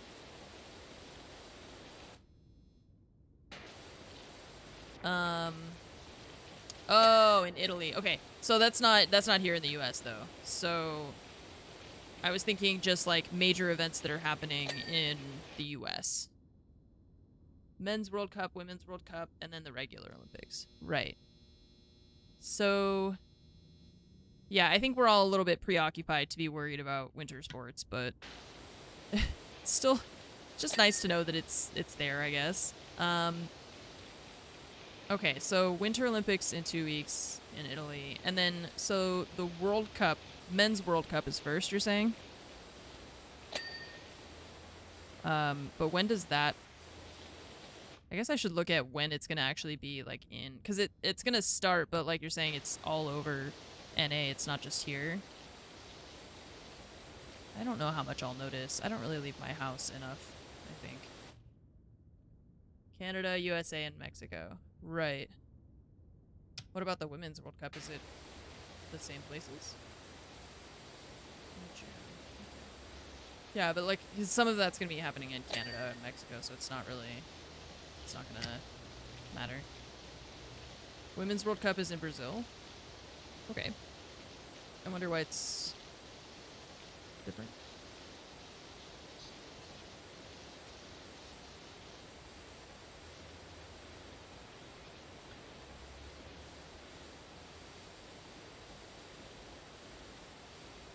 Why different?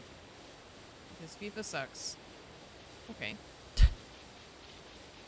Why do they suck? Why did they... But...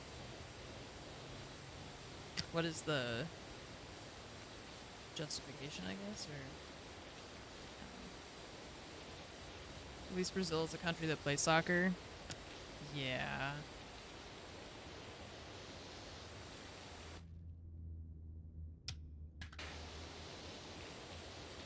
How long do I have? Well, you have as long as I have the stream on.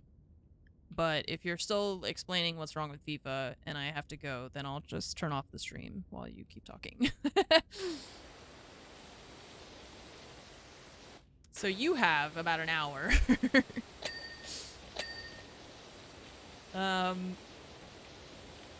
Yeah, I mean, large organization, lots of money, involves different countries. That's like prime recipe for corruption. I feel like.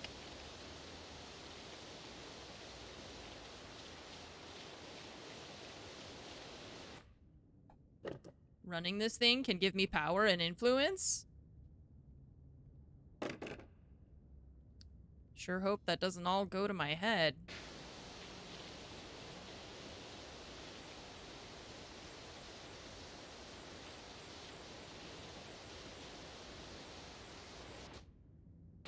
Bidding system is weird. US dropped their bid for 27 in favor of 2013 for joint bid with other countries. Okay. Mobile, you're slow to type. Okay. The fact that you don't have a Bluetooth keyboard so that you can type messages to me faster is honestly quite unacceptable. I think you need to fix that.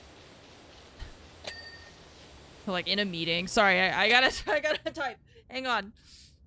Oh my. What are you doing?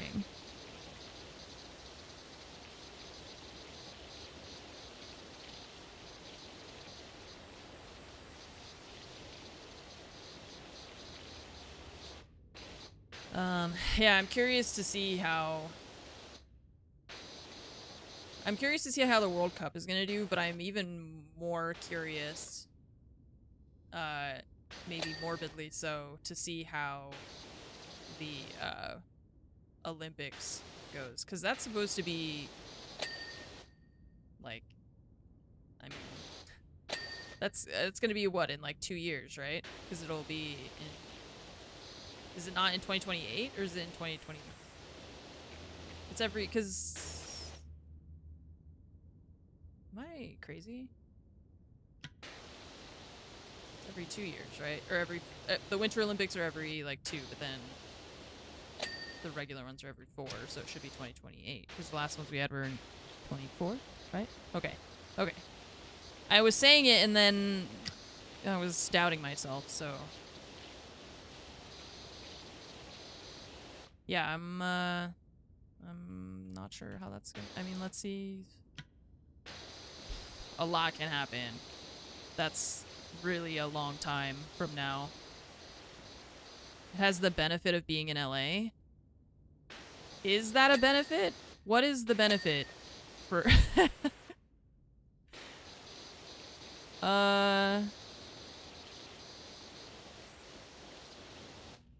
2030 Winter Olympics? Oh, I don't know. That I can see more reasonably. Not so spread across the country. Yeah, it's just the bad is concentrated in a place that has terrible infrastructure and transit options for the thousands of people who are going to be trying to get around the city. So, yeah. I really do not know how that happened. Yeah, like I really don't know how that's gonna work. We can't even handle just like the regular amount of people who live here trying to go to work on a daily basis.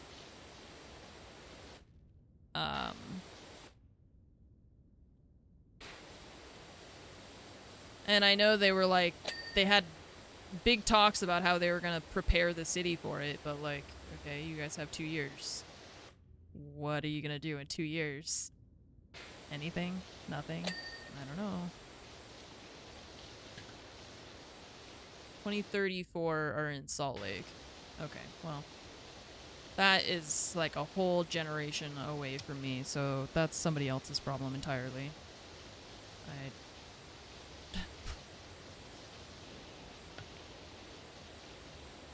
2034, chat.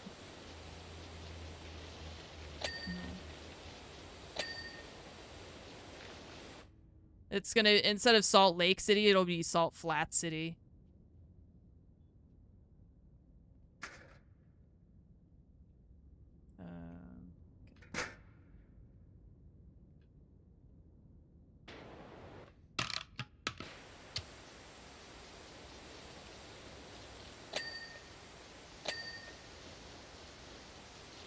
It sounds so far away until it's not. I mean, the fact that it's 2026, that's what I'm like, that's 2034 is somebody else's problem. There's no way that I have to care what goes on in 2034. That can't be right. It just can't be right. So I reject it. Oops.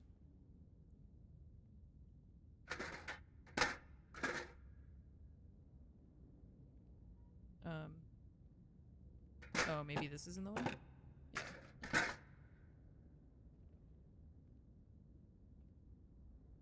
Surely someone else will be in charge of my life by then, right? that can't be up to me. Somebody else has got to be running the ship by then. Nice.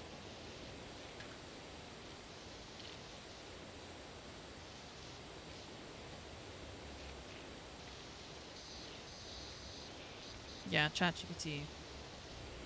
Tell me how to exist.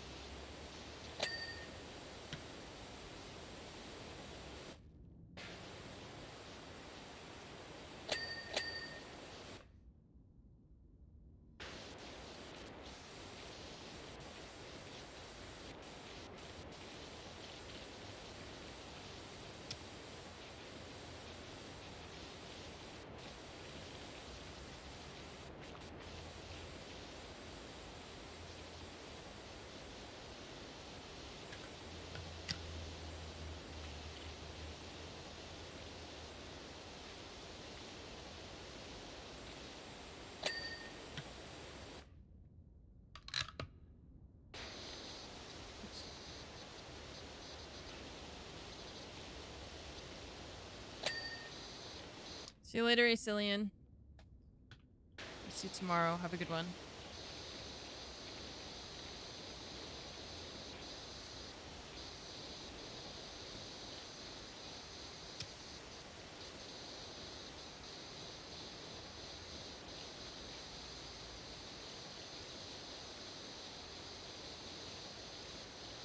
Oh, I guess I forgot that we have the floor thing.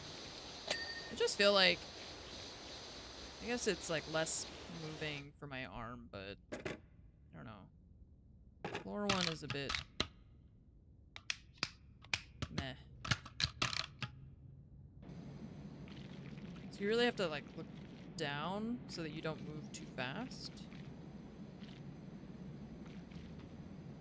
That's fine with that. You just have to get the right position for it. February is on Sunday. Pretty soon it's gonna be August. It's crazy.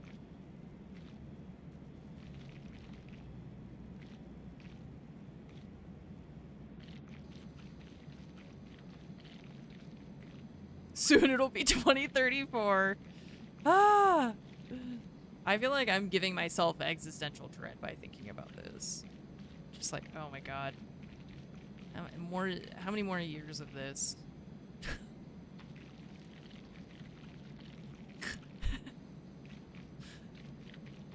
can't be how everybody feels, right? Like, this can't be... This isn't normal. There's no way. That's how my brain is. Oh god, how many more years of this? Lobby floor.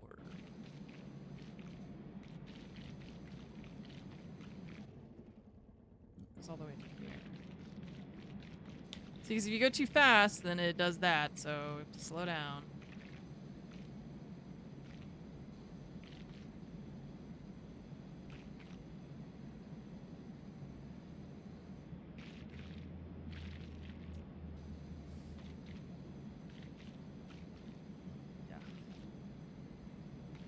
Don't think about it. Just keep power washing. Nothing bad happens when we power wash.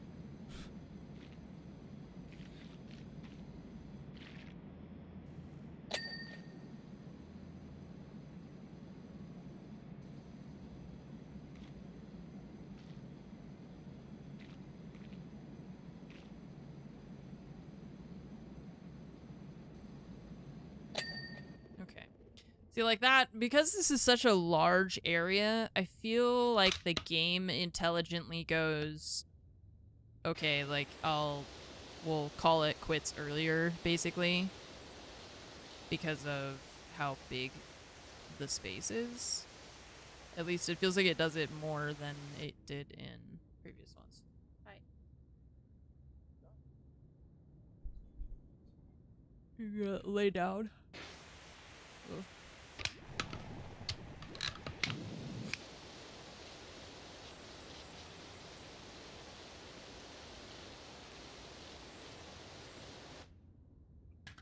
Yeah, I don't know if it's a percentage necessarily or what. I mean, I assume that on the back end it is. It's just, I don't know. It's not really,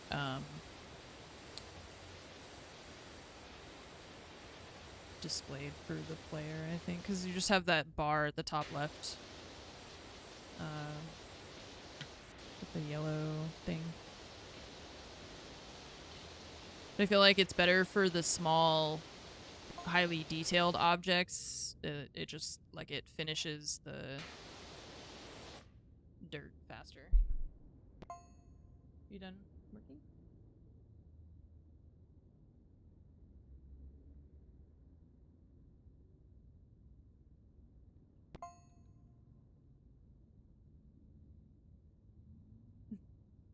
Aww. Timo. Tony's... Wait, by the DJ booth is where Tony's been running his bird sanctuary. What?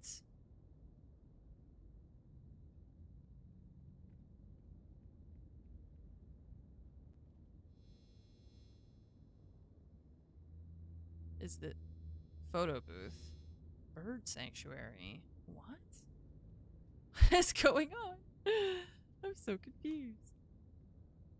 Okay.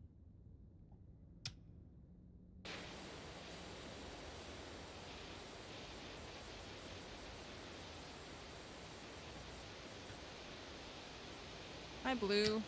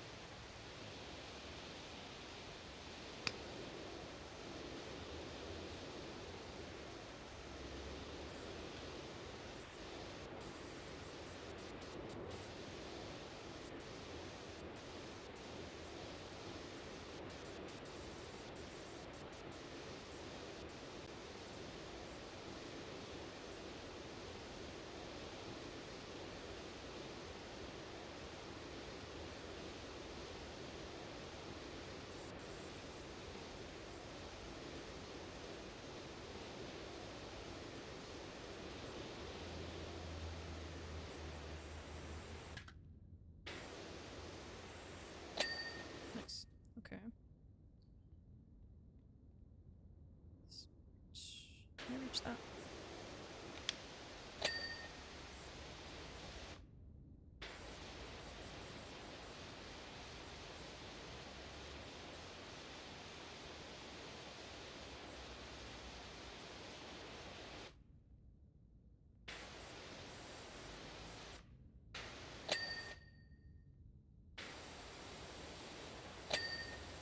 Wonder if this is the biggest map in yeah, it is much brighter. I wonder if this is the biggest map in this game.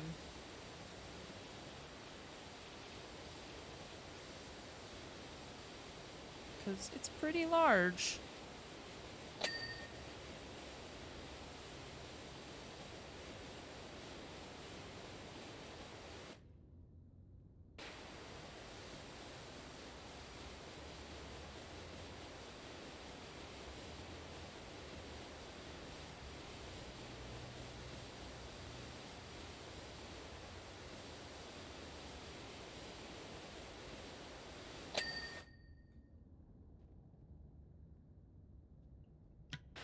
They gave us that really big floor cleaner thing, but we need one for the ceiling.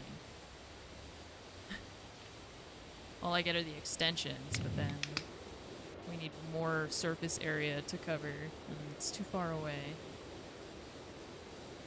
There we go. Okay, that's almost everything. I have a lot of money. I could probably buy more attachments, but I don't know if there's necessarily more. I guess there's the more strong sprayer thing. Let's see. Which one do I have? Prime Vista 20. No, we got the 3,000 one. Okay, so the Pro one is 10,000. So we don't have enough money for that yet. We have this one.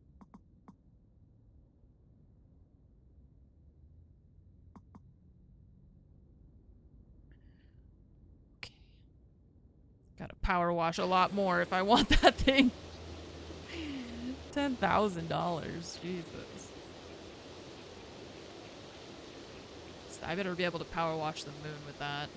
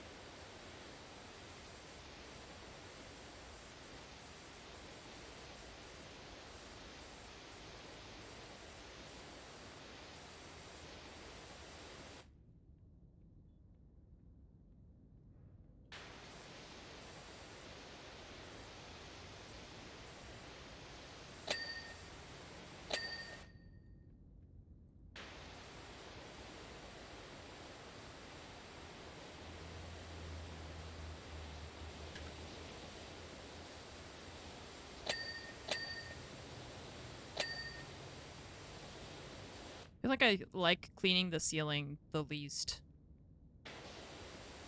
It's like cleaning the floor, but it's worse because it's up.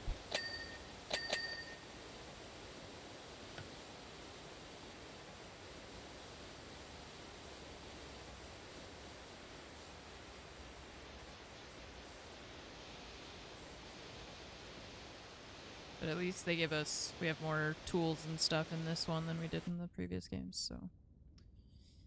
Speaking of which, scissor lift.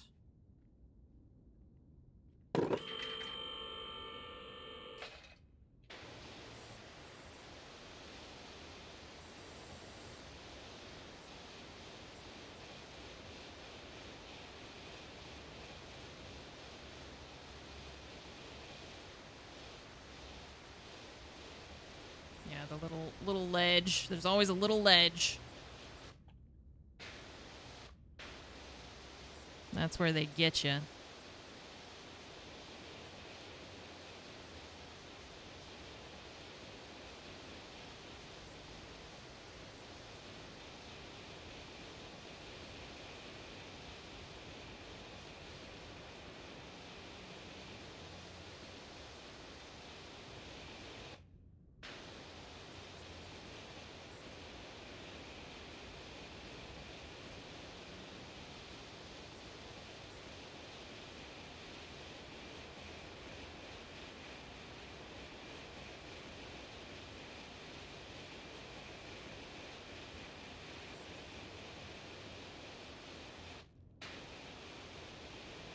Timo's on the move. You have somewhere important to be, Timo? Hi.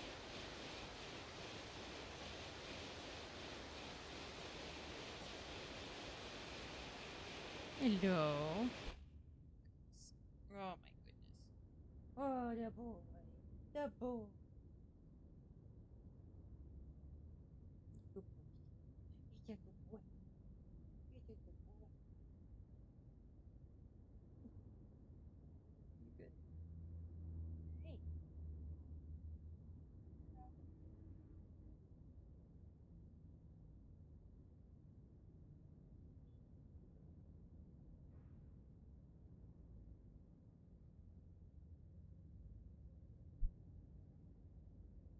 Shedding so much.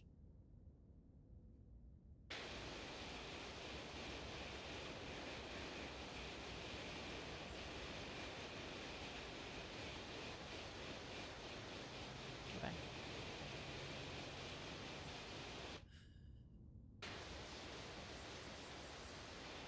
It's supposed to be like in the 80s this week, by the way. Let me hang on. I was just thinking because like sometimes cats will shed when it's like the seasons are changing, right? Yeah, it's 78 today. Friday it's supposed to be 85.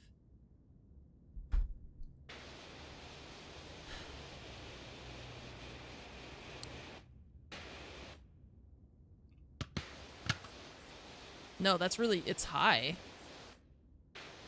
For, I mean, you know, January/February. I don't know what it is in Celsius.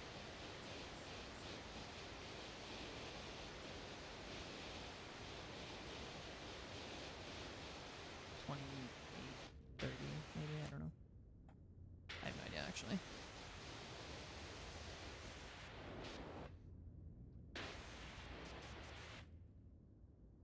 '24, '25? That was close, okay.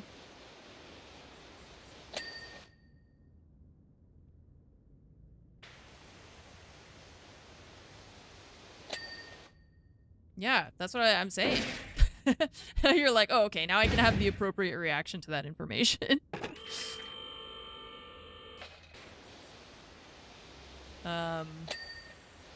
Yeah, that's why I'm surprised, because it's definitely not, like, that is not what I would expect for whatever day that is. February something. January 31st. Around there.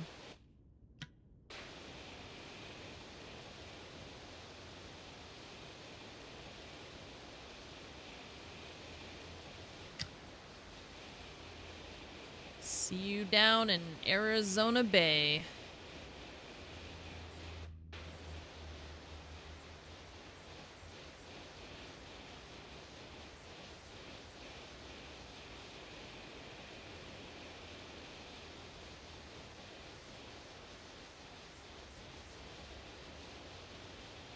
Yeah, that's too warm for me. I mean, I'm just like, I'm such a hermit that I'm used to indoor temperatures. So even when I go outside and it's hot out, I don't like it either.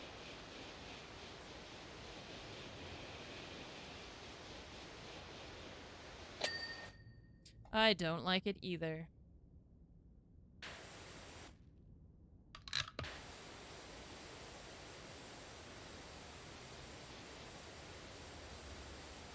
I have a pretty low tolerance for heat, though. I mentioned, not yesterday, the day before, that I've, like, passed out a couple of times, and, like, in my life. My melting temperature is 32°C, yeah. Yeah, evidently I have one of those, too. Because I have definitely, like, passed out due to being overheated in the past. I feel like I have such a, like, my hair retains so much heat that when it's hot outside and the sun is hitting the top of my head, if I don't have a hat on or something like that, it's like it just sucks in all the heat and then keeps it all there against my skull and, like, radiates heat. Gotta wear a hat. You get nauseous? Yeah, I get, like, really uncomfortable in the heat, so...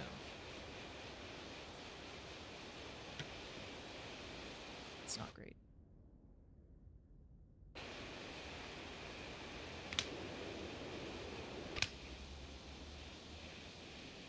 Bald buff. Yeah. Not me. Got really fine and thick hair. So it just holds on to all the heat.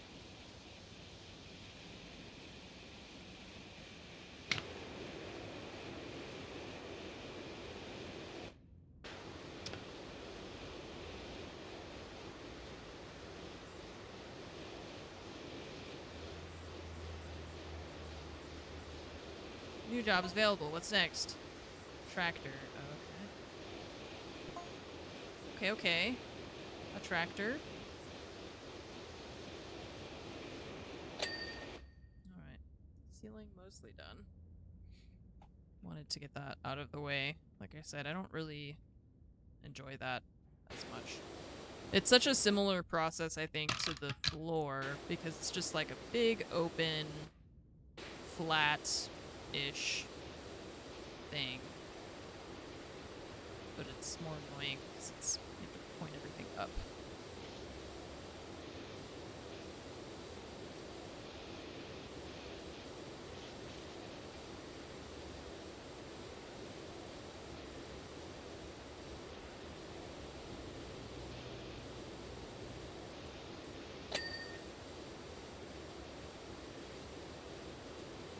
Yeah, that's it. Generally, I don't really like doing the ceilings in most of the maps that have, like, the subway and stuff like that. I don't like the ceiling part.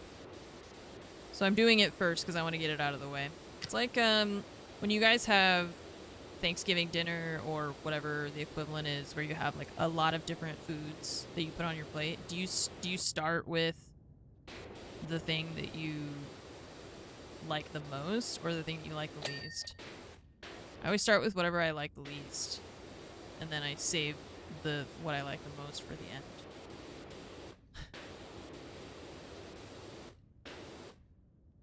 Yeah.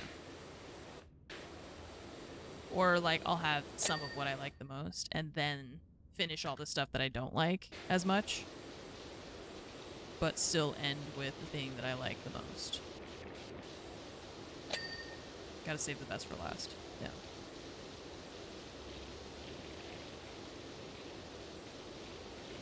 Alternate. Right, that's what I'm saying. Start with the good and then the mid, but then you finish the mid.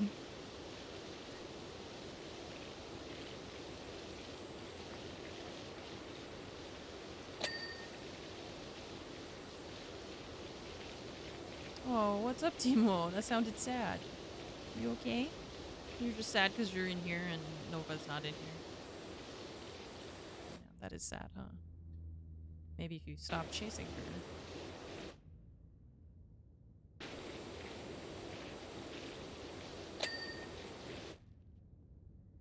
Mounted table coaster?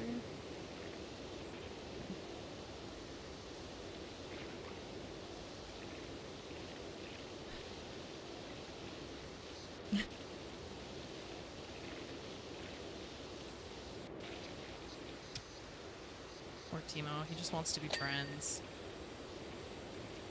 He's just so desperate for friendship.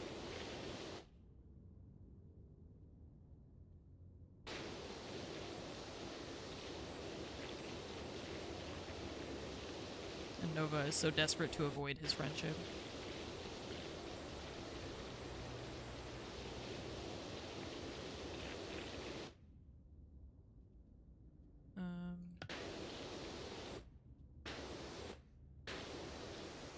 Oh gosh. Okay. See? There's always a little ledge. There's always something.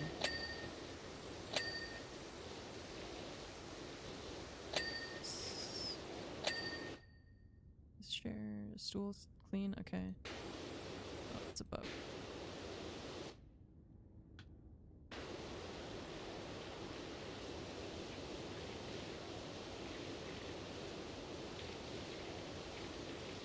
My problem will be if we get a third cat and then Nova likes the third cat, I'm gonna freak out. I'm just gonna freak out.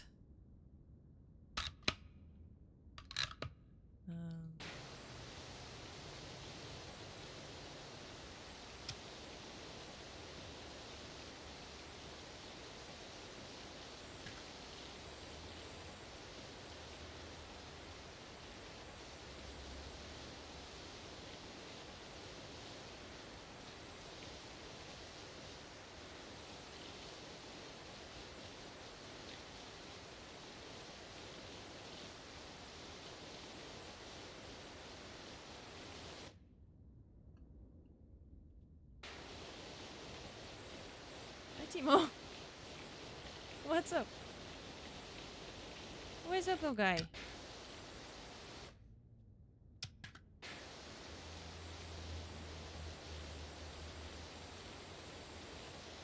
Release me. Release me from this prison.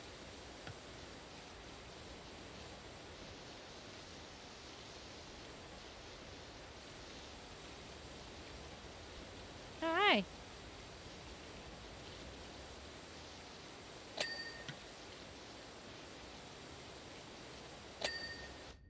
Oh, Mel. Yeah. Yeah. Hey.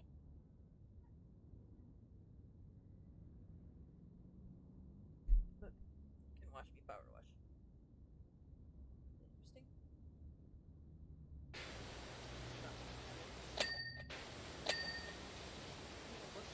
Look forward. Look up. Or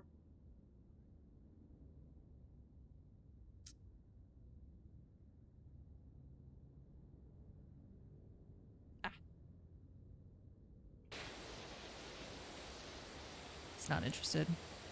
Not interested in power washing. Can I help you?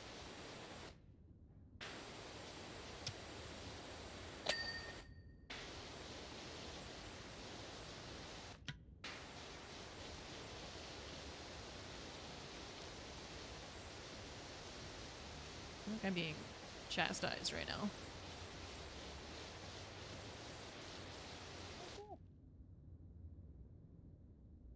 You want to be pet or what? Be let out.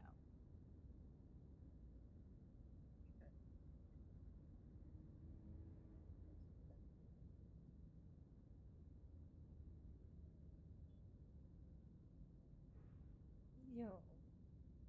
His problem is he wants like 100% of your attention when you pet him, and if you stop or like you're one-handed or something like that, then he gets like he's like that.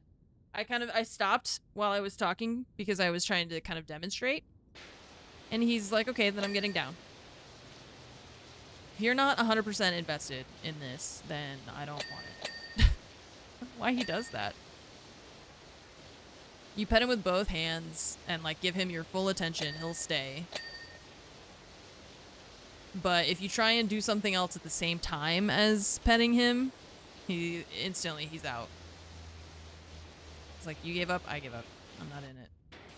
It's so weird.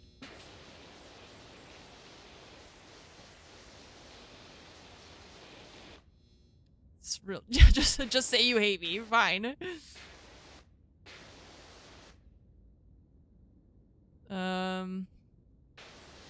I get it. Okay, look. Hi. See, you beg for the treats, and then I give you the treats, and then you don't eat them, and you just spit them on the ground. And I don't like that. So then I just don't give him the treats. But he keeps asking. He wants the good ones.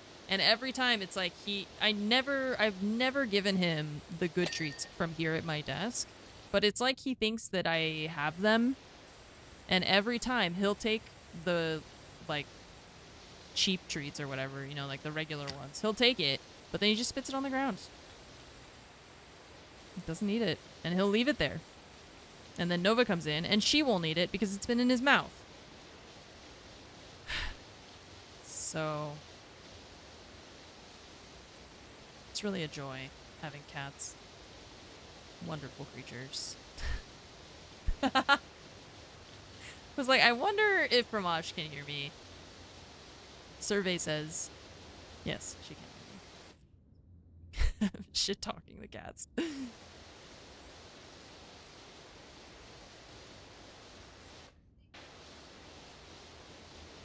I'm just gonna get new cats. You'll have these two. Oh. I can't. Because there's only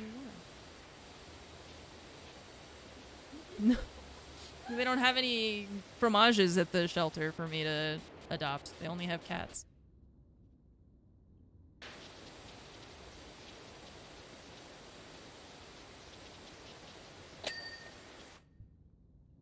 Two new cats.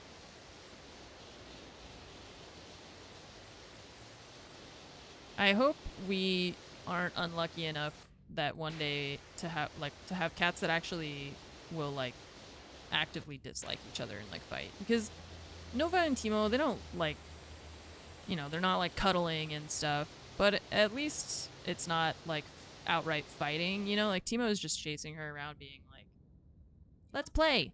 Yeah, he's like, let's play, and she's like, no, I don't want to play with you. And he's like, please, let's play, and she's like, no, get away from me. Yeah, when he's calm, like, they can be in the same space and stuff like that, and, like, they'll chill, you know, near each other without it being, like, they're not on top of each other. And so, like, that's fine, you know, that's good. I'm just, like, man, it would really suck to adopt a cat or something, like, and have it cause problems, and, or have it be, like, they're actually fighting, and, you know, or a donkey. I really want a donkey. Donkeys are so funny. They're so cute. They have such silly personalities.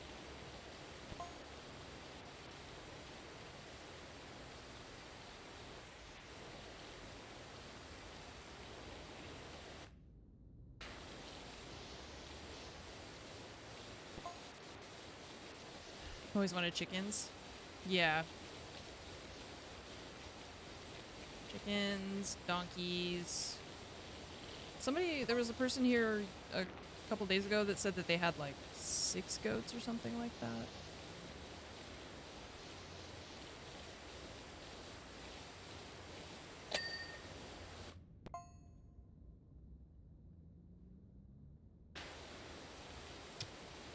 Goats are fun.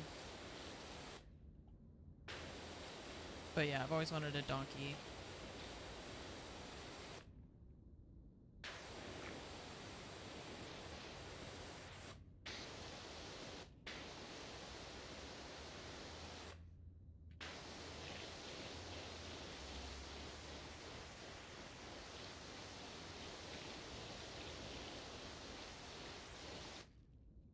I've always, it's like one of those things that you think like, oh, it would be nice, you know, it'd be fun to have chickens, and obviously there's stuff that comes along with that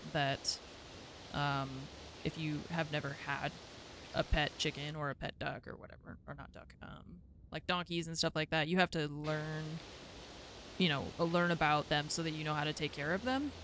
And I feel like there's so many things about chickens that are like very specific that I'll see people talking about it on Reddit or Instagram or whatever.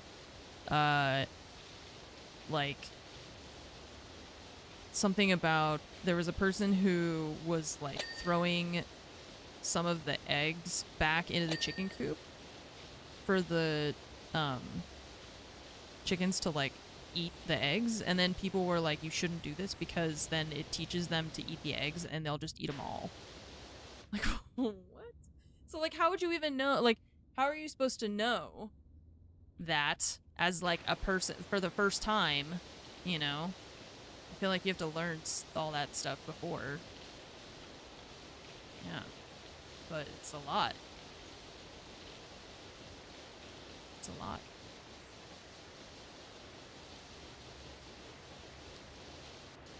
To grind it up and mask it in their feed. Oh, so like that they don't know what they're eating? They're like Soylent Green as chickens. They're all freaking out because you're feeding them their own eggs. You have to mask it from them.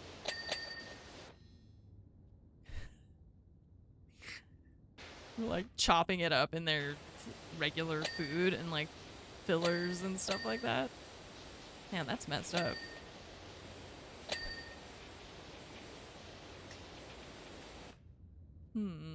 Interesting. But I imagine that there's a lot of stuff like that for all the animals too, right? Like they're all gonna have their own specific health concerns and needs and stuff like that.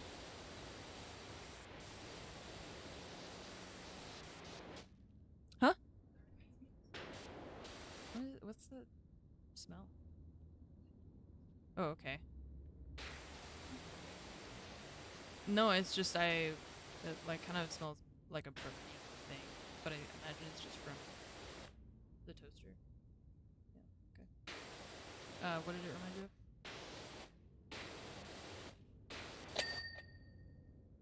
Okay.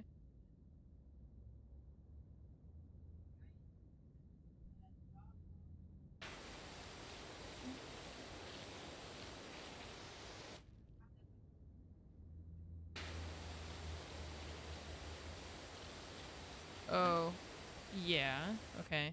Well, it depends. I mean, there's just bullying is normal, but when you are like joining a fraternity or sorority, sometimes they do like hazing rituals and stuff where they like will do pranks and that kind of thing.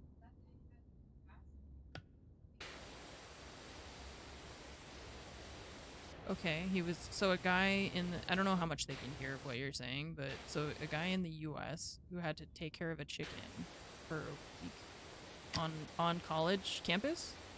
Is that okay?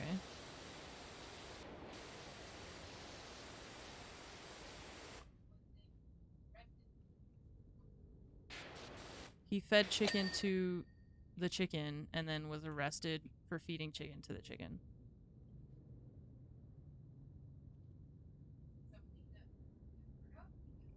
I don't know. I'm repeating what you're saying to see if chat reacts to it because I have no idea what you're talking about. What? Yeah, that sounds like a very like Florida man kind of thing. Like Florida man feeds cow to cow or something like that. I don't know. I feel like that's not, is that bad for chickens to eat chicken? Yeah, I don't know, like I don't know. Is that something that you would get in trouble for, or is this like an urban legend kind of deal? I have no idea. It's bizarre. I feel like it's just like animal cruelty. Right. Something like that? Maybe that's what it was. But yeah, I don't know. They're good to have when you have rat problems. Yeah. Just delete the rats, yeah. Chickens are fast? Yeah. You sounded so like, yeah! Chickens are fast.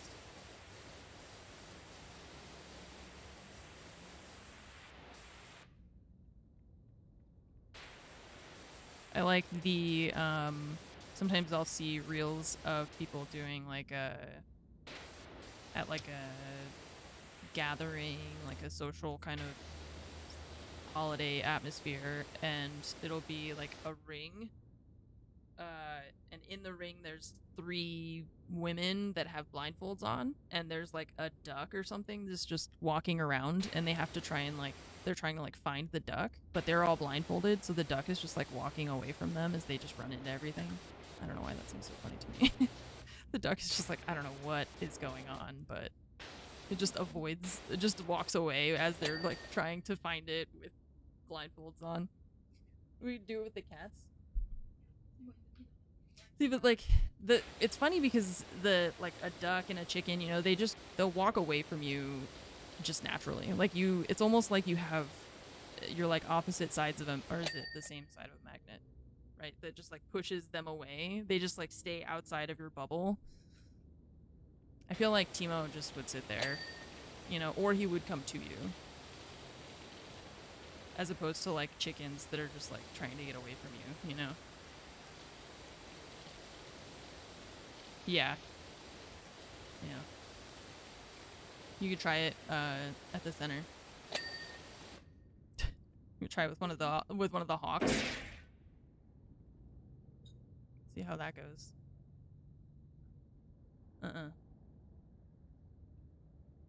Well, you probably wouldn't die. You just might, you know, lose an eye.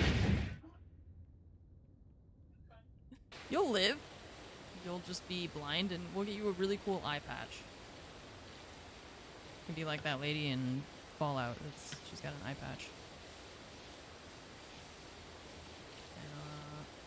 Also has an eye patch, yeah. Or Angelina Jolie's character in Sky Captain in the World of Tomorrow.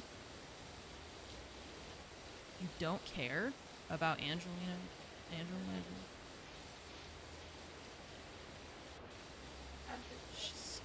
It's a humanitarian. She's not just a celebrity.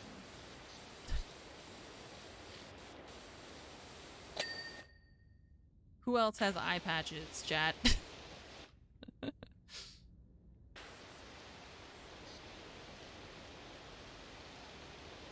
Capitao. Pirates. I was trying to think of any pirates in Pirates of the Caribbean that actually have an eye patch, because I guess like just the side characters. I don't feel like any of the main ones. The Captain Barbossa, he doesn't have one. Yeah. I feel like all the main pirates have their eyes still. Caitlin from Arcane. Oh, wait. Yeah. Okay.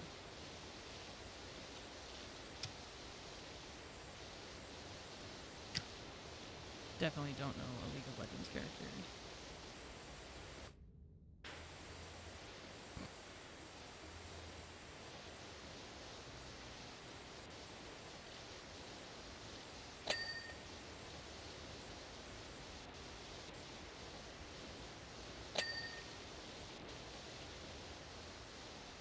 Garrus could pull off, yeah, Garrus could pull off anything. That's so fashionable. So cool.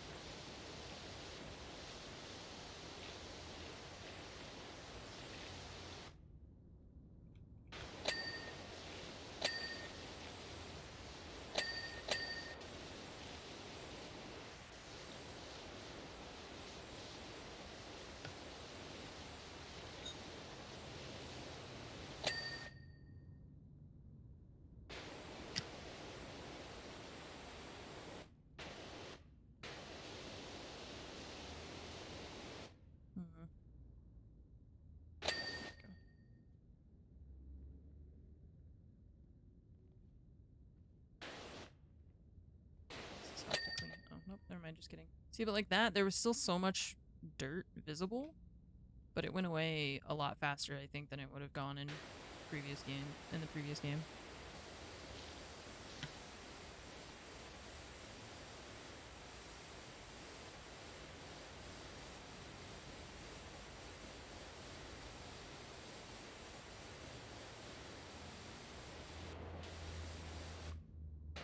Humans pretend to faint and see how their animals react. Yeah.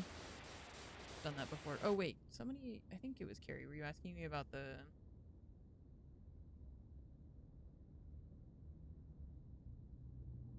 computer building thing? No, who was it? I don't know. Yeah, the PC build. That'll be on. I don't know, I don't feel ready. But I think I always have that feeling.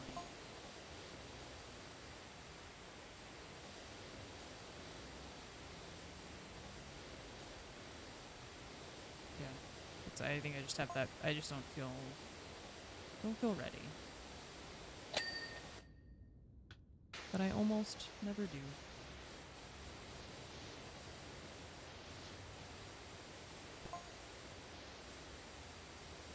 It's kind of like a thing that you just have to start, and then you get into the flow of the process, I guess.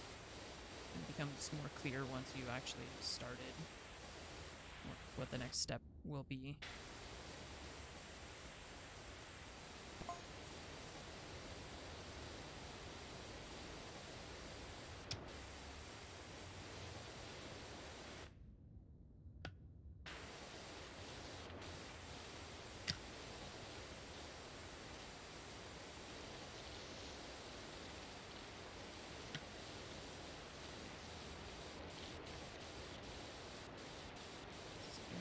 Shiny photo booth.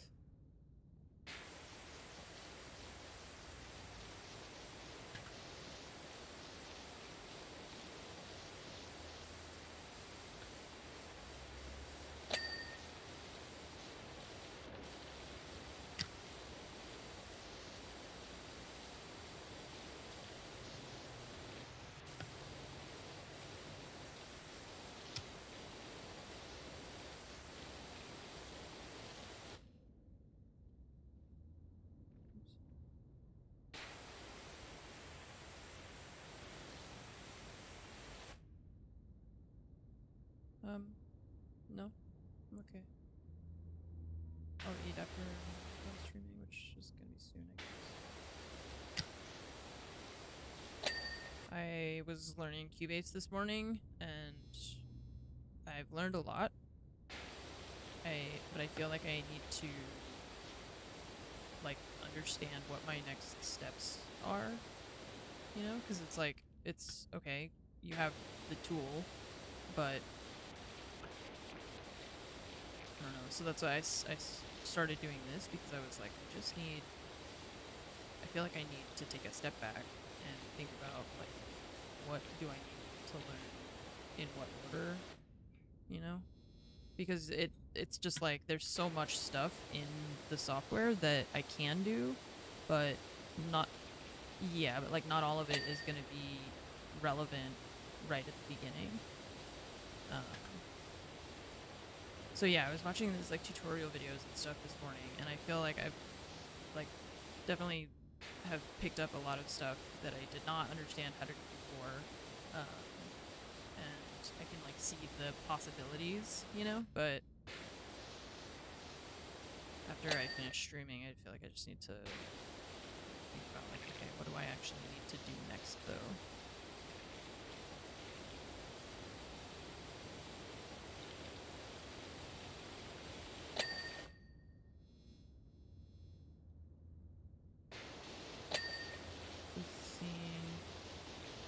I mean, I see hummingbirds like all the time now.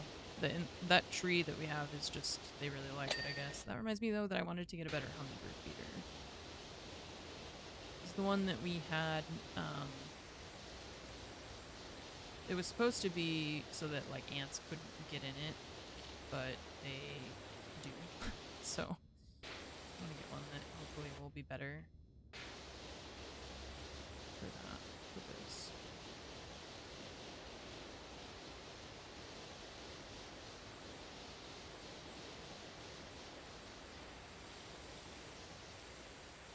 But we have a lot of hummingbirds,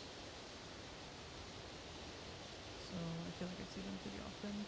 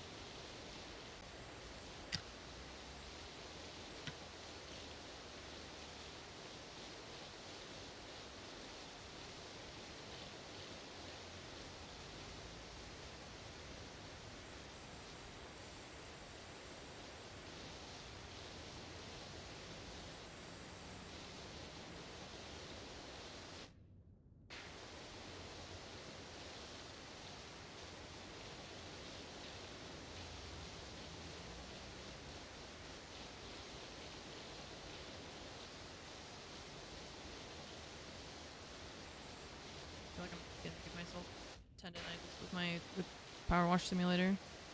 I've been playing it so much the past couple of days.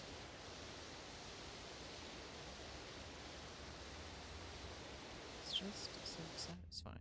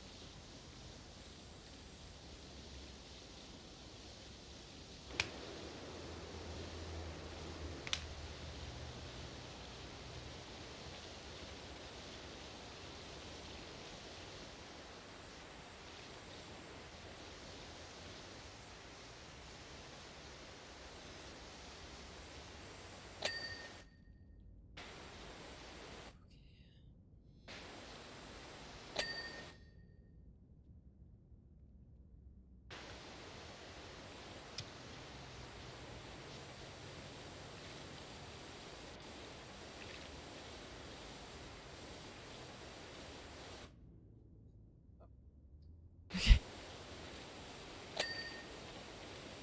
You're so silent.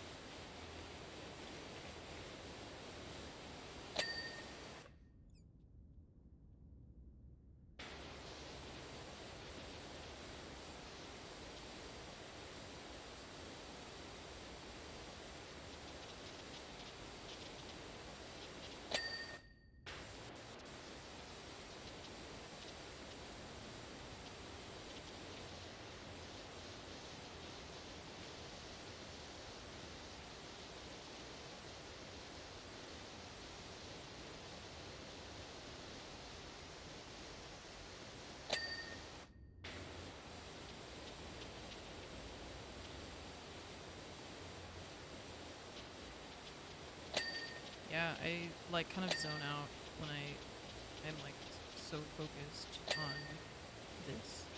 But like I said, also my wrist, I can feel, is not very happy with me playing this game a lot, I think. I make such quick, like, short motions with my wrist. It's a lot of, like, back and forth and stuff. I'm almost done. Just finish it later.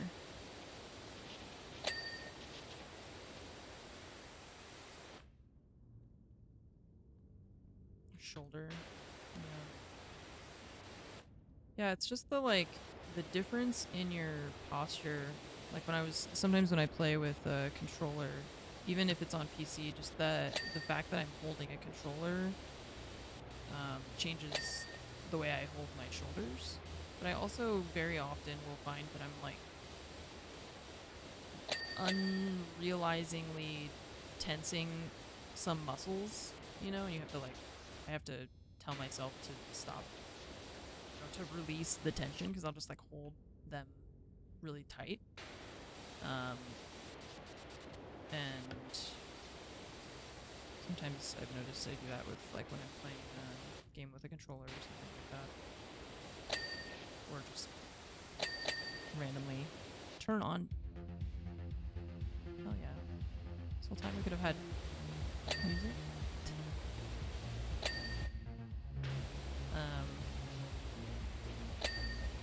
So I have to, like, think about unflexing whatever muscles, or, like, untensing, you know?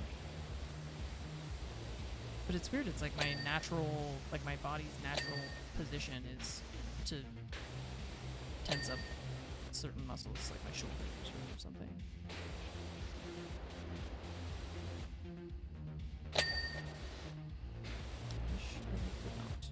Then sometimes I realize, like, oh, I've been holding my shoulders or my legs, like, really tense for a long time.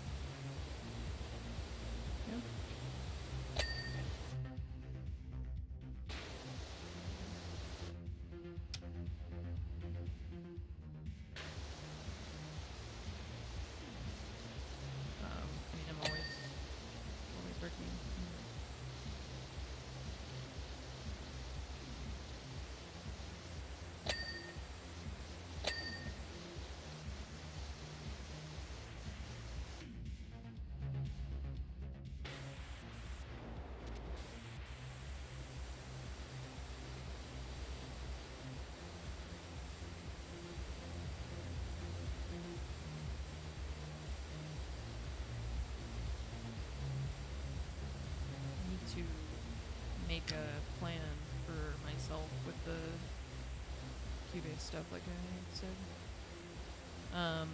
That's not, like, something that I just need to, like, it's a weird feeling of just, like, I really don't know where to start. As I was, like, watching the videos and stuff, I was like, okay, now I start to feel first I was overwhelmed because I didn't know anything, and now I'm overwhelmed because I realize I don't know anything, and I realize how much I don't know, you know? So it's like, oh, I don't know anything. Nice. Ann Burger, what is blue and not heavy? Light blue. Light blue. What has it got in its pockets? Cars, thank you for the 62-month resub. Appreciate that. Thank you so much for the 62 months. Welcome back. Ariak with the 93 months. I don't remember if I read that one earlier. I apologize if I missed it. Light blue. Okay. Yeah, like I said, I'm gonna stop here. We're like 7% away from finishing this, but my arm, this muscle is in pain.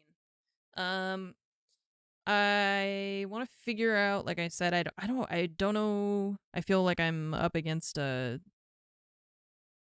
blank empty canvas, then I'm like, I don't know where to start. Feel overwhelmed. Now that's more like it. But I'm gonna try to create like at least some first steps that will help me feel a bit more like organized, I think. If I can give myself like mini projects or like a mini checklist of things to learn or to do, that sort of thing, maybe that'll help me feel a little bit more like I have a direction. Carrie, thank you so much for gifting subs. Thank you so much for gifting subs to the community. If you just got one, you can say thanks to Carrie, the Carrie Keon. I hope you guys have a really good rest of your day. I will see you tomorrow, and yeah, that's all I got. So I'll see you tomorrow. Have a good night, everybody. Bye bye.